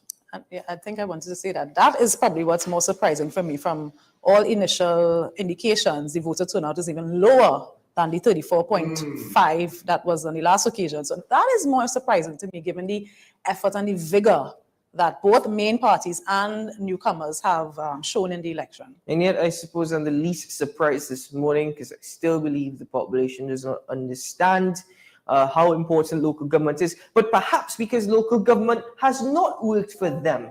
And that is why the citizens say so. It has not been fruitful in coming out and dipping their finger in that ink. It's more than that, but I'm now joined by the ARIMA coordinator of the United National Congress. I also believe he's the legal officer of the United National Congress, Mr. Brian Bay. Good morning, sir, and welcome to the program. Good morning, gentlemen and lady.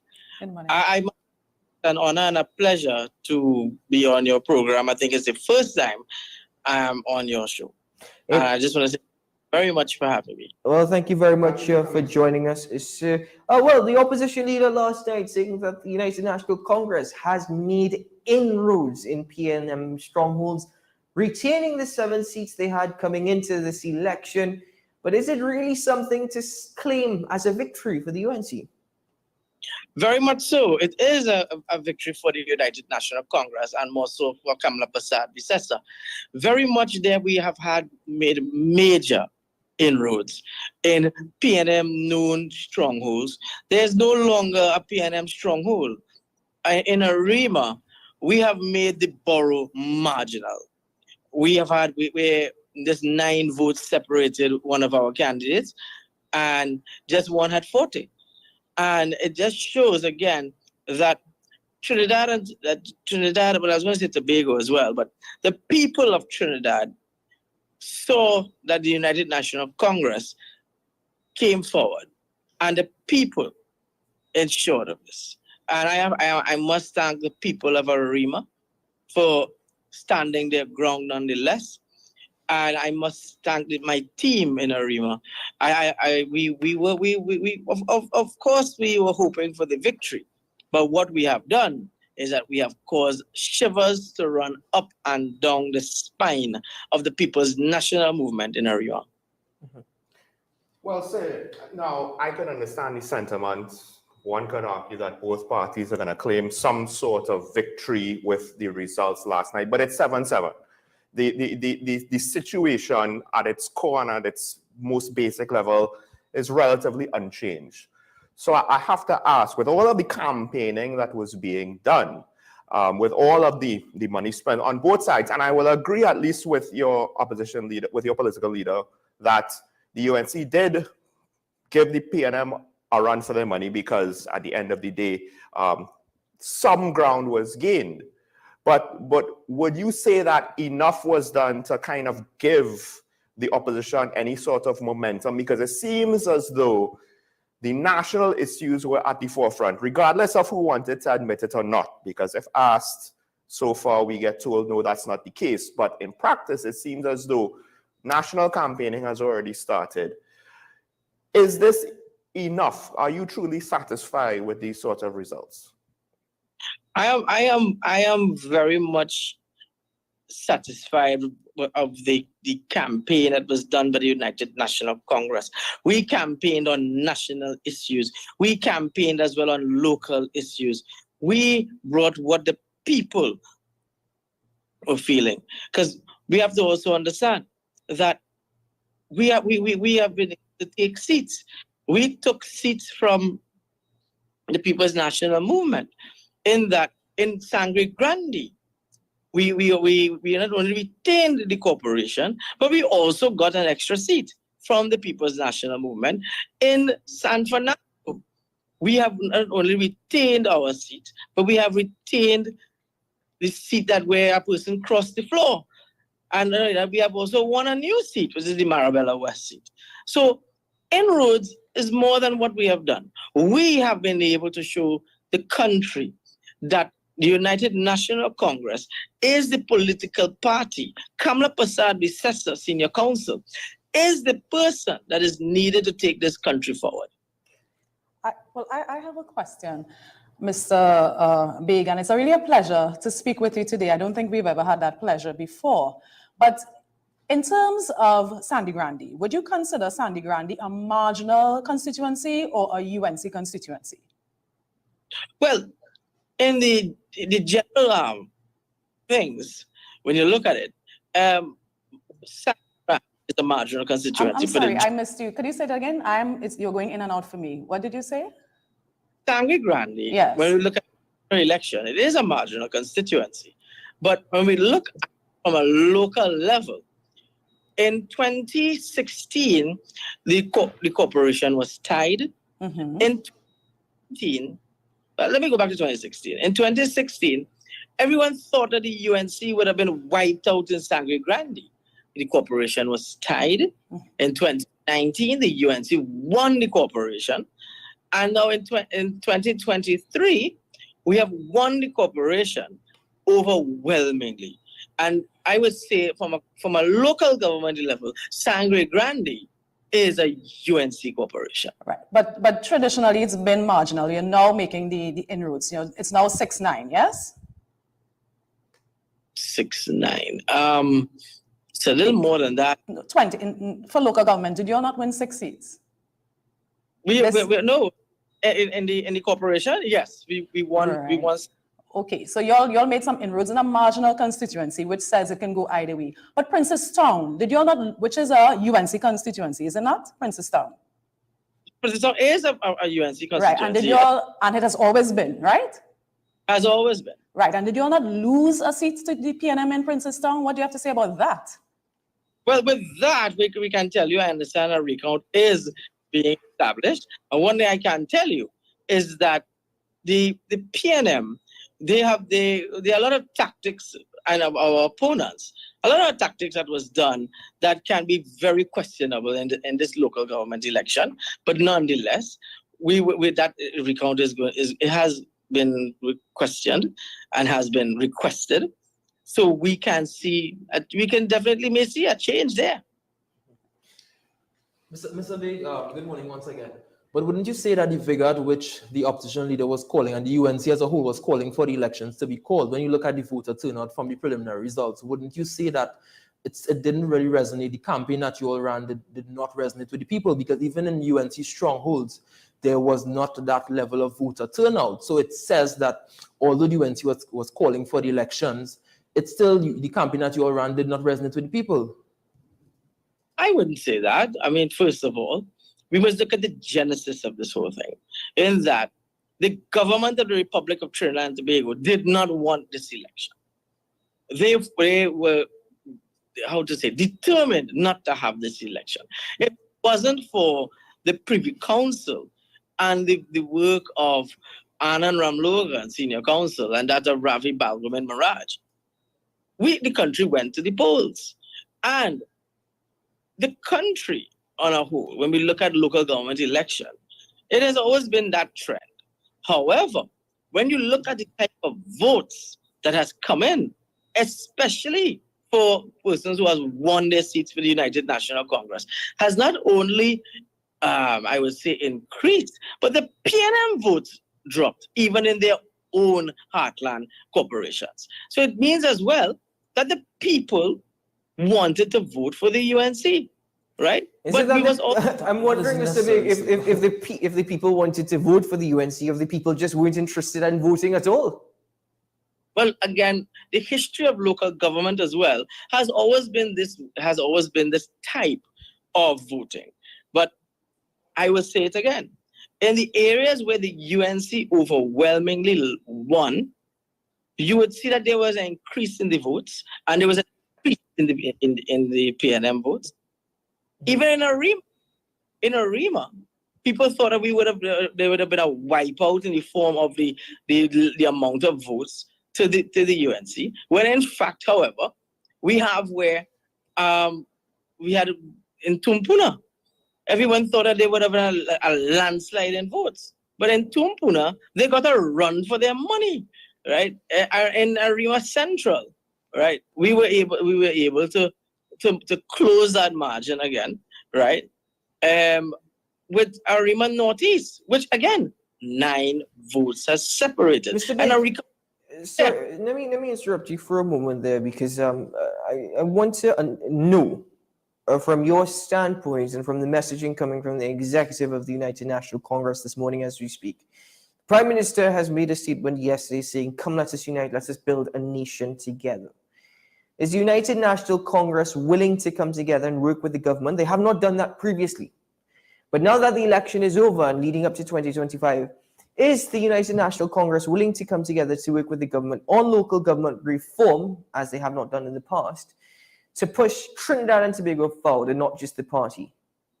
Well, first of all, I must disagree with you in that the United National Congress has always been willing to work with the government for the betterment of the people of Trinidad and Tobago, because especially within the parliament, we can tell you that the UNC supported many pieces of legislation.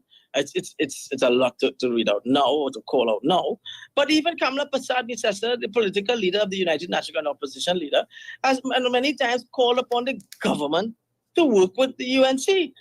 And they have refused. Dr. Rowley, who has all of a sudden come out now and say, well, let us all come together and let us all unite. But Dr. Rowley, you, sir, has not operated that way. You have refused to enter into any form of discussions whenever there was asked to meet with the government. And if it was in a way that was treated with much disdain. And the reason why, again, that Dr. Rowley wants to do this is because the PNM did not win the local government elections. They did not in any way raise in their votes, because in fact, the popular vote, the UNC got it. And that's a fact. And no one could dispute that fact. But elections aren't won necessarily by popular vote. It just says that in those particular districts, there are probably more UNC people that came out to vote. But on the issue of the government working with the opposition and vice versa, when you look at the issue of local government in particular, and the Prime Minister would have spoken about it last evening, he said when you were called to a meeting with him last November, the UNC did not show up. In fact, the opposition leader at the Monday night forum right before called on the local government councillors not to attend. So when you talk about the opposition leader putting forward herself to work with the government or the opposition on the whole, and you have instances like that, then that says a lot, even on the issue of local government. But I noticed that you didn't even say the Prime Minister didn't even attend his own meeting. Well, at that point, but the UNC did. The UNC instructed her leader to her councillors not to attend. So if the UNC, United National Congress, will not be part of any sham meeting, because the fact that the Prime Minister did not attend, it makes it very clear that it is a sham of a meeting. We will not go and be hoodwinked. We will not go there to be bullied. We will not go there to be, as the Prime Minister talks down to people, bullies persons. We will not be subjected. Mr. Big, how could you call it a sham meeting if you weren't even there? Or to rephrase, shouldn't it be that you would give the PNM the opportunity to fail to show up, but you would need, of course, to show up yourself, and then you can say, look, we did our part, right? But the government did not do its part. But now the example that my colleague has laid out for you, at best you could say, well, even if you're not the entire problem, part of the problem was that the UNC councillors, with the exception of one, did not attend. So we will never know, because that call came out in advance of the meeting. We don't know for sure that the Prime Minister did not attend, was not going to attend, never had intentions to attend. Technically, the Prime Minister can claim, and it would not be unreasonable of him to do so, that he only changed his plans because he was not getting the support of the opposition, and it was he who did not necessarily want to waste his time. My friend, as much as you say that, my friend, the reality is that the Prime Minister had no intention of attending. The Prime Minister was not going to attend. And that is the facts. Well, and if you see, while I understand that you could make a case for it, I don't know if I could say that you could call it a fact, right? I don't know if you could say unequivocally that is what's going to happen. And even if he did not attend, as much as he is the Prime Minister, is it absolutely necessarily for his attendance when it was supposed to be a consultation on local government issues, for information to be disseminated to the councillors and to get the feedback from the councillors? The UNC councillors were more important in this scenario technically than the Prime Minister. His attendance is less important in this. My friend, again, it's nice that you would think that way. It would be nice that you believe it is that way. However, it was not that way, because this was a meeting called by the Prime Minister. And he added in it, he is attending, but he did not attend because he was not. Well, all right, guys, before we get too caught up in this, Mr. Big, let me ask you, what is next for the United National Congress? Do they believe in local government reform? Do they believe that local government needs change in order to create better services for the populations of the various councils, corporations, and cities across Trinidad and Tobago? My friend, the United National Congress has always been about local government reform. In fact, local government reform started under the United National Congress when the People's Partnership was in office. It is the UNC and the People's Partnership who brought reform, and where we changed the whole system of local government with that of getting an alderman. We also changed the system in which we dealt with the form where a corporation with a chairman. Yes, Mr. Big? My apologies. The life of a practicing lawyer, clients will call you when you're using your phone. All right, ladies and gentlemen, we're also now joined. Sorry, Mr. Big, you were saying? To finish the point there, I would say that the UNC has always been about local government reform. The PNM has not been about local government reform, because we are yet to see what is reform coming from the People's National Movement. What is the reform that they have been speaking about? In this entire campaign, when they put vote for reform, but they said nothing about reform. Where is the reform they were talking about? They even brought deceit in their campaign with reform, where they talk about there's going to be full-time councillors. The law, when you look at the law that was brought forward, that is not in the law. The only thing that brought in the reform is the change in the lifespan of a corporation, where they move from 3 years to 4 years. And we must also understand that in this local government campaign, the kind of tactics that we've seen by our opponents, right? We saw the issues of tampering of a ballot box, which I have to say the answers given by the ABC is much needed for desire. Further to that, we also saw where in Sangre Grande, where videos were going around on social media showing payments being made to certain people to keep them away from the polls, and it did not work, because the United National Congress retained the Sangre Grande Regional Corporation, and we took the Valencia seat as well. And that showed people wanted change. Change is going to come. You asked about what is the plan for the United National Congress. The plan for the United National Congress is to continue to represent for the people of Trinidad and Tobago, to continue to tell the people of this country, we must stand your ground. People must know that the UNC is all about securing the future of our people. We will also put in there with our corporations, we will ensure the securing of our people, because crime is still high in this country. Crime under the People's National Movement continues to be a runaway horse.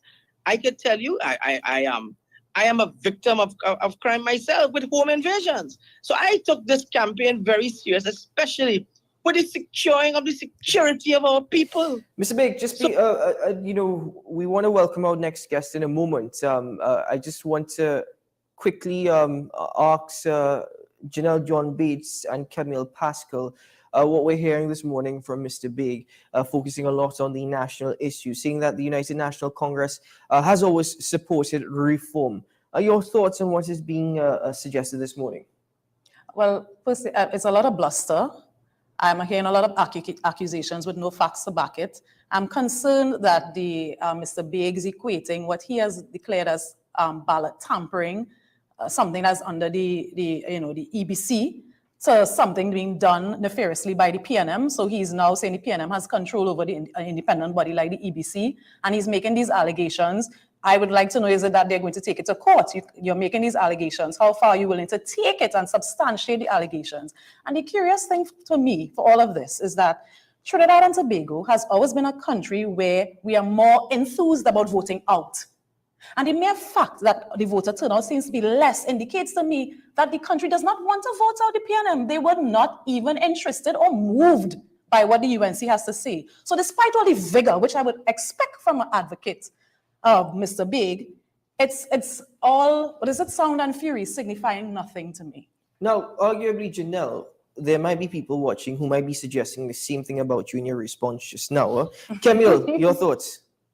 Just as Janelle said, are they going? Have they raised these claims with the ABC and also the police? Because if you're suggesting that a ballot box was tampered with, it's those concerns need to be raised, and that's my only. Well, we now also welcome to the program, ladies and gentlemen, the political leader of the PEP, Mr. Philip Edward Alexander. He's also with us via Zoom. Good morning, Mr. Alexander. Welcome to the program. Good morning. Good morning. Good morning to you.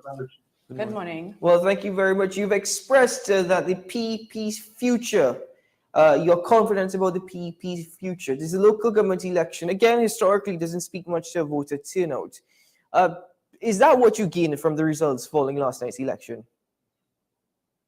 105,000 people voted out of 1.4 million people. We're talking this morning about anything other than having a conversation about whether they rejected everybody. The last problem is the people do not think that the solution to the problems we have are going to be hard electorally, and I'm concerned about that. People rejected all. You have UNC people outside there talking foolishness this morning about split vote. And Marsha Walker and others talking nonsense about PEP candidates. If they didn't get it 200, UNC would have get it. Those people who voted for PEP wasn't voting for UNC. They came out to vote for us. 800,000 people say no. Why are we not talking about them? UNC talk foolishness and stupidness at every chance they get to deflect from their own failure. Larry and Jack brought nothing. Cameron now in a devil's chiefdom she woke up in this morning. You have to justify having Gary Griffith, who the retreat, the UNC retreated to allow him to come into the party. But nothing. Now, they demonize black youth because the entire country now is about let me lock up and lock it, tap it, knock it, tap it, stupidness. Instead of answering, Brian Bay is there. Let them answer why the I'm sticking to the UNC did not very nothing to all right, Miss Alexander, I think we're having apologies for having to interrupt. I think we're having some issues with your audio. I don't know if it's an issue with having to put on an actual microphone. Could you just repeat what you were saying? From where? I think we lost you with regards to let Mr. Big answer this morning. That was the last thing we heard in our studios. Answer. Are you hearing me now? We can hear you a bit better, sir, yeah. Let him answer for why for 5 years and 6 months the UNC did nothing to secure the border.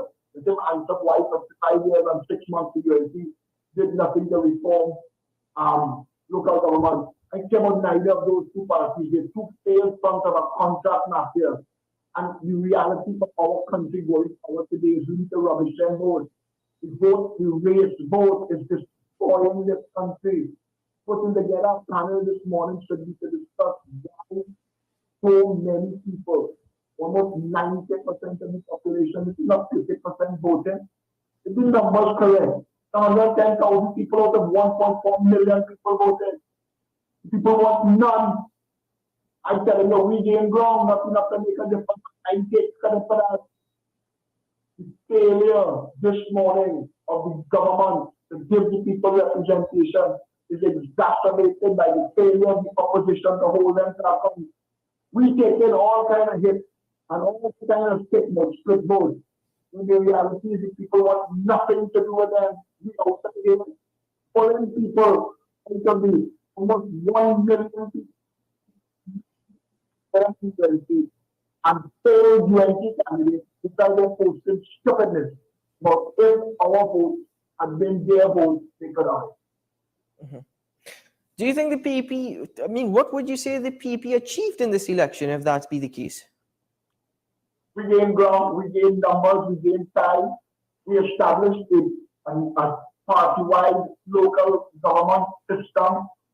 We will be launching shadow councillors out of our candidates in all of the districts that we went up for, the 47 districts we went up for.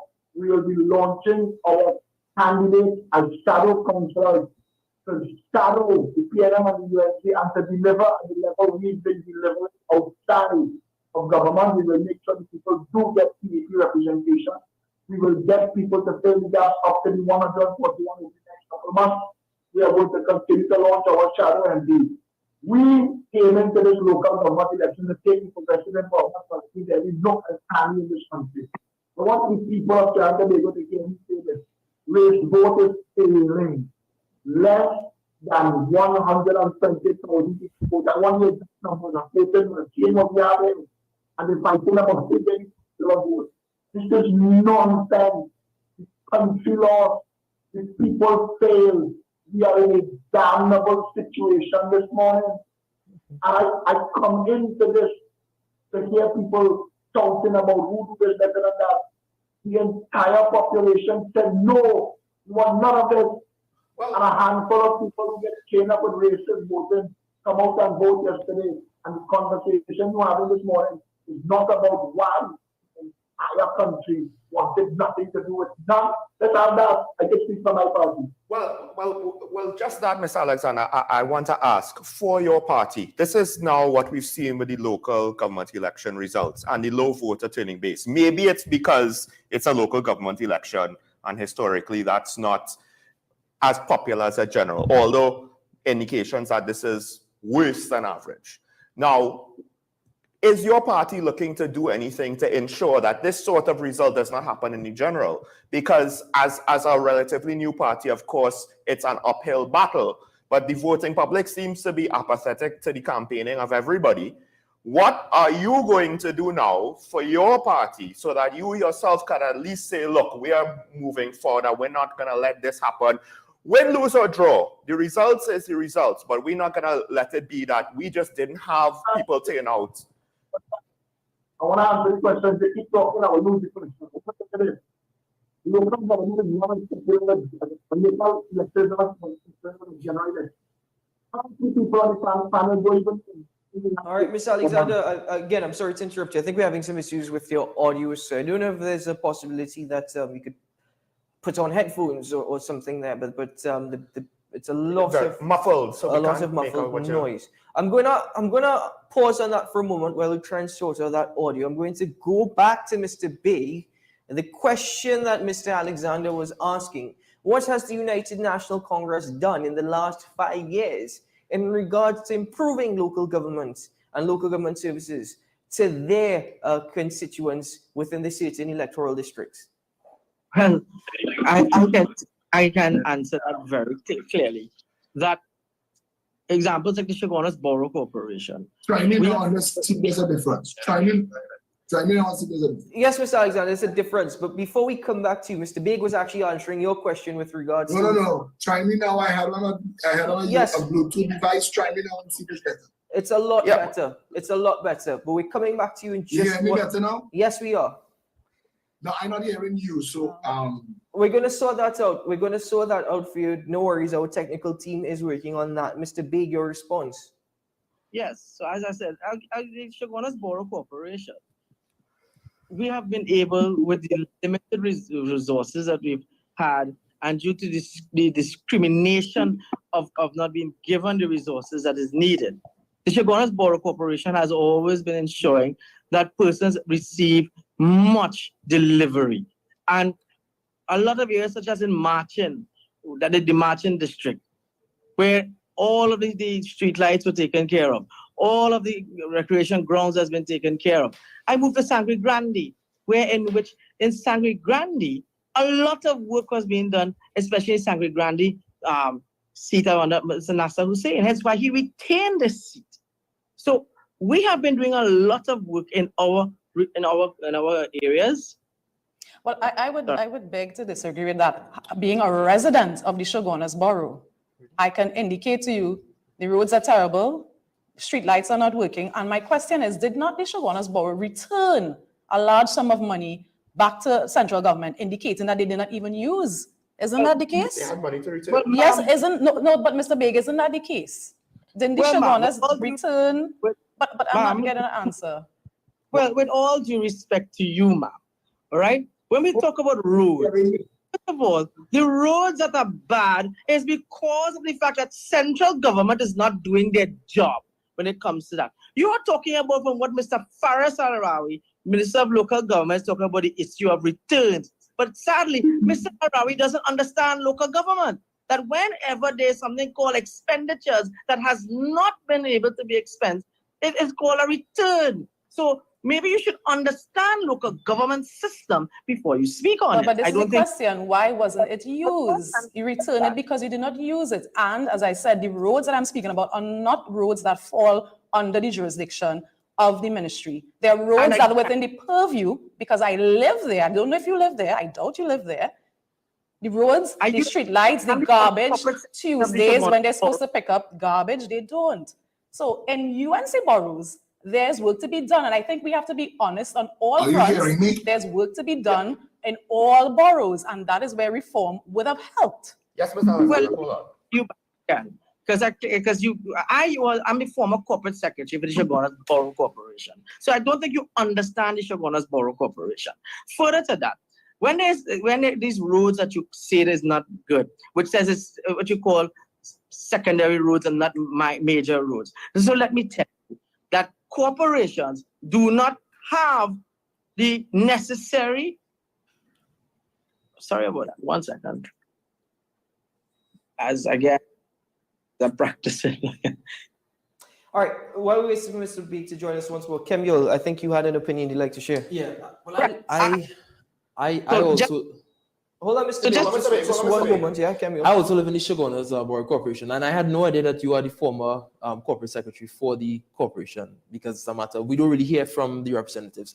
But in the district that you mentioned, that falls under Adrian Ali, if I'm not mistaken.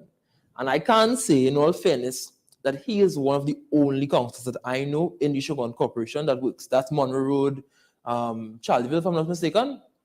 That's it. Monroe, that's Carney Savannah, Monroe Road. Right, yeah. He's one of the only councillors that I can say safely because I live in the district. He's one of the only councillors. He's one of the only councillors that actually does work. But on the point of work needing to be done, I do think that some of the other councillors, even in UNC-run corporations, do need to increase the amount of work that they do. Because how is it that one councillor in the Shogunas Corporation can do it, but the others aren't doing it? Or they aren't? Are you hearing me now? Answer that not only is Adrian Ali working, but I can tell you, Richard. I'm going to have to assume you're not hearing me and leave the Zoom because nobody's acknowledging me. Yes, I've been trying to tell Mr. Alexander, we're hearing you, but I would like to get into that conversation, please. Go ahead, Mr. Alexander. Let's say your thoughts. Because Mr. Brian Bay is being disingenuous. The Progressive Empowerment Party took the Shogunas Borough Corporation before the court for failure to give the people, the vendors, the market vendors inside the Shogunas market, the representation they deserve. It was living in filth, and we have all our video footage. They run quick and fix up and change lights now to evade it because a local government election was called. All of these parties have failed the people. And we have too many people willing to come and talk nonsense and defend mediocrity. The reason nobody voting is because local government, like central government, is giving them no representation. I was making a point just now when you asked me, yes, what did we accomplish with this election? We are a national party now. After our presentation of candidates in the Center of Excellence, where we packed that hall, the same hall the UNC packed, but we don't have CPEP workers. And every single person in a PEP shirt paid for those shirts. We don't have deep pocket financiers and political speculators and investors. I don't want to get into all those conversations this morning. But the real conversation in Trinidad and Tobago today is that the population, over 1 million people, because it was 1,270,000 people registered to vote, 100-something thousand came out and voted. Over 1 million people said they wanted nothing to do with PNN, UNC, anybody. And we have to face that as a country, because when the population lose faith in the electoral process, it creates an opportunity for different things to take place. And I didn't want to give that any energy this morning. The reality of the situation is Trinidad and Tobago are frustrated and fed up with the politics of bacchanal and noise. Bringing Jack and Gary into the devil's threesome with Kamala failed.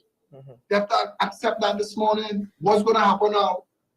UNC need to speak to all of that. Don't come on interviews and deflect from the reality that Trinidadians and Tobagonians are not represented by these parties.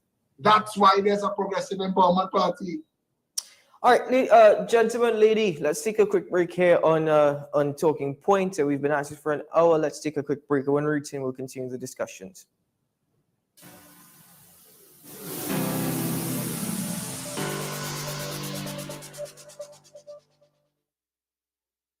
Let the home store turn your house into a home you love. Get everything you need to give your home that special look and feel. We offer household items, lawn and garden, paint center, hardware, plumbing, lighting and electrical, toys and storage solutions. 5 convenient locations: 6th Avenue Barataria, The Falls at Westmore, Pennywise Plaza Shoguanas, C3 Center Branch and C3 San Fernando. Check out our Facebook page for more information and come visit us today. The Home Store. Turn your house into a home you love.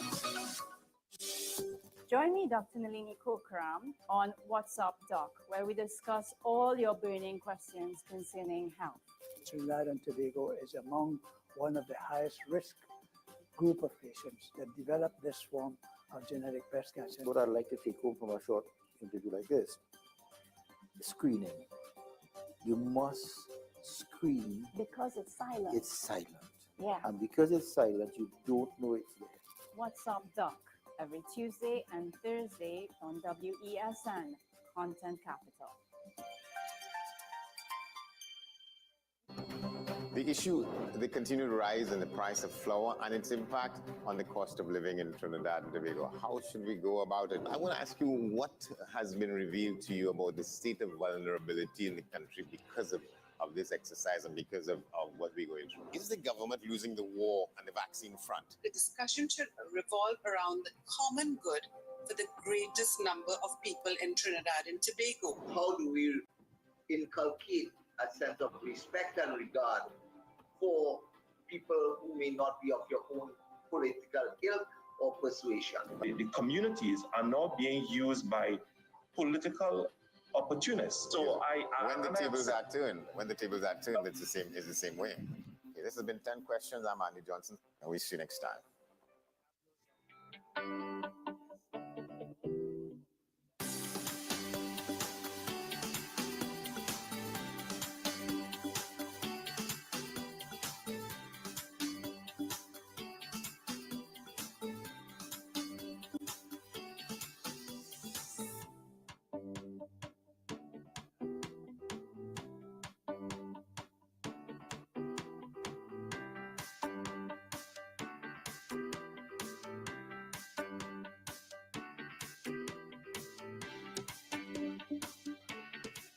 My name is Carl Media, and the founder and the host of ever-increasing voice ministries. Join me every Saturday and Sunday on WESN, this powerful station, at 9 a.m. on Saturdays, 1 p.m. and 7 p.m. nightly. Also on Sundays, I'll be on at 7 a.m., 1 p.m. and 7 p.m. at night time. When you come here, we are getting people heavenly ready. As Kevin Hart would say, damn! Why we have so much minors out on the streets? There's an after-school program happening there. Side women, don't give up. You know, you can become queen one day. Those companies who are currently looking for their money that they deposited in the Silicon Valley Bank, it's not there. ChatGPT is basically the start of Terminator. Our relationship with the colonial powers is like a relationship with a little bit of abuse that people like to stay in. And we remember how that was. Put in $100 and later tonight, you'll get back 3,000. I promise you. I promise you not. Did you rent an accent while you were across there? When you're in the proximity of Donald Trump, somehow you adopt his aura. First of all, I thought that $200 would be more than enough. It's $200. I a goat farmer. I 3 goats. Yeah, 3 goats and 1 cow. You know the name? No, I don't. Right, Messi, LeBron, and Cristiano Ronaldo. And the cow name Haaland. I love Trinidad and Tobago. You know.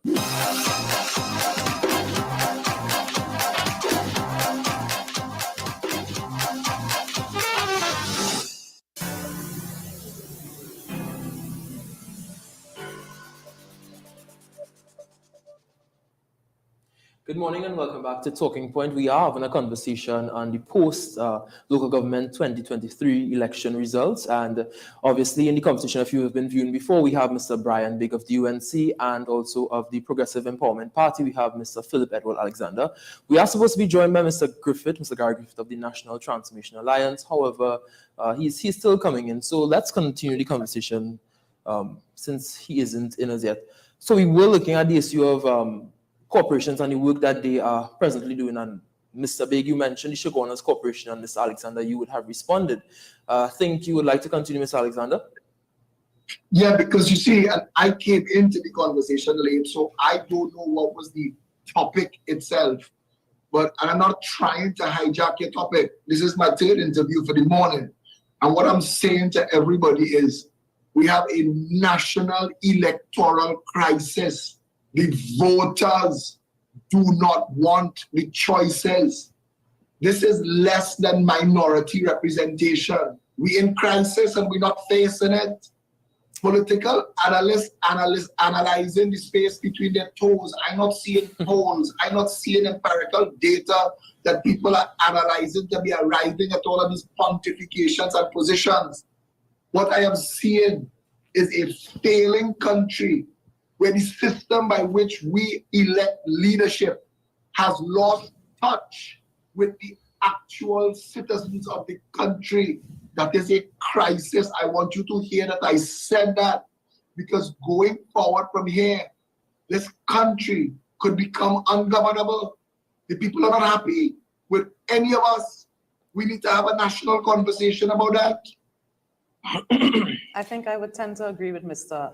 Alexander in terms of there needing to have a national conversation amongst all parties, because I would have to agree with him. The fact that we're going just now will be below the white line, as they say, in terms of voter turnout, that should concern everyone, because the apathy is growing. So I would actually have to agree with Mr. Alexander on that point. Well, as we continue the conversation this morning, we're joined by another political leader, right? Actually, I'm being told at this point in time that we're still having issues with the connectivity, so we'll pause on that at this particular time. We'll go to Mr. Big and your response to what Mr. Alexander was saying. Well, the Trinidad and Tobago, again, our history, right? And I've been involved in this for, I know I look young, but I've been involved in this for a very long time. And our history has always been with the local government turnout. It has always been this way. It has always been this type of turnout. Even when in 2010 to 2013, when the People's Partnership led by Kamala Prasad Visesa, right, that was one of the few times that we could say there was a change in the trend, right? However, the public has spoken nonetheless, and we will deal with it accordingly via the United Nations as a party, as a way in which we will have to see about how much more voter turnout the party itself can ensure to get out. At the end of the day, again, in any corporations that we have controlled, and we have seen that there was a spike in those voters, but also in the non-controlled areas of the UNC, we have seen that there was a drop in the PNM. And I would like to add again, please, Mr. Bing, you're being a little bit generous with the truth. I think so. 630,000 people voted in the general election for 2020. We have a downward trend. We have less than 50% of the people voting. We have a government that represents 26% of the entire people registered to vote, eligible to vote, less than 20% of the actual population. That is a minority government and opposition together don't cross 50%. It is a crisis. You're not hearing the word I am using. This is not well, we had 5 last week and we have 6 this week. So and I don't even think that's the case. Talking about the Shogunas, I looking at the preliminary figures I saw, I don't think there was an increase in the number of people voting for the UNC. So I would actually want to see the hard figures to substantiate those claims being made. Well, let me redirect the question in this way. For this local government election, we saw campaigning on a pretty grand scale. Now, maybe it's not a full general election scale, but wouldn't you say, and this could go for the PNM as well, right? Mr. Alexander, of course, you said that your party doesn't necessarily have the purse that the other party does. But Mr. Bake, could it be that, look, wait, sorry, what did you just say? You didn't have the election purse. campaign? So for the size of this campaign, it is because of our campaign that the PNM and UNC changed their tactics and came on the ground. Okay, but I just want to follow up on the direction the conversation was heading, Mr. Alexander. For Mr. Bake to answer this, right? And as I said, you could say that the PNM also faces a scenario as well. Heavy campaigning was done, but the turnout is low. The message did not reach the people. So but on some level, isn't that a disappointment? Is it about it reached everybody? Not the message reached everybody. I have videos that cross hundreds of thousands of views. The people, all of us have that. All of us, there've been multiples of hours of media time, millions of dollars spent on advertising below the line, above the line, radio, TV. You couldn't miss it. People paved the road like it was a general election. The public said no thanks. Mr. Bake? Again, in campaigning, in any campaign, there will always be a style in carrying out your campaign, right? The UNC kept it still on a very much a ground campaign, right? We utilized our Monday night meetings as always. Sorry, excuse me. I'm actually still battling a cold. We went on traditional with having some large-scale meetings, but nonetheless, yes, the voter turnout was, but that has been a tradition, and we have been trying to break that. But nonetheless, it still showed where the UNC was able to retain our corporations. We lost none, right? We made inroads in all the PNM control corporations. We made, again, we have made a REMA borough very marginal. And the next battle the people zone made it marginal. You're celebrating an increase in the decrease. The people made it marginal. It is the people that not voting. You are celebrating an increase in the decrease. Another distinction, another difference. Point, while Philip still speaks, right? Just to finish the point, I mean, Philip will always be Philip. Right? The next, for all you may know, the next place that we will be coming after will be the Arima Borough Corporation, right?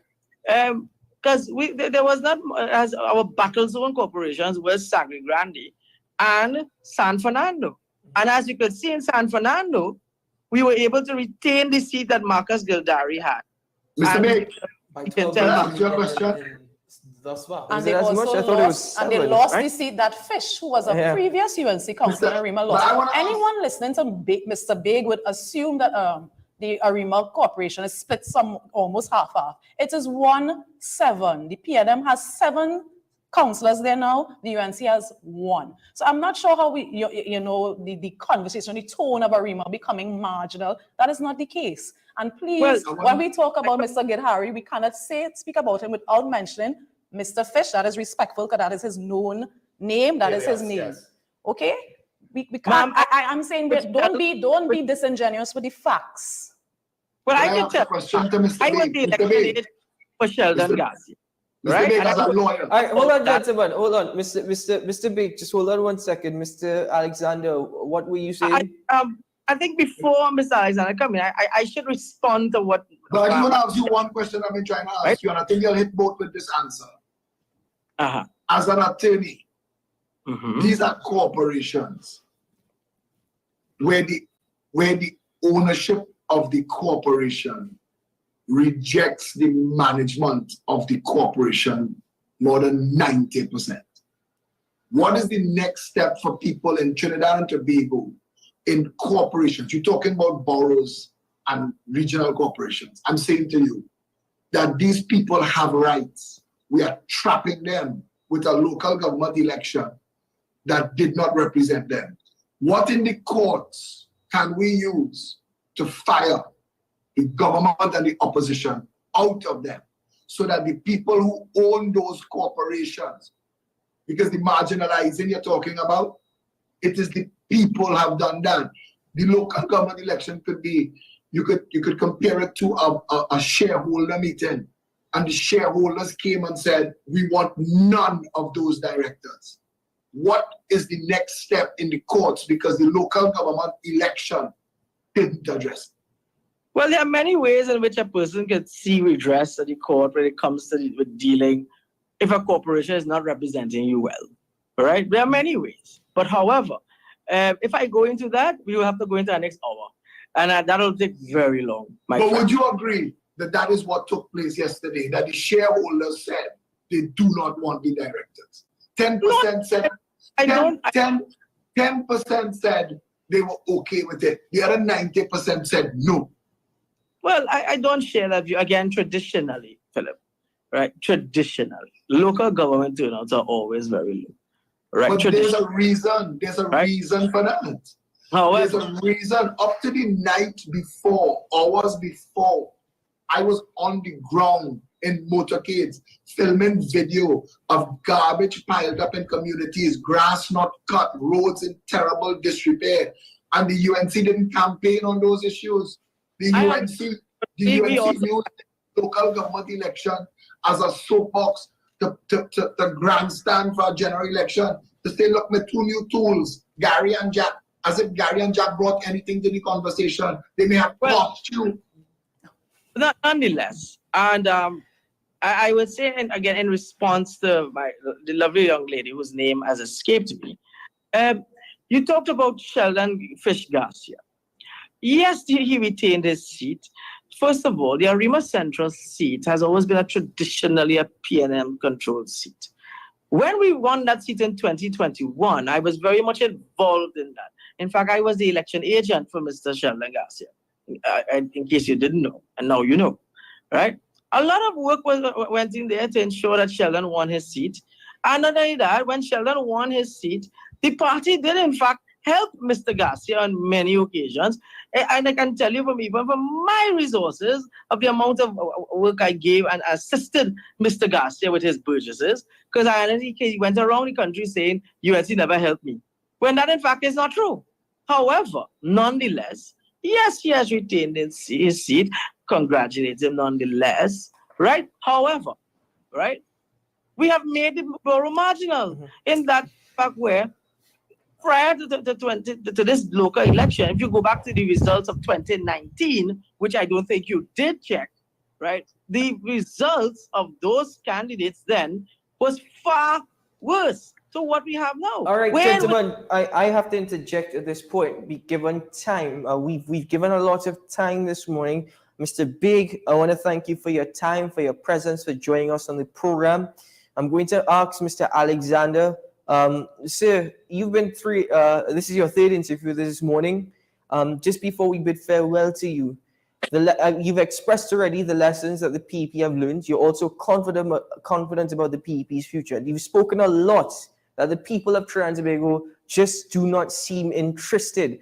Therefore, what could you say, or what could you see happening in the next 2 years, and what needs to be done in order to raise, or in fact, in order to rid the apathy towards politics in Trinidad and Tobago? If I were to continue the trend of Mr. Biggs increasing the decrease, I want to say that our numbers actually, our votes, because we didn't have a local government experience before, we can't judge what it means. We also can't judge our voter turnout because we were in 47, not 141. I know we gas people up nationally. People were messaging me from all over the country. Where my candidate for here? Where my candidate for there? So it's still not a reflection to us. I do know we heavily supported. I do know that the apathy that exists for the PNM and the UNC doesn't touch the PEP yet. I know that the apathy for the total process does. Now I'm going to double down. I have been working very hard, unpaid, at my expense. The Philip Will Fix It campaign is going to increase. We are going to be on the ground delivering in all of the communities.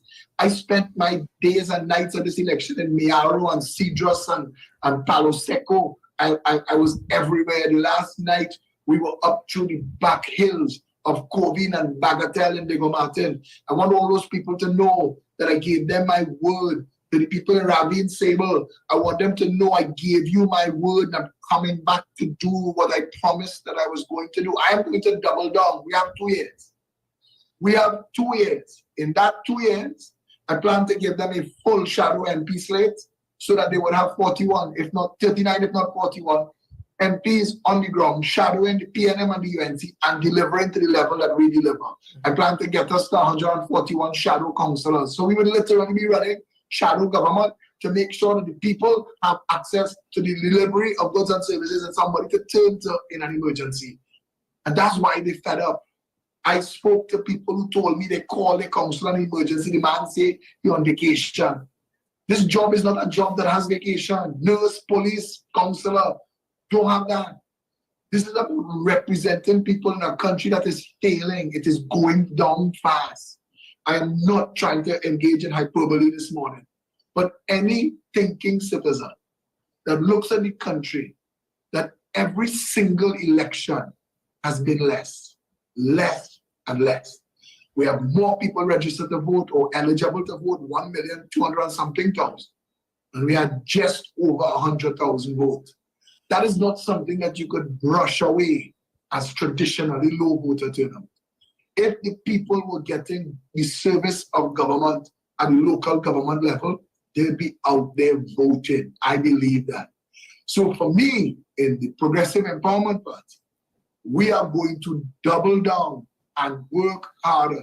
We are going to challenge the PNM and the UNC further. I wanted to make the point just now when Mr. Babe was disingenuous with his telling of what was going on in the Chaguanas Borough Corporation. We took the Chaguanas mayor to court. We were suing them for the vendors. We plan to do a lot more of that in every part and place of Trinidad and Tobago. We are going to be following the dockets of the courts. People have a right to water, to flood mitigation. People have a right to quality health care. People have a right to not be fleeced by the banks. When I was a little boy, my father took me into Canadian Imperial Bank of Commerce in Western Meadow and made me open bank account number 920 and told me every time you get a little bit of money, I was less than 9 years old, he said, put some money in there. And that in 10 years, every 10 years, the money will double. If you put money in a bank now in Trinidad, in 2 years, the money go on in fees and charges. Nobody's talking about that because these people are financing the PNM and the UNC. Mr. Only a select. Mr. Alexander, my apologies for having to cut you, sir. But due for time, I think we're going to have to conclude it there. But I do want to thank you very much. But you see, and I want to say to you, these issues, and I don't mean to tell you how to run your station, but these are the issues. If you want to be relevant, you need to bring people on your show. You can't just do media the way the other people do in media. You have to bring people on the show and you have to deep dive. You have a social media tip of the spear here that you could build into something powerful. Let no more stunting and grandstanding. Let's talk issues. Because to the average person who you want to turn on your show and keep watching, they want to hear people talk about this. You have to decide. Yeah. Now, I will come every time you call me. But this is not something that should be governed by time. This should be governed by what you think the public could engage you. You should be opening your phone lines and letting the public weigh in. We need to release some of that pressure. Trinidad needs to pay attention. The people of Trinidad and Tobago not happy. Progressive Empowerment Party, just to answer your question quickly in closing, we are going to make sure our presence is felt physically. We will be in your districts, in your corporations, in your communities, in your constituencies, delivering at the highest level. My number 6822110 is the most known politician phone number in this country. And I want to be part of the rescue. And I want to be part of any conversation that leads to this. I want to work with politicians like Louis Lee Singh and Timothy Hammersmith and Steve Alvarez and Karen Yunus Teixeira and others who have separated themselves from the contract mafia, finance, PNM and UNC. And let us build a real movement in Trinidad and Tobago that excites the people about politics again. Mr. Alexander, thank you very much, sir. Appreciate your advice and your time. Take care and all the very best to you. Mr. Big, thank you once more, sir. All the very best to you. Gentlemen, your contributions. Take care. I was kind of hoping I would have gotten to say thank you, but no, Mr. Big, you've had the majority of the time this morning on the program, so I do want to thank you very much for your presence and your contribution. Nonetheless, I say thank you to you all. It was a pleasure. It's my first time here, and I must say I enjoyed the banter, especially with my lovely young lady there. My name is Janelle John Bates. Janelle John Bates. Yes, thank you. Don't forget it. I don't think he will after this morning. I don't think I'll ever forget you. All right, Mr. Bates. Very good, sir. Sorry? Are you a lawyer, Ms. Bates? I am. I thought so. All right. By your style, I can tell of your vibrant advocacy. All right, Mr. Big, take care. Keep well. Take care, stay safe, have a great day, and let us still continue to secure our nation. Thank you, sir. But Keita, now I feel bad because I wanted to make a parting shot and he said all these sweet, kind words. I can't even say what I want to say. Unity. No, but honestly, I do want to indicate though that I understand that Mr. Big has to do what he has to do for the party. But one curious thing he kept doing though, he equated traditional with acceptable. Because something has been bad doesn't mean it should remain that way. That's an interesting point. Which is the point that Philip Alexander was making. You're saying you're Mr. Big, come into the station. You're saying less is more because on it. I rather on it, and we are going to help solve that problem. Well, Mr. Big, the United National Congress in 2025. Oh, Mr. Big, thank you very much, sir. Thank you very much for your contribution. I'm going to go to my colleague, Camille Pascal. Camille, your thoughts and opinions. Yeah, he kept saying less is more in terms of the local government, hence the reason Edward Alexander kept saying the same thing. It's not that less is more. You are seeing a downward trend in the amount of persons coming out for local government elections. It cannot be acceptable. We can't be saying, well, we're making inroads, so because less is more, we can't continue in that way. It must be that we find some way to get people out to vote because local government issues are just as important as central government issues. Well, I would argue it's somewhat even worse because as much as Mr. Moana wanted to refute it on Talking Point Friday, those of us who have looked at a lot of the Monday night forums, and even Mr. Warner's own talking points on talking points was about the Prime Minister. Yes. Right? That was the details that he was giving us. So, you know, the PNM does have to now, at least behind closed doors, do we have the mandate for reform? Is this enough? The UNC now, they have to say, look, we put out a national campaign there, Can we just right? for a moment, let me just And we ask got local government you guys just for a numbers. moment. We focused a lot on the rhetoric this morning coming from all sides. Janelle, you put forward your experiences. You put forward your experiences, which were contrasting, but two different parts of Shagonas. But a lot of what we saw this morning, even from the Minister Marvin Gonzalez, and this is before you guys came on, was again this back and forth. And many, in fact, the last question I had to ask the Honorable Minister is, okay, put aside the UNC and all the other parties, what is the PNM going to do now? What's next? And he used one word, implementation. How many times have we heard that before? We've heard a similar thing being expressed this morning from Mr. Brian Big in regards to we've made inroads, we've held onto our traditional seats. And I'm getting rather frustrated at this constant use of this term traditional. Traditional is not working. It's proven to be defunct. So basically, ladies and gentlemen, as young people here in Trinidad and Tobago, how long is it going to take before we experience the change that we so desire? When I say we, I mean, generally speaking, the young people of Trinidad and Tobago who still have an active interest, rather than the politicians who have remained there for decades. When are we going to experience that change? Well, then I think that's a rhetorical question because you're asking the wrong people. We, neither of us, neither, correct me if I'm wrong, neither of us are in any representative position. So you're asking us, when are we going to see the change? We cannot speak to that. When do we want the change? No. We want it now. To a certain extent, Yes. you can speak to that because you are in a political party. You will I see am what in a is political taking party. place in that political party. Could you see, could you say for certain that you are seeing a change, a shift towards new thinking, towards critical thinking? Well, you see, saying a shift towards critical thinking indicates that there was no critical thinking, and I would have to disagree with that position.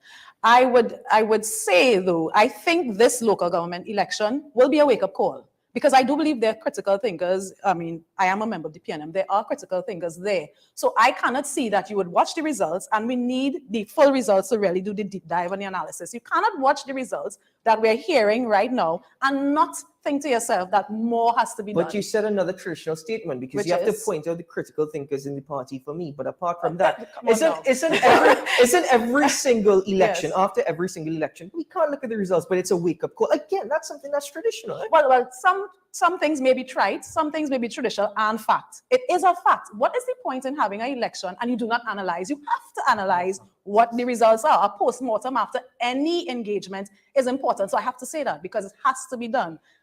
I don't know if I Camille. get Camille to jump in here on this, yeah. I agree, but on the point of how do we effect change when we are not in a position of change, it's simply us speaking up.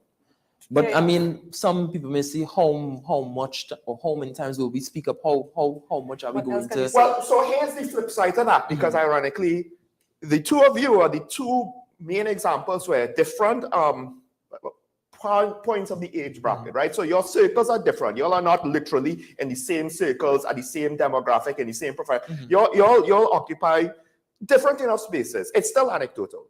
But my point is, y'all have both indicated your peers are not looking to be engaged in politics, right? You in youth parliament, you with young professionals who now have reached a point in their career where, you know, you would think that they would be a bit more responsible and have a bit more time. They're not starting out in entry-level positions. Is it that young people are just not engaging? Because that's my fear. I do wonder if these results are just further indication that young people are not looking to engage in politics. And we could lament about the old people as much as we want, but we stuck with them because we don't have young people coming up to replace them. Maybe because the old people not letting them, not giving them room, right? But at the same time, you know, do we wait?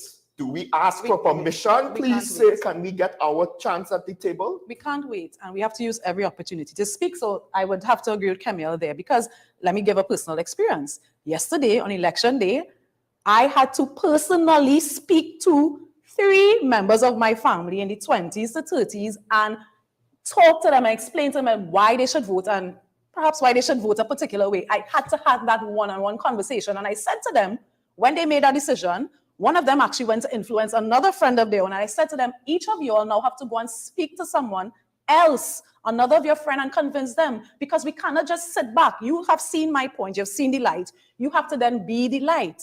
And that is what I think we need to engage in these spaces, engage in every opportunity. We have social media, a wonderful space that gives all of us the opportunity to say what we have to say freely.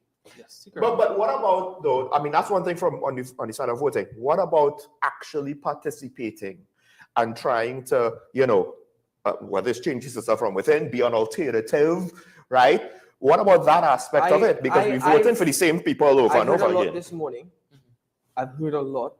My opinion remains that we're still waking up. We haven't woken up as yet. We're not waking? Yeah, we're not opening our I think minds we're at all. snoozing. We haven't opened our minds at all. We hit that snooze And button. I will make the argument that as much as we're seeing youth need to be more engaged, they need to also participate and take part. I also believe that the older generations need to be engaging youth a lot more. I would agree. In other words, giving them the opportunity. I have seen, and I've been privy on this platform to realize and understand that Trinidad, the young people of Trinidad have a lot to offer. The unfortunate thing about it is, because you're putting an individual in the post of a counselor, does not necessarily mean that you're giving them an opportunity, because guess what? After the election, does this support exist? The communities are not experiencing it. And I'm pretty sure that's something that we could all agree on. Yes, yes. All right, so I'll tell you what, let's take a break here on Talking Point. When we return, we have a gentleman who's been waiting in the Zoom for quite some time. We're going to give him his time that's due this morning. So we'll be right back after this.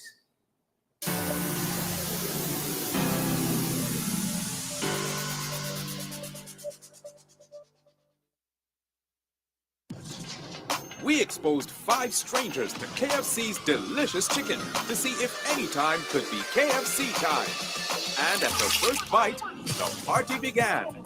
We repeated the experiment during the day, during business hours, on weekends, with sunshine, with rain. And it's confirmed. KFC's flavor makes anytime KFC time. KFC, it's finger licking good. Let the home store turn your house into a home you love. Get everything you need to give your home that special look and feel. We offer household items, lawn and garden, paint center, hardware, plumbing, lighting and electrical, toys and storage solutions. 5 convenient locations: 6th Avenue Barataria, The Falls at Westmore, Pennywise Plaza Shoguanas, C3 Center Branch and C3 San Fernando. Check out our Facebook page for more information and come visit us today. The Home Store. Turn your house into a home you love. Join me, Dr. Nalini Kokram, on What's Up Doc, where we discuss all your burning questions concerning health. Trinidad and Tobago is among one of the highest risk group of patients that develop this form of genetic breast cancer. What I'd like to take home from a short interview like this: screening. You must screen. Because it's silent. It's silent. Yeah. And because it's silent, you don't know it's there. What's Up Doc, every Tuesday and Thursday on WESN Content Capital.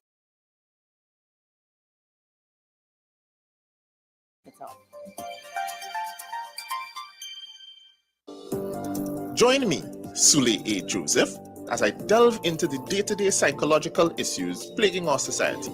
We will discuss behaviors that encompass the biological influences, social pressures, and environmental factors that affect how you think, act, and feel. Site, Thursdays at 11:30 a.m., only on WESN, Content Capital. Take some time for yourself or spend some time with the family at Sandy Point Village Hotel. Enjoy our various studio and suite apartments, self-contained with their own kitchenettes and Wi-Fi. We also have our famous 100-foot swimming pool and our beachfront restaurant, the Steak and Lobster Grill. And our location in Crown Point puts us near the center of activity, from the nylon pool to the local nightlife.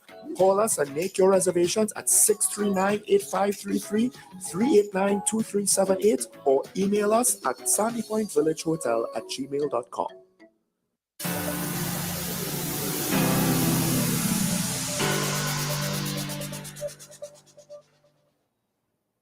Welcome back to Talking Point, ladies and gentlemen. The show, the station that is often imitated but never duplicated. And of course, our post-local government election coverage continues. We are joined finally by the political leader of the NTA, the one and only Mr. Gary Griffith. Mr. Griffith, good morning, sir. Thank you for your patience. I hope that you found the previous conversation enlightening and maybe a little entertaining. But now, sir, we would like to hear from you on your thoughts on this event that has taken place last night and yesterday. Morning. Yes. Yeah, hi. Good morning. Well, again, I listened to the sparring session previously. It was very interesting. I beg to differ. I listened to everyone seeing the glass half empty. I'm seeing it in the opposite direction. I'm seeing it half full. We're looking at all the bad and the ugly of what has taken place over the last few months and the results. And then everybody is blaming society, blaming the civilians, saying that they are not voting, that the people are fed up. Why don't we look at the point that this is one of the few countries where we actually had an election campaign that was incident-free, that persons on both sides, I mean, you could have seen no animosity, no hatred, no war, aggression, with different parties walking past each other in a motorcade or whatever. And it showed that regardless of how senior political persons could operate by trying to divide and conquer, these citizens didn't take that bait. There was no violence, there were no major incidents. As much as there have been reports of irregularities, there's nothing that I could have seen that we can pinpoint and say that the PNM were involved in some manner, a clandestine operation with the EBC to steal the election. I have not seen that. Yes, there were several irregularities, agreed. So I think that from a positive perspective, I think it augurs well for our country. We are still developing. We are still a fairly young country. So I think that is what the focus should be on. Speaking about I'm fed up of that old lyric by persons when you lose an election, talk about how the few number of people that are voting. That happens. It happens. Get over it. All over the world, you're going to get it. In the United States, the number of people that vote in their presidential election is almost on par to us in a general election. In their midterm, it's almost on par to our local government. So let's get over this nonsense to feel that 100% of people are going to turn up and vote in an election. It does not happen. In a local government election, you're going to get people that they don't see those things of any great value, which is why the determining factor will usually be the base support of the PNM and UNC that will attend a local government election.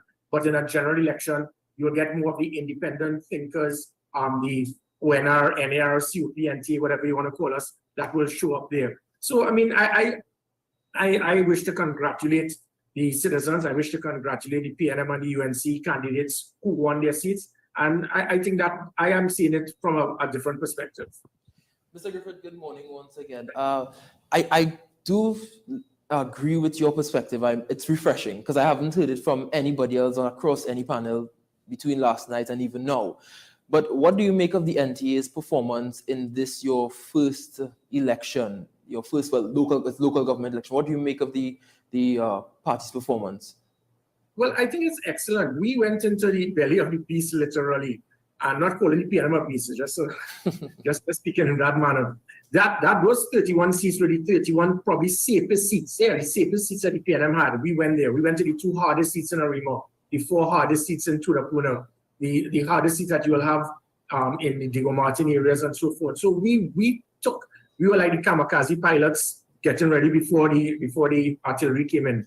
And it's not to say that we were glutton for punishment, but you would have seen that the UNC, their support is primarily in the central and southern area. There was no need for us to have gone there. So we went in an area that is usually controlled by the PNM. And in those 31 seats in 2019, the PNM acquired 40,000 odd votes. The UNC, who that was the main opposition to them, got 13,000. So you're talking about 27,000 difference in 31 seats. Divide that, you're speaking about over 900 on average difference. That is as safe as you can get. You know that in local government. So we took the hardest seats and we turned that, where several of those seats, we lost by just a couple hundred votes. Every one of the 31 seats, we cut it tremendously, that amount.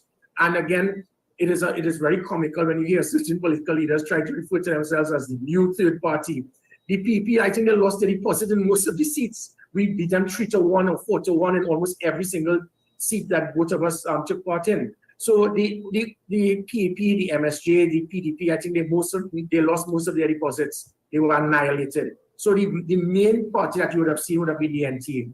The NTA is less than a year old, and you had a political leader of a party that's 60 years old. He spent most of his time on the platform speaking about the NT and Gary Griffith. It shows that the NT have now put ourselves on a good foothold. It is similar to what took place in the 1983 local government when the ONR decided to form a strategic alliance with the UNC to build something to 1986. So I am very pleased of what has taken place with those 31 candidates. It was an honor to be on the political field of battle with them, and they did well. They kept to that level of professionalism that I expected and I wanted, not the type of disgusting type of politics that you would have heard by certain persons. We actually have a political leader that you all somehow, I thought WESN had a standard. You all just brought a political leader that was on yesterday telling people how to spoil your ballot. How could people even consider that being a political party? So whereas the PNM and the UNC, there will be flaws. But when you have a political leader telling people how to destroy your ballot during an election day, that says so much about the standard that we have reached in certain areas by the politicians, not by the citizens. So thankfully, the UNC and the PNM kept a degree of professionalism, and the NTA, what we have done is now made it known that we are now the de facto third major force in the country. Mr. Griffith, good morning. Good morning. This is the second time for the morning I've had the pleasure of hearing you. I heard you on Power 102, I believe, this morning as well, yes? You were there? Yeah. Right, I heard you on that station indicating that in a system like ours, it's really a two-party system, yes? And it's just that way. It's that way in America, it's the same way here. But now you are also celebrating that you're now the official, according to you, third party, de facto third party. So then my question is, if you are saying it's a two-party system and that's the only successful system, what's the point in celebrating being an official de facto third party? Where do you intend to go from here? Where does the NTA intend to go from here? Yeah, and you're correct. So because of our constitution, how it has been drafted, that is why the UNR will get 91,000, the NR will get 127, the COP will get 147. How could you have 147,000 people supporting a party and you have no representation? This was deliberately set like that. But it does not take away the fact that there's a void. And the void, it still mandates that there are many people who do not want to be PNM till they're dead or born a UNC and I go die a UNC. That type of, and there's nothing wrong with that. So that's your right if you want to see a political party and they could do the worst things regardless of what, and you're still going to support them blindly. I remember Donald Trump saying that he could go down to Times Square and shoot someone and he will get the same amount of support. So you're going to get that type of blind loyalty regardless of what. But still, if you're going to have that 150,000 plus persons out of 700,000, 800,000 possible voters, or a million now, sorry, you're still going to, there still must be representation for them. And that is why we have to form this type of a party. Because if not, it means that these 170,000 persons will shift either PNM, UNC or not vote. So I think it is still important. Having said that, I go to your point, which is where if I said that there's a two-part, it's either A or B, what must happen for that party to have any degree of representation? They have to make a choice, and they have to make a choice to work with one of these two parties to represent those persons in that bridge constituency, that third constituency. If you don't do that, and you play this matter of principle because the PNM and UNC are the worst things in the world, well, then you're going to continue to be a political party that will never have the opportunity to serve those same 170,000 people who you're supposed to represent, which is why the concept of an alliance is optional. Well, so you said then that you are there to represent the 1,000 people who have a voice, and you have to choose to work with one of the two parties. Last week, Friday, on the show, we had Mr. Jack Warner, who was one of your partners in this accommodation, yes? And he indicated his position is that the other party in the accommodation, which was your party, the NTA, has to do what he did with his party. They have to dissolve to actually make an impact in Trinidad and Tobago. That is what he said. I'm paraphrasing, but that is essentially what he said. What do you have to say in response to that? Do you think you need to resolve to be important? No, I don't think so. But I do know many people told me I should go and join the UNC. Many people told me I should join the PNM to replace Keith Rowley. I think that was the problem that Doc and I had initially when that poll took place. That poll caused the problem. When you had 89% of a country liking someone or having no issue, and that became the issue that rates only 50% odd supportingly. So that me deciding what I should do is irrelevant. It is based on what the majority of that third constituency would want. And as it is at this time, Mr. Warner will have his view. Many people, I mean, I have been bombarded with calls with people telling me the same thing. I've been bombarded with calls as well today with thousands of persons telling me, stay there, we need to keep that third constituency. The decision is not going to be made based on what I feel. The decision will be made based on those who I represent. My personal view at this time is that there is no need for me just jumping into one of the two main political parties. I think there's a strong need for persons that are not PNM or UNC to need that type of representation. So my view is different if that is what Mr. Warner said. Mr. Griffith, it's only been less than 24 hours since we've gotten the preliminary results from the close of polls. Do you think that in analyzing, when you analyze whenever that time comes and do your postmortem as a party, would you say that the alliance between yourself and the United National Congress worked well for you, or you would have preferred to work on your own? And I'm asking that because on Saturday you were scheduled to be at the UNC's rally, and it was on the flyer, and I was looking at both the UNC and the PNMs. I didn't see you speak. So people were wondering, people had questions in their mind as to, is it that you all are not going forward with the alliance anymore? I know it's so sad. Everything I do, people try to analyze it and try to think of things that are not there. So what happened, as simple as it was, we had a motorcade. Remember, I'm a political leader of a party, and that is priority. And then we form an alliance with another party. So my priority would be my political party. And we had a motorcade that started in Diego Martin at 8 a.m. on Saturday. It was supposed to be completed by 2 p.m. It was completed at 6 p.m. when we arrived in Arima. So we went from Diego Martin straight through Diego Martin into Arapita Avenue, Rice Road, and the whole of Eastern Main Road. So it took us 10 hours. 10 hours on a truck. I like, thank you. Yes, I know my tan looks very nice. So I was on that truck for 10 hours. And because of that, it made it, I could not get there on time to speak at the 4 p.m. meeting. I sent a message to her. I let her know she understood fully. Because remember, the priority for the NTA was the corridor. That would have been the 5 corporations of Diego Martin, Port of Spain, Sawa, Lavantil, Tunapuna, Piaco, Arima, and then also Point Fortin. So I could not just abandon my party because I think it was the largest motorcade that would have been seen by any political party in decades. It was over 300 cars. We had cars in St. Joseph, and then they would cut people all the way back in Baratara. So there was a lot I had to be at. And then I actually turned up there at an event they had after. So there was no degree of concern about that whatsoever.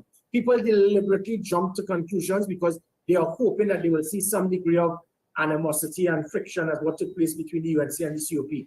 Different personalities, different time, and that's where I will ensure that there's going to be mutual respect and there will be good cooperation and understanding. Because what I'm doing here is not about just the NTA joining with the UNC to team up and make it look at WWF and we just jump in the ring to knock out the PNM. That is not politics. This is about trying to put it a bill. There are certain politicians have spent a lot of time in this campaign trying to divide, trying to destroy, trying to attack. I mean, and it is sad. I know there are PNM representatives there, but you have a political leader that spends most of his time attacking every time you go on a platform. You can't expect to want to serve and lead a country if you continue to show that you hate half of the country.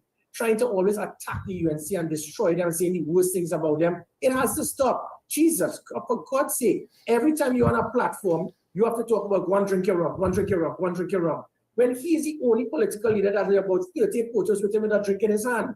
You'd never see that with any other political leader. So we need to get down with that kind of gutter politics. And unfortunately, the PNM-B team that played an instrumental part to assist the PNM in keeping a few seats in Diego Martin that we would have won, but he got involved there to get 100 odd votes that caused the difference.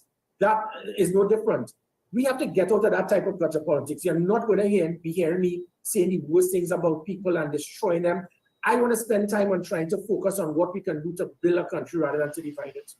But you mentioned that you are the political leader and your allegiance will always lie with the NTA. Let's be quite clear about that. And you had your stuff to do on Saturday. But from all indications thus far, would you say that the alliance, as you're called, or your combination rather, is working for you all as a party? Yeah. What have your executives been saying? Yeah, so yeah, you did mention that. So, you know, when you form this type of party and you form any alliance with the other side, there's going to be some degree of persons who say, look, you see that, you're going on there, I'm not interested. But by and large, if you understand this, the people who think that you're really a PNM who just vexed with the PNM, because there are a lot of people in the PNM who are disenchanted, but because they hate the UNC, they will never go there. So a third party is formed, whether it's ONR, COP, NTA, they will come on because they are disenchanted with the PNM. But if you hear that they are now working with the UNC, the hatred for the UNC is so much, they'll say, no, well, I'll just step down. And that's where you'll get a lot of people who did not vote in the local government election. So I think we did what was required. We are not here to please everyone. I'm here to do what is required to help the country. So I think we did an excellent job. As again, a party less than a year old can become the major party other than the PNM and the UNC. And again, what we did, had it not been, people look at the NTA by saying, no, listen, we didn't win a seat of the 31. Those were the 31 safest PNM seats, that's one.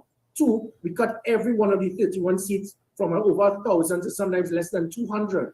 And three, we remember the NTA will also have supporters in Sangre Grande and San Fernando. The PNM strongly felt that they could have taken Sangre Grande. Because of that third constituency voters in Sangre Grande, I pushed heavily. I walked in Sangre Grande to make sure that PNM did not take Sangre Grande. And also I did a lot of walking 5 Saturdays straight for several hours in those marginal seats to ensure that they took one of the marginal seats, and PNM and held on by this to ensure that they kept that last seat. So the NTA would have contributed immensely to ensure that the PNM did not make it 8-6, and that they almost would have lost that San Fernando seat as well. Well, Mr. Griffith, you've compared the NTA to the COP. You've recently just said in one of your answers that that this is not like what happened then, that the dynamics are different between the NTA and the alliance with the UNC and what happened with the COP and the UNC. But I will admit, when I heard about this alliance, I was concerned because I actually was worried that what happened to the COP might just happen to the NTA. While it's not necessarily all the same people, it's some of the same people. And I would say that the trajectory is similar, which is why I'm willing to accept what you're saying about the NTA's position, because the COP started off and did not win anything in its first election, but they continued and eventually they won some seats. However, that is also when they got into the coalition with the People's Partnership. Now, I would say that, look, they did not leave that administration, that one term. By the end of it, the COP's position did not continue to progress. So would you say, like, are you confident that this alliance is the best thing for the NTA? Because personally, I am thinking the COP might have been better off going its own way and continuing its growth, and perhaps it might be also better for the NTA to grow on its own and not necessarily be caught up with any sort of collateral association with any of the other established political parties who have their established negatives and baggage with them. Yeah, I like how you put that, and I see your comrade on the other side where she's not in, because everybody who's a PNM, that's what they want. They wanted that so bad. What do they want? The PNM, they love the ONR in 1981 when they split the votes. The PNM adored the NAR in 1991 when they split the votes. The PNM fell in love with the COP in 2007 when they split the votes. That is the PNM. So by that definition, I should love you, Mr. Griffith, for doing this. No, I didn't split the votes. You should not. I did. I didn't split. Had I stayed in that straight and narrow, and I went and said, look, we are going on our own in Sangre Grande, the PNM would have won Sangre Grande easily, because we have a lot of support of those COP type voters in Sangre Grande. So had we gone in there in Sangre Grande, the PNM would have won. Had we gone into San Fernando, the PNM would have won, would have kept it at 6-3. So there's the maths, there are the tactics. So as much as you can say, listen, we should go on our own, anytime that happens, the only party that benefits is the PNM. And the same third constituency gets no representation, they win no seats. Now, having said that, it does not mean that we're just supposed to just sleep with anyone and just make a decision. But my point is, we must make sure we keep our being an independent party, and we have our principles, and we stand by it. But and the COP, they lost their way, because I was there. I saw what happened. The COP individuals got so caught up. Some automatically became members of the UNC whilst being COP members. I saw it, especially even senior ministers. Others inside cabinet refuse to fight to defend the rights and the principles of the COP in their own cabinet. So that is not going to happen here. I can give the assurance that my style is not to criticize Prakash Ramada, Winston Lukaran, Carolyn Prasad Bechan. That is, they have their style, I have mine. Mine is to ensure that I look after the well-being. That's my military training. I am not going to sell out. I'm not going to cave in. I'm not going to allow, I'm not a blind loyalist. I lost 2 positions because of principle, if you remember. I was fired as a Minister of National Security on principle. I was fired as a Commissioner of Police because government officials wanted to interfere with the policing and investigations and try to turn us into a police state. I stand on principle as nothing has changed. But in the same way, I'm very tactical. I understand the politics in this country. That third party, if you all want me to represent you, if you want me to serve you, if you want me to save you, then the only way I can do that is to be in a position of authority. The only way that can happen is to form strategic alliances. Let us not criticize this word coalition. It's something that's been deliberately done by the PNM. There have been over 80 countries in the world that had coalition governments. Some have worked, some have not. Many still exist right now. That's almost half of the countries in the world. Many countries have only had a government that stays on its own, and many have collapsed, many have failed. This present government, people see as being the same. So whether you have a government on its own or a coalition, you just can't point fingers and say, well, those things don't work. It did not work in 86 and 2010 because of probably the individuals. My style is to always ensure that things can work. And that's what I intend to do. Trying to ensure not just the NT and the UNC, but there are several other minor parties that people see as being insignificant. And sadly, the leader of the PP, if he takes off his arrogance, trying to attack everyone, he can be of value. But you can't be of value in just trying to say the nastiest things about people and expect you to be considered as being relevant. My job is to find people who want to serve the country, who really care about Trinidad and Tobago, bring them together, because I believe in that scene. As I said, I continue to say the whole is greater than the sum of the parts. Mr. Griffith, we've got an idea now of the NTA this morning, but my question comes in 2 parts. One, is the NTA the de facto third party for the next 2 years, and come 2025, that may change for the general election? The second question is the principles of the NTA. I'm assuming those are the same principles of Guy Griffith. How is that different to the principles of the United National Congress? Well, again, all right, but let me go back to the first point. In the next 2 years, yes, definitely, we would be considered as the third major party. The PNM will spend all of their time witch hunting, fishing expedition, because they've done so much. They've spent more time trying to assist, trying to hope that the police could find something on Gary. They could keep checking. This ain't going to happen because it's not there. So just by me being seen as a major threat to Dr. Rowley, it shows how relevant the NT and Gary Griffith is going to be, because I am going to be that pendulum that is going to shift that scale over to the parties that are not aligned to the PNM. Because remember, like for example, who wins St. Joseph wins the election. It is that simple. And sometimes it is just that little shift. The NTA is not going to be that little. We are a major force that will ensure. So as I said, if we can cut into so much over, like from 1,000 votes to less than 200 in the 31 most critical and safest PNM seats, it shows how easy it is going to be done in the St. Joseph, in the Tulapuna, in the La Joquita, Talparo, in the Arima seats. So that is a given that the PNM will lose with a credible third political party. As it pertains to the principles and so forth, yes, the NTA, we will continue to stay by certain principles, which is why that third constituency must have that degree of representation. We would work with other parties. And again, if another party has serious matters of concerns that would affect the NTA, well, obviously my executive will look into it. And I'm sure the UNC will say the same about us, because you don't just be pointing fingers. There's this perception that this third party must always be seen as we are pure and we are perfect, and the PNM and the UNC are vulgar and disgusting. That is not true. These are 2 major political parties that have done so much for the development of this country. And instead, because you're PNM, you say the nastiest thing and you don't see what the UNC has been able to accomplish in 2010 to 2015 is mind-boggling. And then likewise, because you're not a PNM supporter, You try to allude to the fact that the PNM is the most disgusting thing that has destroyed the country. The PNM has provided the framework and the foundation to develop Trinidad and Tobago. Yes, both sides have made major mistakes. They are human. And it has to do with the individuals, not the party.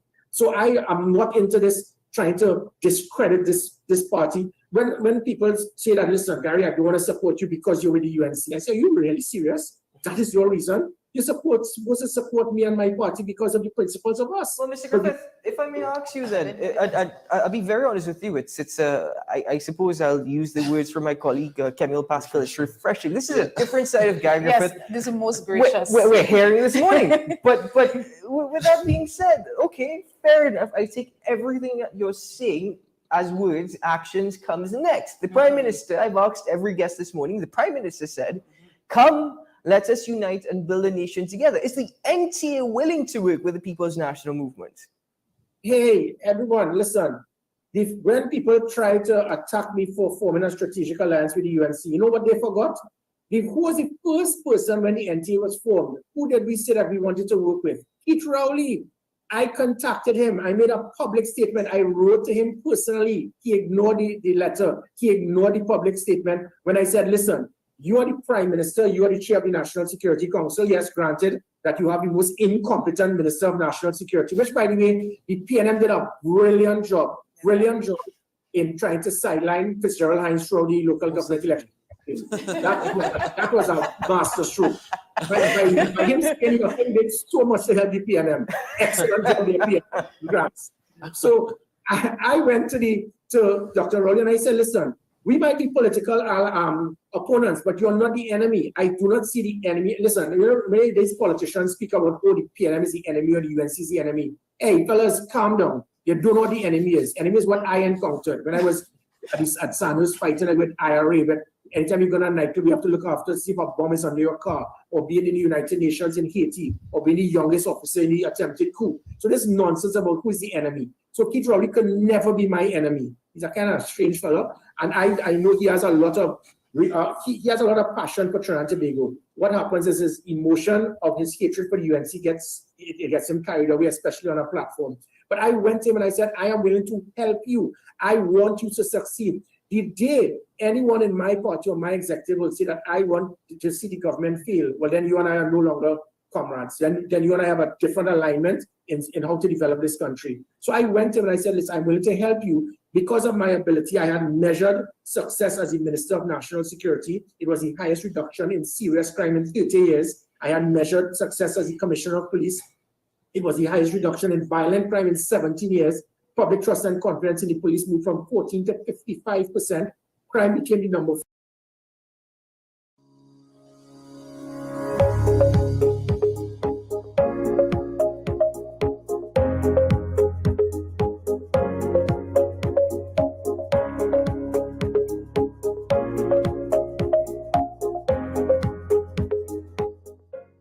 The Enhanced Intensive Lifestyle Intervention, also known as EILI, helps patients lose weight, including belly fat, reduces their A1C concentrations, and is effective at sending diabetes into remission in a majority of patients. According to the developer, local researcher Peter Neptune, the solution to diabetes is not miraculous, but rather a simple, logical process. The thing is, it's not a miracle. We've been told and we understand that diabetes is a lifestyle disease. The problem is nobody medically talks to you about your lifestyle. And that is the reason why it persists. We have been inundated with this medicine and this pill could fix this and could fix that. The physics of it and the biochemistry of it is very simple. You want to bring down your sugar, you need to eat less sugar. That is it. The data in the research shows that the EILI has effectively moved nearly 90% of patients off medication within 3 to 6 months, improving their quality of life. Mr. Neptune explains too that our socialization, coming out of our history, is at the heart of our diabetes problems. The rice, flour, and potatoes that slaves were given started a negative culinary trend which worked back then, but not now. Work then because they will work 18 hours a day cutting cane from sun up to sundown. But we are eating the same and the same quantities of foods, the same foods, that our ancestors, the initial slaves ate, but we just come in and sitting behind a desk. And that is what the problem is. Those foods, those 3 foods I just called, are the major source of sugar in our diet, and they don't taste sweet. And nobody tells you that this is sugar. So you don't know how much sugar you're eating. It's a lot of sugar. Mr. Neptune notes all carbohydrates turn into sugar. Some spike the sugar, while others don't. They will tell you, eat a little bit of this and a little bit of that, but make sure and take your medicine to bring it down. It doesn't go down, you know. The sugar comes out of your blood, but it goes inside of your organs and your tissues. It doesn't disappear, it's still inside of you. He says with diabetes medicine, your sugar shows as being low, but it isn't, and will return with a vengeance if the medication is stopped. He contends that symptoms are being addressed, not the root of the problem. EILI, however, he says, focuses on the problem. We reduce your sugar for that period, and what we realize is that your organs start to rejuvenate, and they start to improve, and their resilience improves, and they are more and more able to deal with sugar whenever you make a mistake. Summing up his program, Mr. Neptune says it is 3-pronged. Food, exercise, water, and our social habits, the way we eat. He says the solution and the key to a changed life is bringing knowledge to your life and choices. By educating you about it. So, for example, somebody will come and tell you, yeah, you can eat a little bit of this, it's not bad, it's not a problem. But now that you're educated about it, you'll tell them, no, it's a problem. And this is why. So therefore, they will not be able to influence you to do the wrong thing because you are aware of it and you're aware of the dangers. So there's no miracle, but rather conscious hard work to change habits, stripping away dependence on sugar as our habits change. Marie-Therese Bernard for TTT News.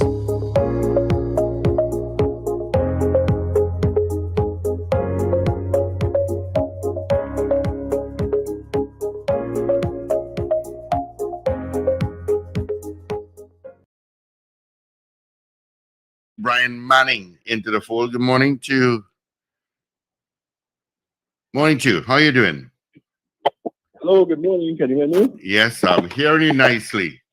Hi, good morning. Good morning, Trinidad and Tobago. Thank you for having me. I really appreciate it. Lovely. Morning, Mr. Manning. How are you this morning? Good morning, Dr. Richards. I hope all is well. All is well. Is all well on your end?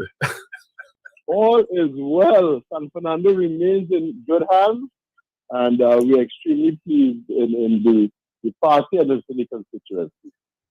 You are San Fernando East, right? Correct. East.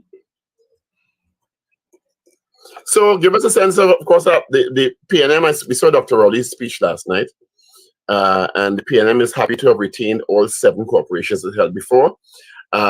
Is it that, give us a sense of what happened in San Fernando? Yes, well, in San Fernando East, we had 4 seats, or EDs, electoral districts. We were expecting and hoping to win all 4. And the closest one was in Kokia to Ruba with Teresa Lynch. Fortunately, we were able to win that one, but we lost the Marabella South Vistabella seat by about 12 or 14 votes, I believe. And that was with Marcus Kedari. Very close fight there, and I'm sure there's going to be a recount. And we will see how that goes. In San Fernando West, they won 2 of their 5 seats, but that gave us the 5 out of 9 total to retain the San Fernando City Corporation, and we're extremely happy about that. So you lost. So you lost one of the seats you previously held, one of the districts you previously held. Is that it? No. The Marabella South Visibility was always in the hands of the UNC. The UNC, okay. The councillor Marcus Kedari came over from the UNC to the People's National Movement. So did you retain all your districts in San Fernando? In San Fernando East, yes, not in San Fernando. What happened in San Fernando West? We had some challenges in Marabella West, I believe, and we didn't get the result that we expected. But, there's a lot of work to be done. We understand that going forward, the economy has been challenging, even though it has been trending in the right direction coming out of the COVID crisis. And we are going to continue to work and to provide for the people of Trinidad and Tobago and also implement local government reform, which we believe will inject a lot more activity, work, and opportunity within our communities across Trinidad and Tobago. But the Prime Minister spoke last night from Balancing House as I'm sure you would have heard, and indicated that given what the PNM had been up against, he was quite pleased with the result. I would absolutely and completely agree with that. We have endured some extremely trying times in the past few years. Coming out of the COVID crisis, we have had economic challenges throughout the region and throughout the world, actually. High inflation, a challenging economy, and to maintain the status quo, or the number of corporations that we had before the COVID crisis, after the COVID crisis, I think is an extremely good showing to the government at this point in time. Most are suggesting or predicting that voter turnout was low. And before the election yesterday, given the ferocity of the campaigns, both the PNM and the UNC and the other new parties, which failed to attract districts or voters, enough voters to get districts, that's surprising. Did that surprise you also? And why do you think that happened? No, we expected a lower voter turnout. I mean, one, it is the economy. We accept that, these are challenging times, even though we believe that our economic management has things trending in the right direction. So we expected a lower voter turnout. We also believe that there needs to be an education program. And with reform, we expect to bring the people of Trinidad and Tobago closer to their local government representatives and to be more involved in the entire local government process. And hopefully that will incite and inspire people to come out and vote in larger numbers during local government elections. It's interesting that you connect the state of the economy with low voter turnout. I fail to see that connection, given usually I'm thinking if it's a high-stake election, and it was a high-stake election for both the PNM and the UNC for the very, very different reasons.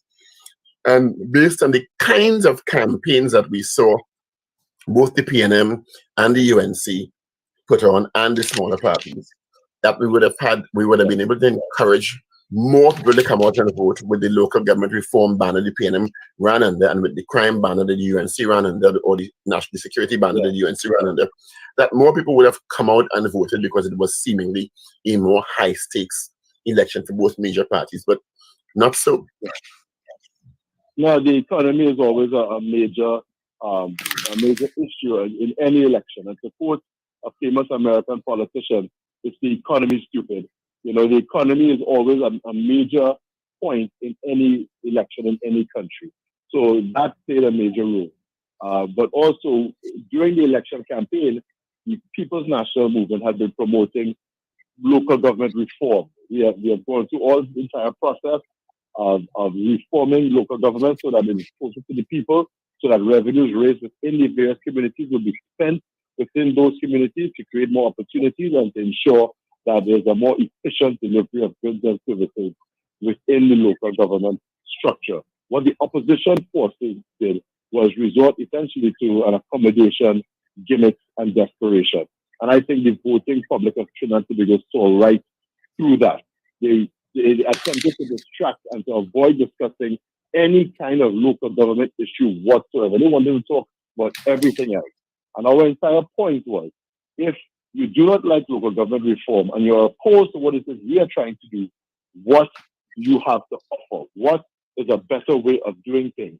And to this day, we have not received any reasonable or sensible answer to that question. What is the takeaway for the PNM from this election result moving to 2025? What is the lesson, if any, to be learned? What did the people tell the PNM or the UNC? I believe that it augurs well for our fortunes in the 2025 general election. It also says to us that local government reform is essential so that we can further connect with the people on the ground within Trinidad and Tobago, and it's something that we will take very seriously. And I expect to see more of our MPs and other persons in public office to be on the ground, meeting with people, listening to their concerns, and to ensure that we can deliver what the people of this country need to be happy and to live comfortable lives. It would be remiss of me not to throw in the curious fortune that taxpayers have received information about regarding 33,000 persons to get refunds as announced by the Minister of Finance a couple of days ago. Yeah. No, nothing untoward about that. I didn't say anything untoward about that. I just said it just came a couple of days ago. Yes, well, we're in the process of giving taxpayers the funds that they were owed, just like we had approved VAT payments recently, so that we can pump more funds within the economy. So taxpayers were entitled to those funds. Remember, we didn't plan this this local government election. We were basically demanded to have it at this point in time. We were hoping to have it later on in the year. So we were going to do all of these things long before this election was called. You couldn't just come up with paying all those tax returns overnight. It took several months to have things processed. So is that the first tranche of what is expected to be more returns coming in the next couple of months? That, yes. Also, the VAT payments are included. We are trying to clear all outstanding debt within the Ministry of Finance going forward. Of course, that would have accumulated during the COVID crisis. We had our revenues fell to zero. In some cases, oil and gas fell to less than zero. So we are trying to clear all of those to, one, stimulate this economy by pumping funds back into the economy so we can put people to work and to get things going across Trinidad and Tobago. What will surprise us most about the budget coming up? I couldn't say, because then it wouldn't be a surprise. Brad Manning, I'd like to say congratulations to the PNM and both the UNC on your retaining your 7 seats. And thanks for talking to us this morning. Go get some sleep. Thank you so much for having me. All the best, guys, and thank you, Trinidad, for your support. We will continue working for you. Thank you. Have a good day. All right. Thank you so much, Mr. Brian Manning, for being with us this morning. All right. Morning, Roundabout. Morning, Richard. Morning, guys. Morning, Trinidad and Tobago. Morning to our listeners. My suggestion is, are you surprised at the results of the local government election? Yes or no? I see you have newspapers. Yeah, I do have newspapers. Yeah, I don't think people will be surprised. Well, I don't know. That's if you have a better question, I'm open to it. No, we could go with it, but I don't think people will be surprised. Low voter turnouts kind of keep the status quo as it is. At least it tends to. Mm-hmm. So you can read the paper. Yeah, I could go ahead with the newspapers.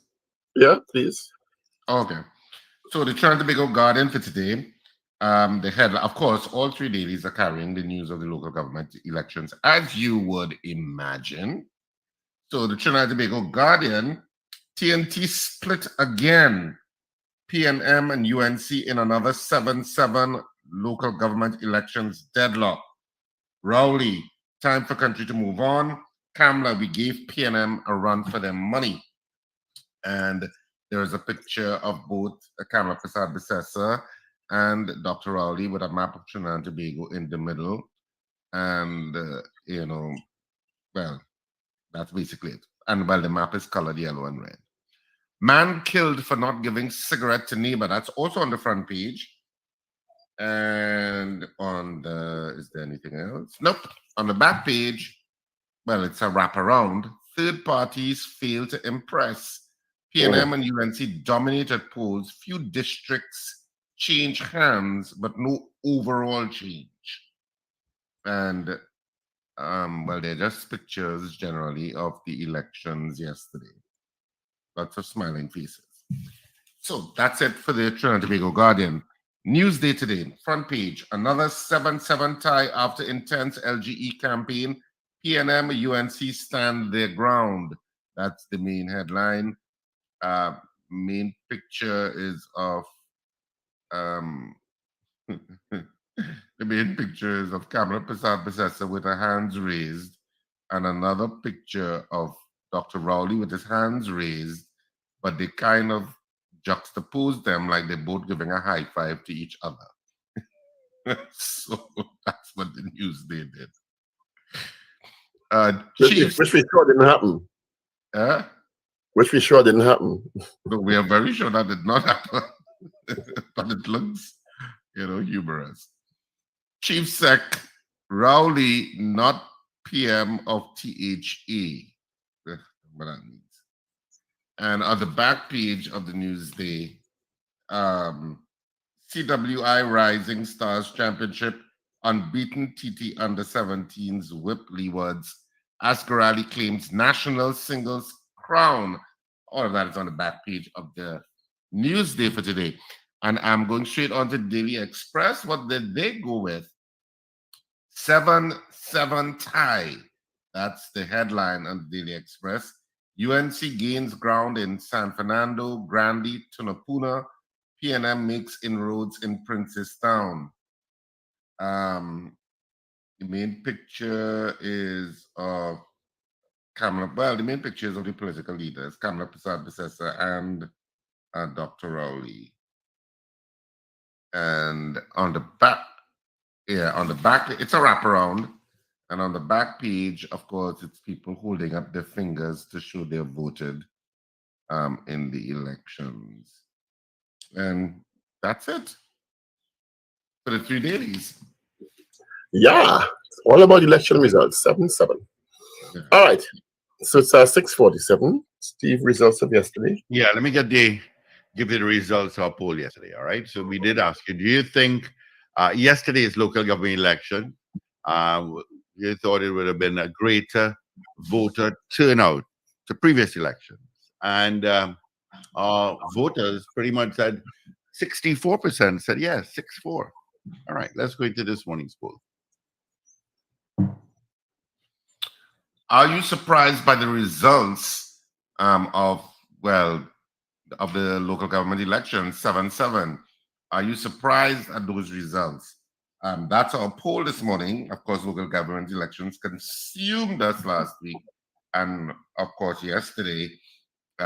So the results are now out. 7-7. Both parties made made inroads in one way or the other. If you got granular, but ultimately it's 7-7 in terms of corporations. So are you surprised by the results of PNM 7, UNC 7 at the local government elections 2023? That's our poll this morning. What's your opinion? We'd love to know. Are you surprised at those results? Yes or no? All right. So 222-8255 North Americans, toll-free number 866-525-1099. On YouTube, you can vote as well. We'd love to hear, see where you are messaging us from, as well as our message board, our mobile app, and website. GNC Auto Security, good morning. Rampage, good morning to you as well. Roll Passad, Huda Wells, Carol Guevara. Leonard Nightfall says yes. Winston Jones says no. Winston Jones says yes. Kazim Mohammed said no. Oh, you confused me there. Yeah, I got confused. It popped up at the same time. Good morning, caller. Good morning, Grandy. Yes. Raining up on your side? Yeah, it's overcast and some strong breeze. Yeah. Some rain is coming. Thank you. Okay. All right. So send us a message. Okay, good. Right. Huda Wells says yes. Slick Money Grip says yes. All right.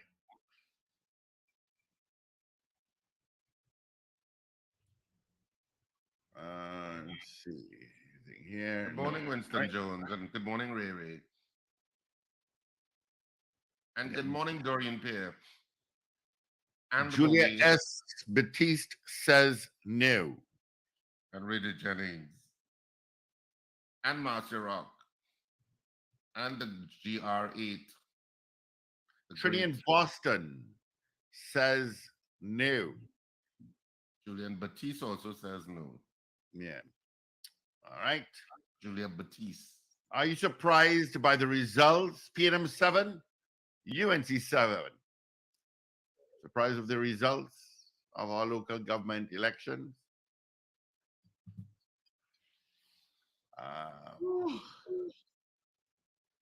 Kenny in Harlem says, I say no to the poll. Thank you, Kenny in Harlem.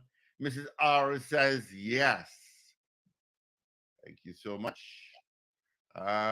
Trinity in Boston says no. Stretch.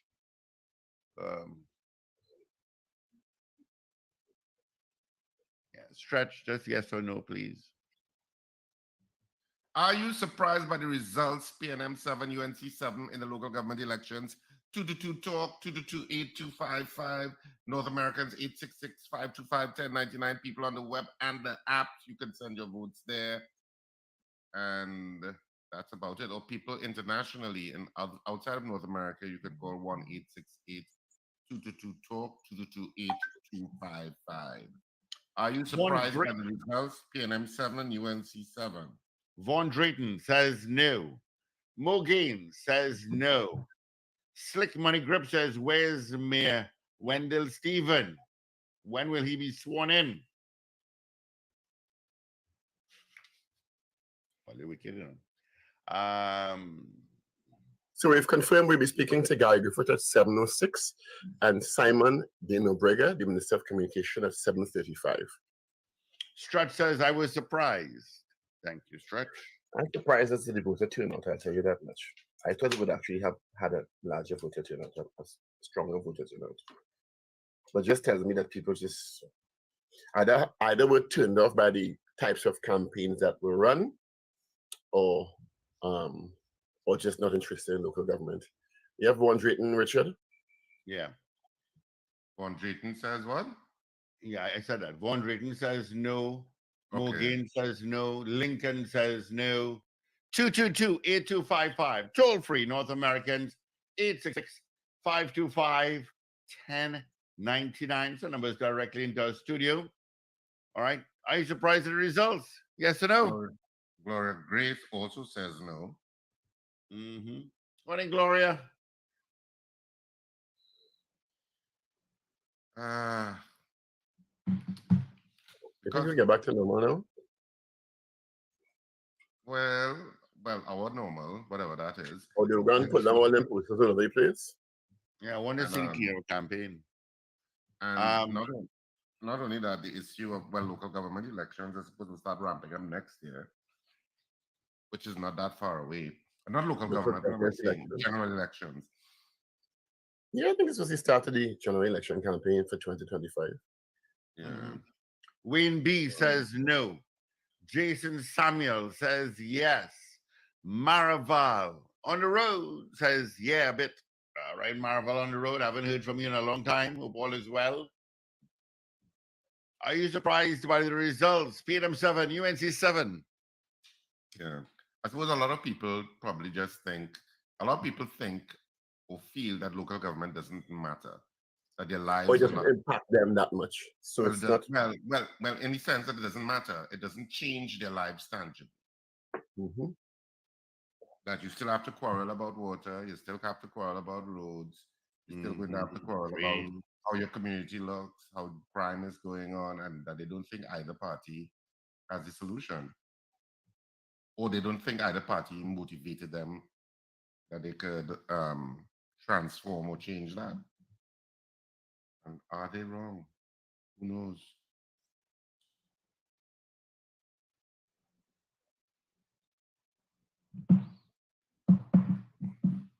Lincoln says, but Wendell called it. And there's a see, man.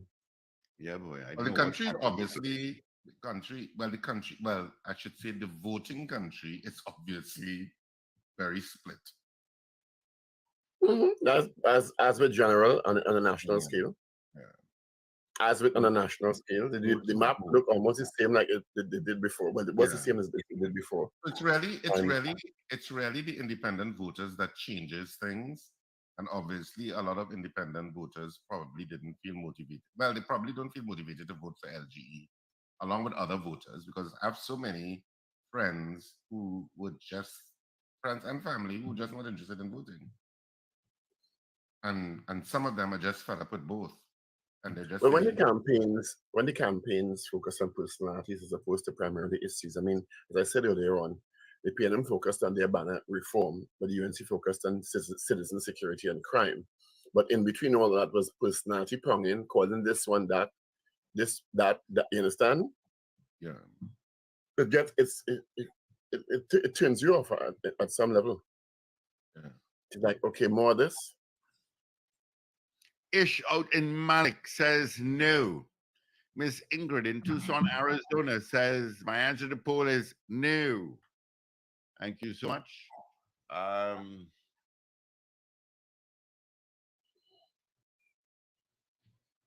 Yeah.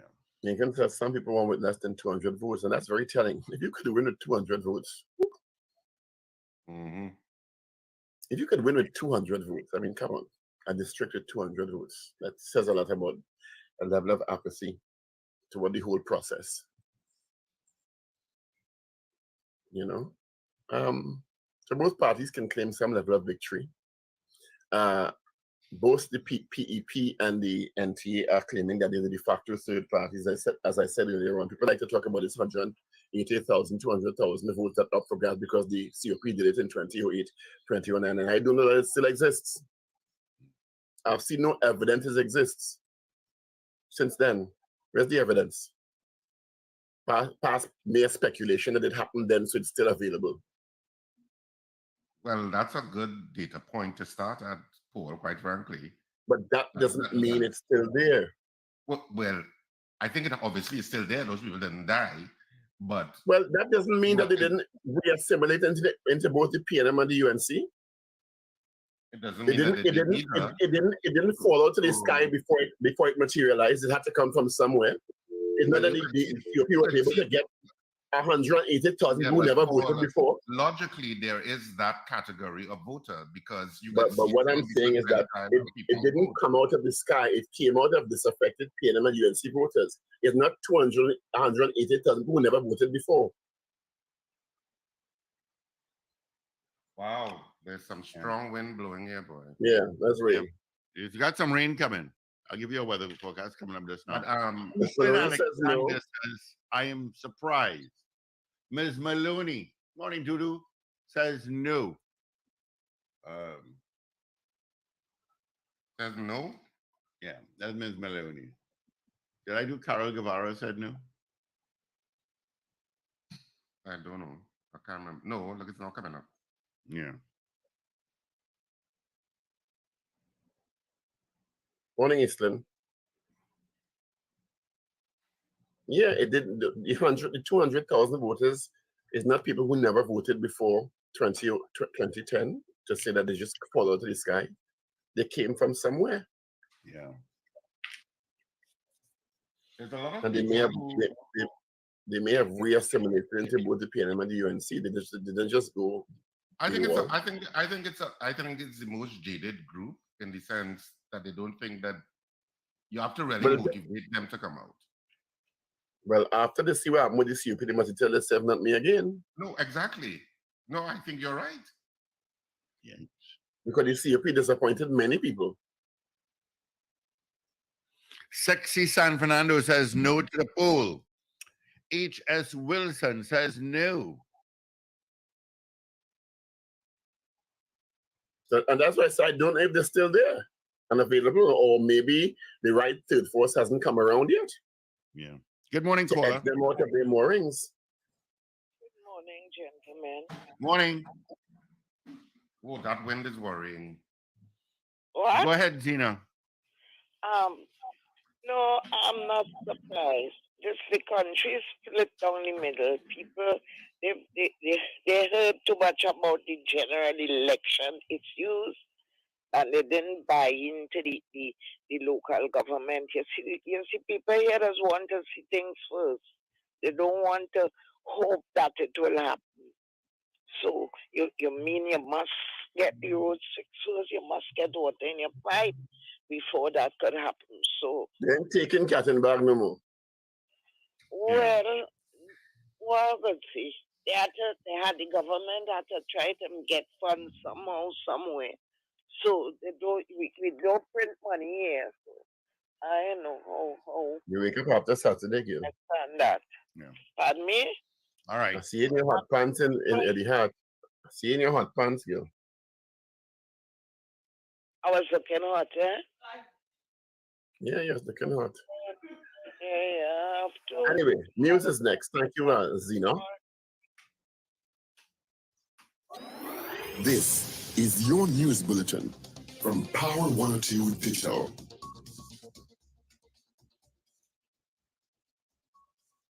It's a 7-7 tie again for the UNC and the PNM in the local government elections. In the middle of the party's second term in office, its leader says he believes the PNM has done well in the election. Meanwhile, leader of the UNC says the party gave a good showing, making inroads in areas where the PNM has traditionally had a stronghold. And Donald Trump and 18 others charged in Georgia election inquiry. Details in a moment.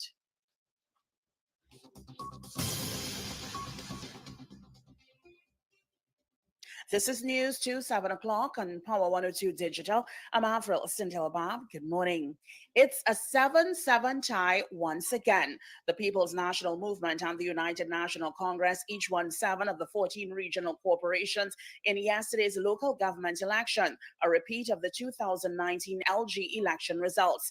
The PNM kept the Diego Martin, Port of Spain, San Juan Laventil, Tunapuna Piaco, Arima, Point Fortin, and San Fernando corporations, while the UNC retained Cuba, Tabaquí, Talparo, Mayaro, Rio Claro, Pinal Debe, Princestown, Saparia, Sangre Grande, and Chaguanas. The UNC won all 15 seats in Cuba, Tabaquí, Talparo, getting the new Cuba Roystona seat and all 10 seats in the Pinal Debe Regional Corporation. However, the ruling party lost some ground in Sangre Grande and San Fernando. The Sangre Grande Corporation has moved from 5-3 in the UNC's favor to 6-2 in the UNC's favor, with the PNM losing the Valencia West seat to the UNC candidate Neil De Silva, a former Olympian. The PNM lost an area in the San Fernando Corporation, but retained that corporation. PNM also held its other strongholds in the East-West Corridor and Point Fortin. In the San Fernando Corporation, while the control remains with the PNM, the seat distribution moved from 6-3 in the PNM's favor to 5-4 in the PNM's favor. Marcus Gedhari, who crossed over from the UNC to the PNM, lost by 12 votes in the Marabella South seat he had won by 130 votes in 2019.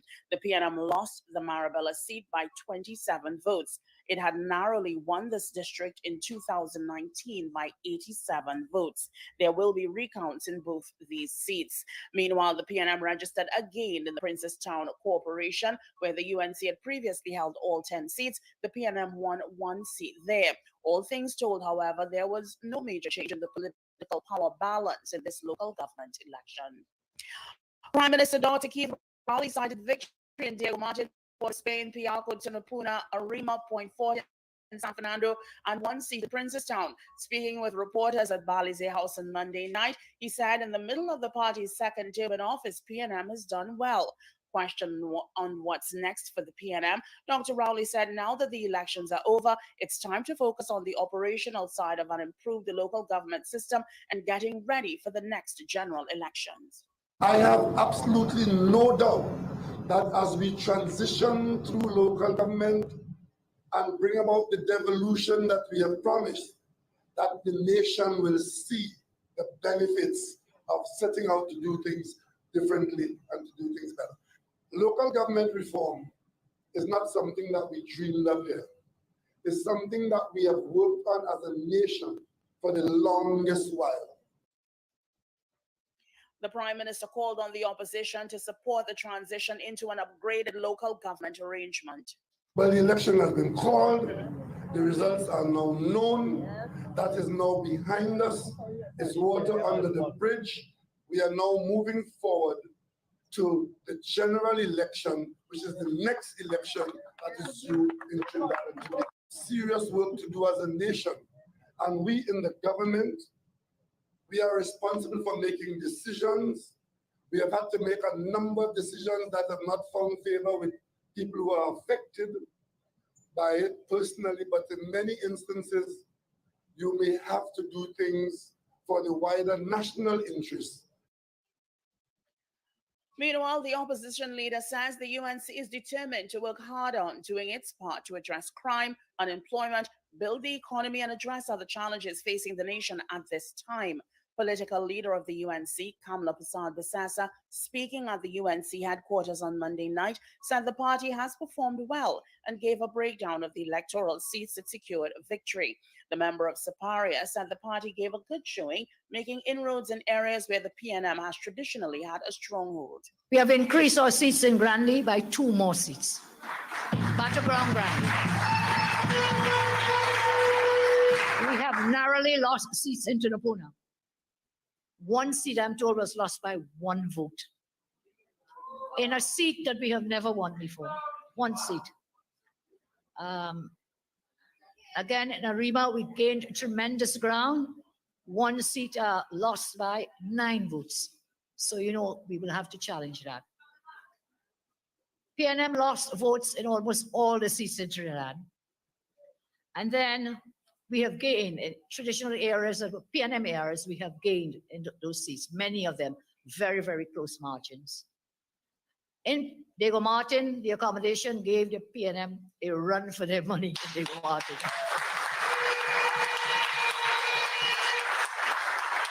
I do not have the final numbers, but at the end of the day, we would have gained the popular vote. That is more votes in the PNM in the entire election. The opposition leader says irregularities which her party picked up during Monday's poll cited the need for election observers to be present for the local government election. Speaking with the media on Monday after casting her ballot at the Hermitage Village Presbyterian School, Mrs. Prasad-Bissassa said a complaint was made to the EBC relating to ballots and envelopes which appeared to be tampered with. Mrs. Prasad-Bissassa defended the UNC's position, which was not endorsed by the Prime Minister, relating to the presence of foreign observers for Monday's poll. We will do whatever we can to get, you know, democracy and transparency in this electoral process. We will do what we have to do, certainly. Okay? That is why we pressed it repeatedly. It's a hotly contested election. We repeatedly call for international observers. The Prime Minister has a different view. I totally disagree with that. Meanwhile, the National Transformation Alliance has written to the relevant authorities to seek their guidance relating to allegations of election day actions by the leader of a political party. It describes the leader's actions as disturbing. NTA claims restrictions on advertising and campaigning of election day may have been violated by Facebook posts. You are listening to news on Power 102 Digital to 7 o'clock. Further afield, former U.S. President Donald Trump has been charged with attempting to overturn its 2020 election defeat in the state of Georgia. It is the 4th criminal case brought against him in as many months. Mr. Trump, who is the leading Republican candidate for president in 2024, was indicted along with 18 other allies. He denies all 13 charges against him, which include racketeering and election meddling. He has said they are politically motivated. Georgia prosecutor Fani Willis first launched an investigation in February 2021 into allegations of election meddling against Mr. Trump and his associates. In a 98-page indictment made public late on Monday, prosecutors listed 41 charges against the 19 defendants. Well, finally, here is weather news for the period today until midnight. Trinidad and Tobago, partly cloudy to cloudy conditions with intermittent showers and rain over varying areas, mainly during the morning and early afternoon. There's a medium to high chance these showers could become heavy and or thundery at times. Settled conditions as the afternoon progresses, leading to a mostly fair night despite a few isolated showers. Gusty winds and street flooding can occur in the event of heavy downpours. Be alert to cloud-to-ground lightning activity possible in the event of thunderstorms. A moderate concentration of Saharan dust is present in the atmosphere, so persons sensitive to these atmospheric changes should take necessary precautions. Look out for a forecast maximum temperature of 31 degrees Celsius, both at Piarco International Airport and Crown Point in Tobago. Currently, the temperature at Piarco is 26 degrees Celsius, and it is 27 degrees Celsius at Crown Point. Recapping your headlines to 7 o'clock, it's a 7-7 tie again for the UNC and PNM in the local government elections. In the middle of the party's second term in office, its leader says he believes the PNM has done well in the election. Meanwhile, leader of the UNC says the party gave a good showing, making inroads in areas where the PNM has traditionally had a stronghold. And Donald Trump and 18 others are charged in Georgia election inquiry. I'm Afro Central.